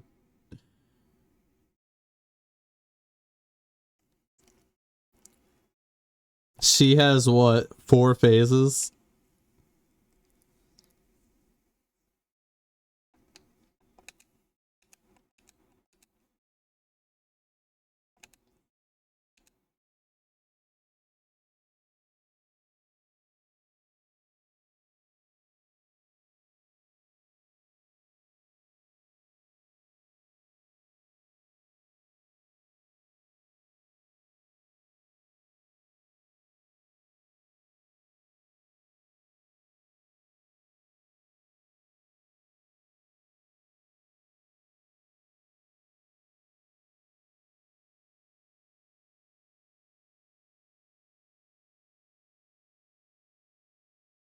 Absolute Radiance being kind of chill. That's crazy.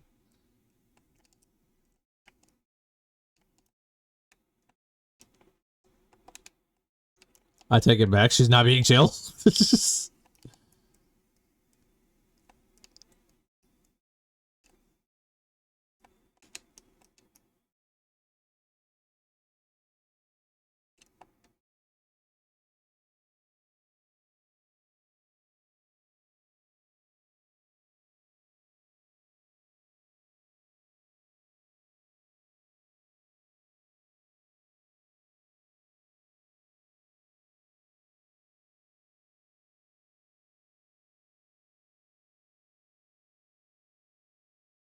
We're so cooked. How am I not dead?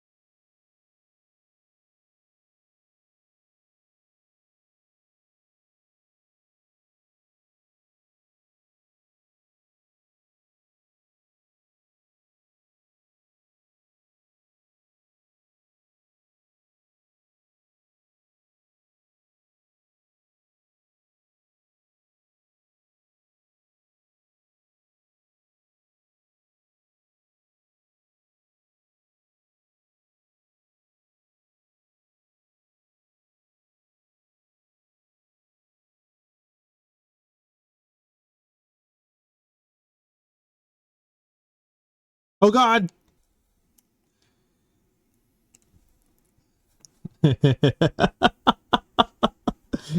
uh, so as you can see, you know, even if I had not died the Hive night, this whole stream was a lie to you, Jam. There was absolutely no chance I was going to win this challenge. There wasn't even a snowball's chance in hell that I was winning this challenge this run. I just wanted to see if I can get the Pantheon, because back when I was running this game, I could consistently get to Absolute Radiance. So if I can't even get past Hive Night, that's a problem. That's a major problem. I'll do one more run of her for funsies. Phase 2 is hell. That's for sure. Not that the other phases are any better, to be honest.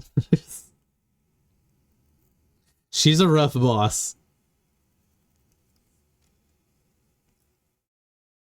I'd argue that 112%ing the game is a requirement to kill her. It's not even for like completionists, like bragging rights or anything like that. It's like you either gather every item in the game or die. Kind of boss.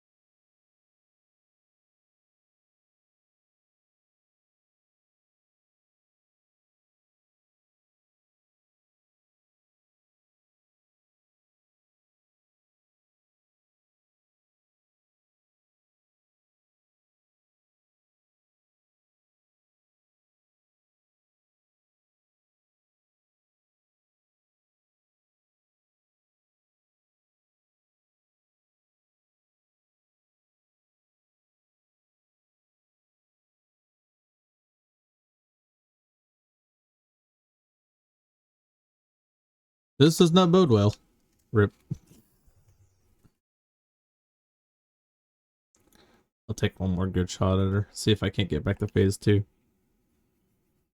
Then we'll call stream.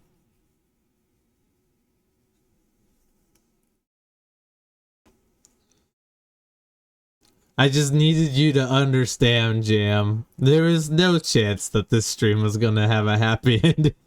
It just wasn't gonna happen.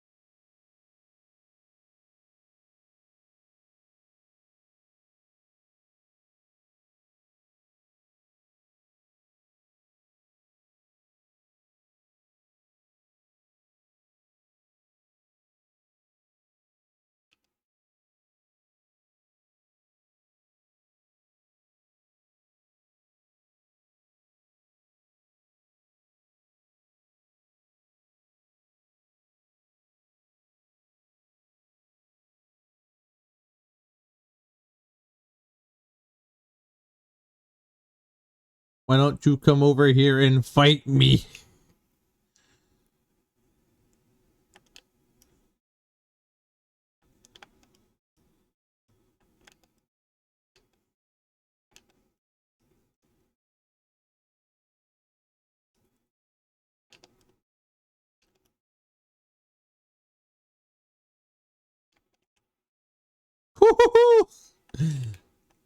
Probably should have realistically gotten hit by that.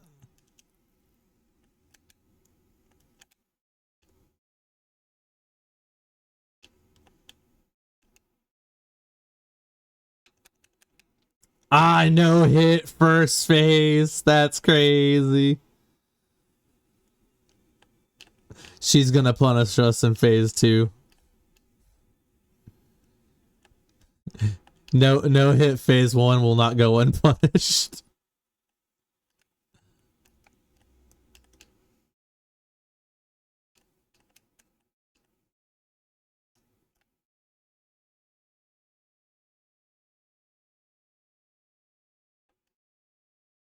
The game really do be like, oh yeah, you're able to do phase 1. Now do it while platforming, dummy.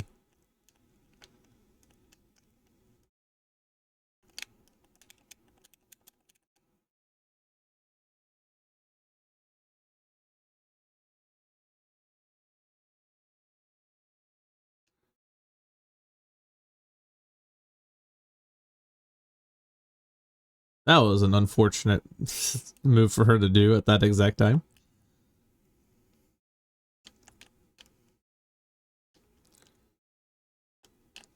What? That projectile is crazy.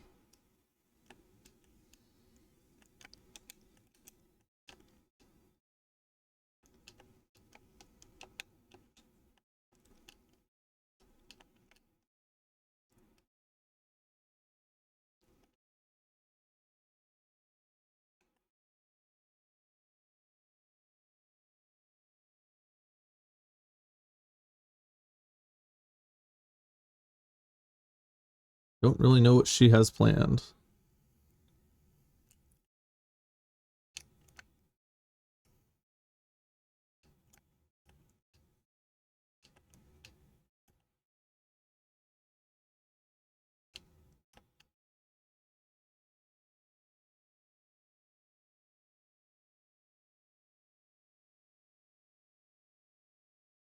How is she not phase changed yet?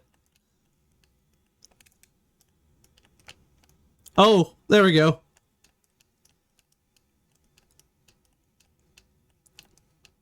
Phase 3.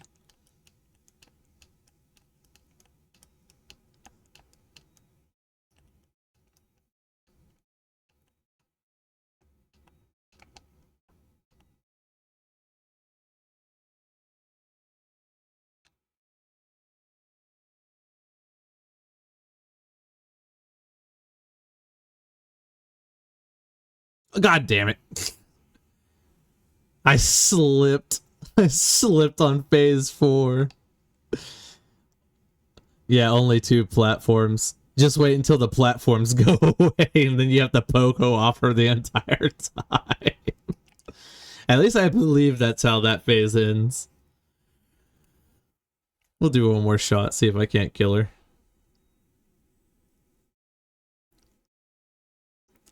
Yeah, I believe there's a point where the platforms go away and you're expected to pogo off of her, which means you're not allowed to heal anymore. So whatever health you got at that point is the health you have for the remainder of the fight.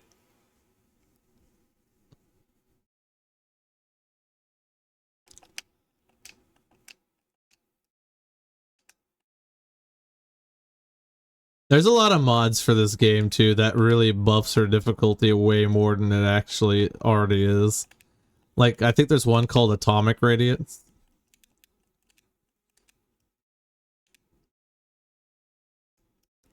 It's kind of wacky.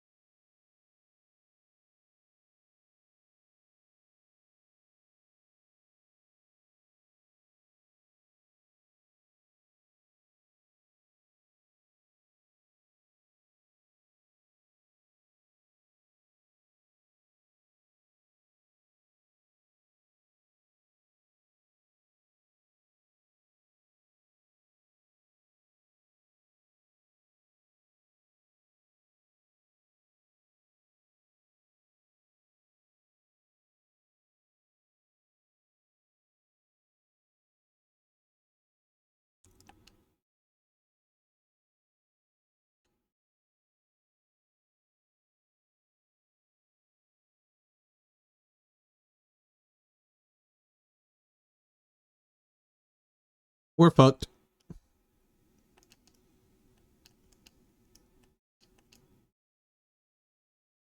Damn. I just want to keep going at her. It's a fun fight. I will say that. I love this fight to death. But man, is this fight nerve-wracking after a 5-hour stint through the entire fucking game.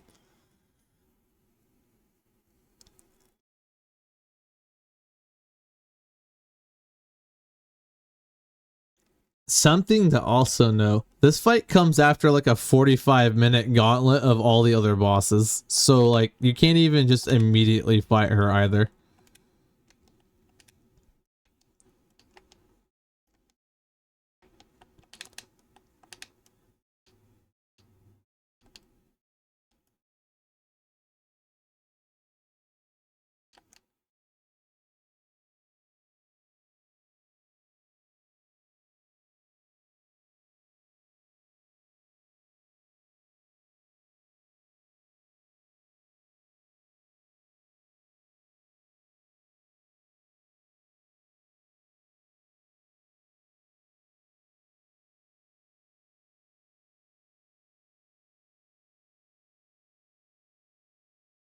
I don't appreciate this projectile spam.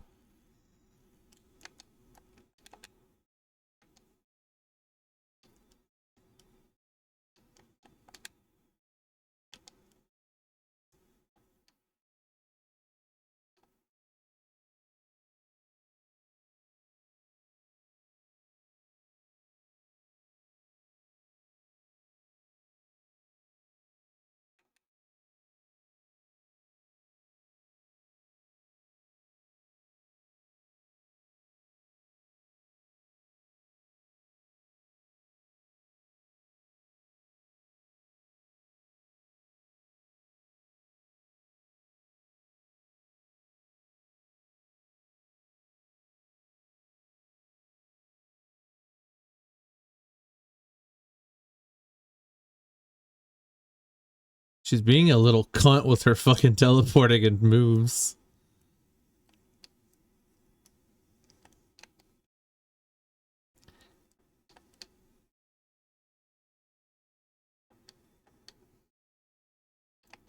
The projectile spam is real.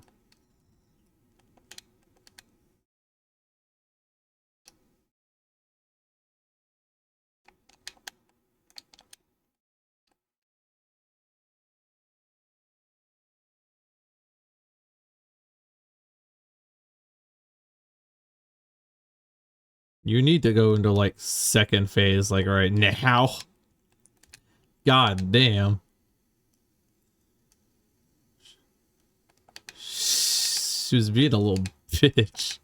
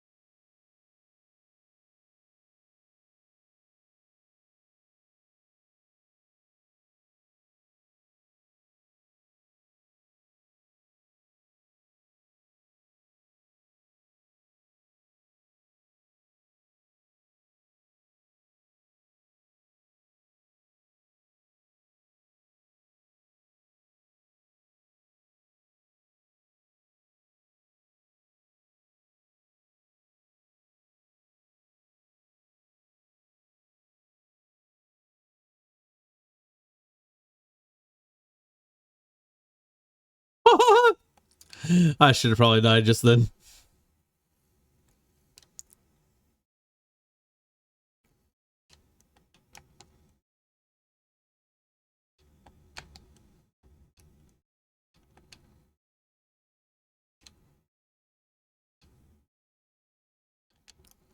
Okay, computer.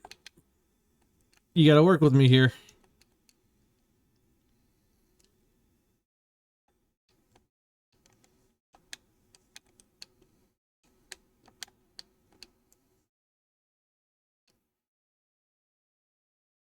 Yeah, I saw that coming.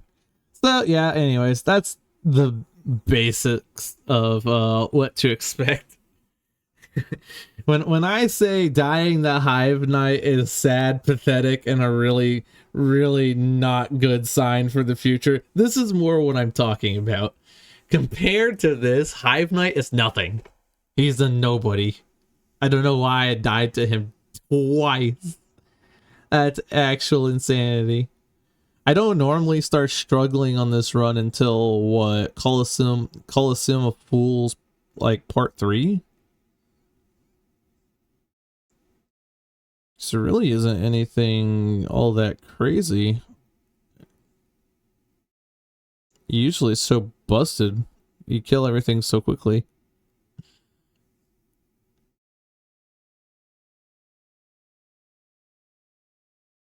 Yeah, really, it's just Coliseum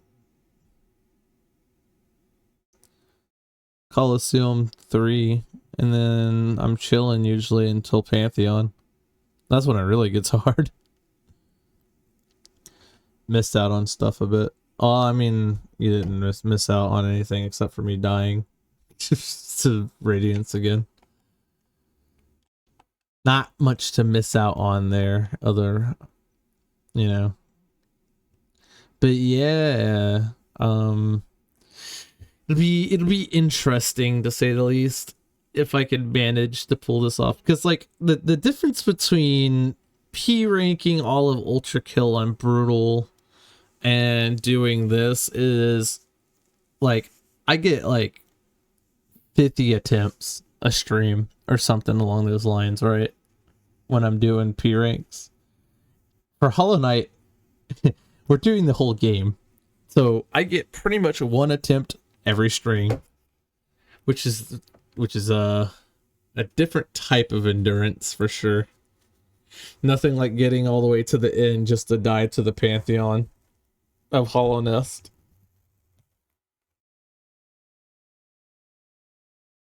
Because remember, in order to fight that boss, you have to fight every other boss in the entire game.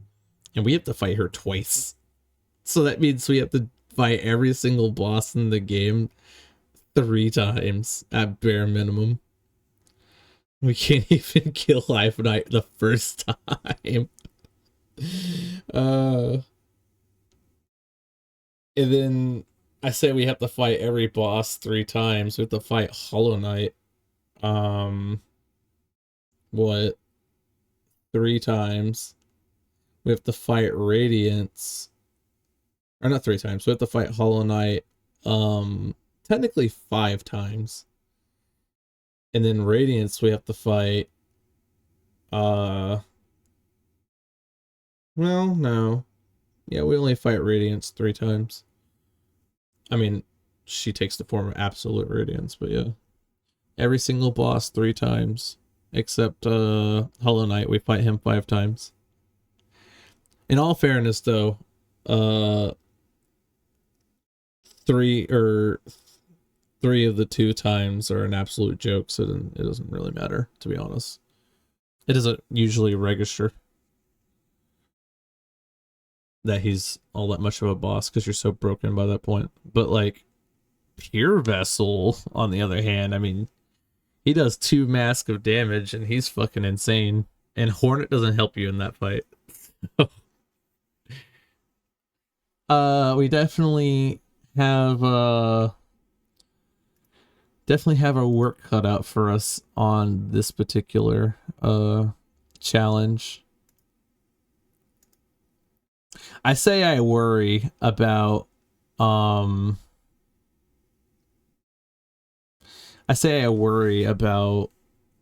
Wave 50 Cyber Grind, but if we're going to be honest with ourselves here, I think this is harder than that.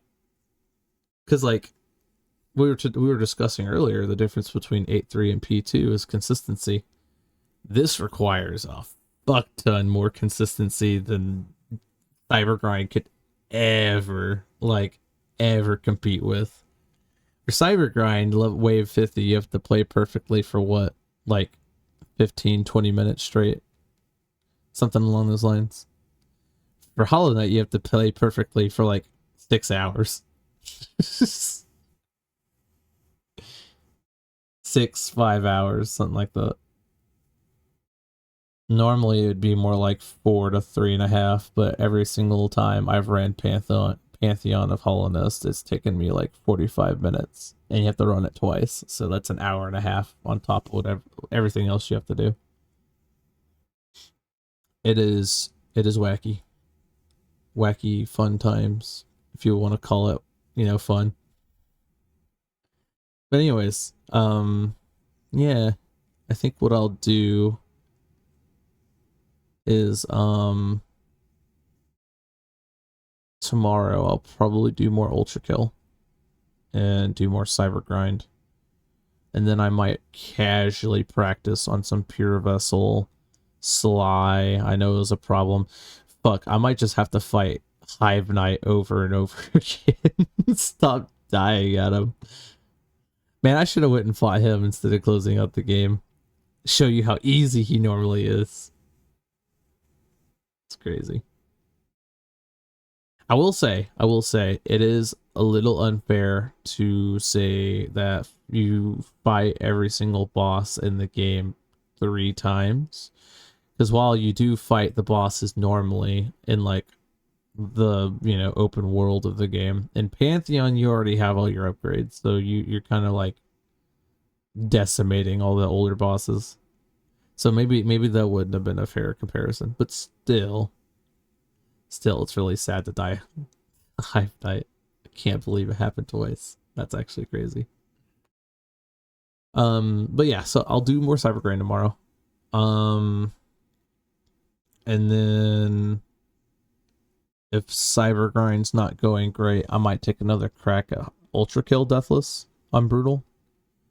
And then afterwards, I'll probably just casually do some Hollow Nut streaming. Kind of just go at all of it all at once. Sometime next week, I'll pick up Left 4 Dead with Azrael again.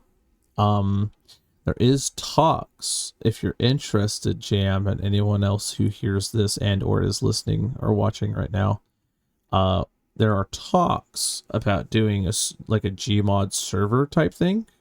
I know you were talking about Gmod earlier, so we would do like a community Gmod game with everybody in the server.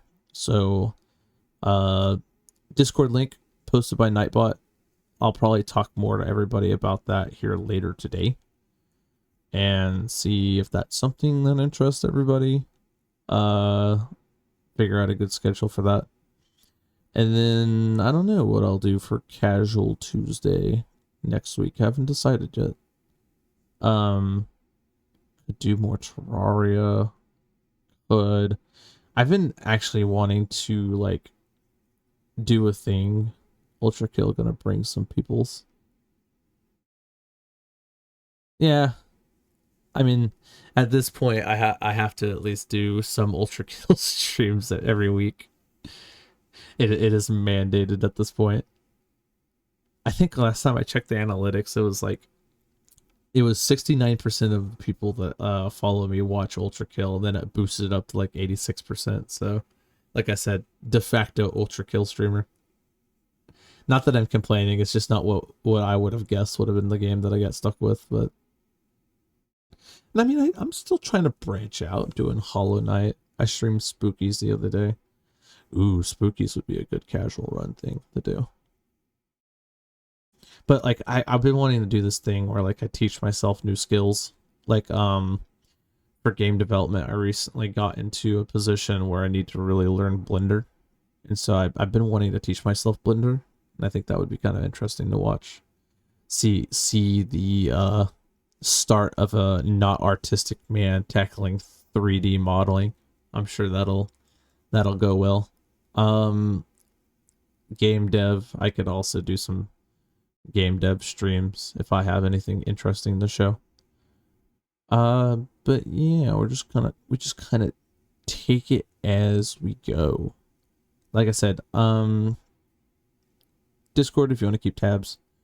Potential Gmod server shenanigans next week, I think, is what everyone's interested in doing, from what I picked up at least. So I don't know. We'll figure it out. But one thing's for certain, definitely not getting that dub. Not today. Probably not within the next week. But I'll definitely peg at Hollow Knight a little bit more. So yeah, I will catch y'all later, I believe. Yeah. All right. Bye-bye.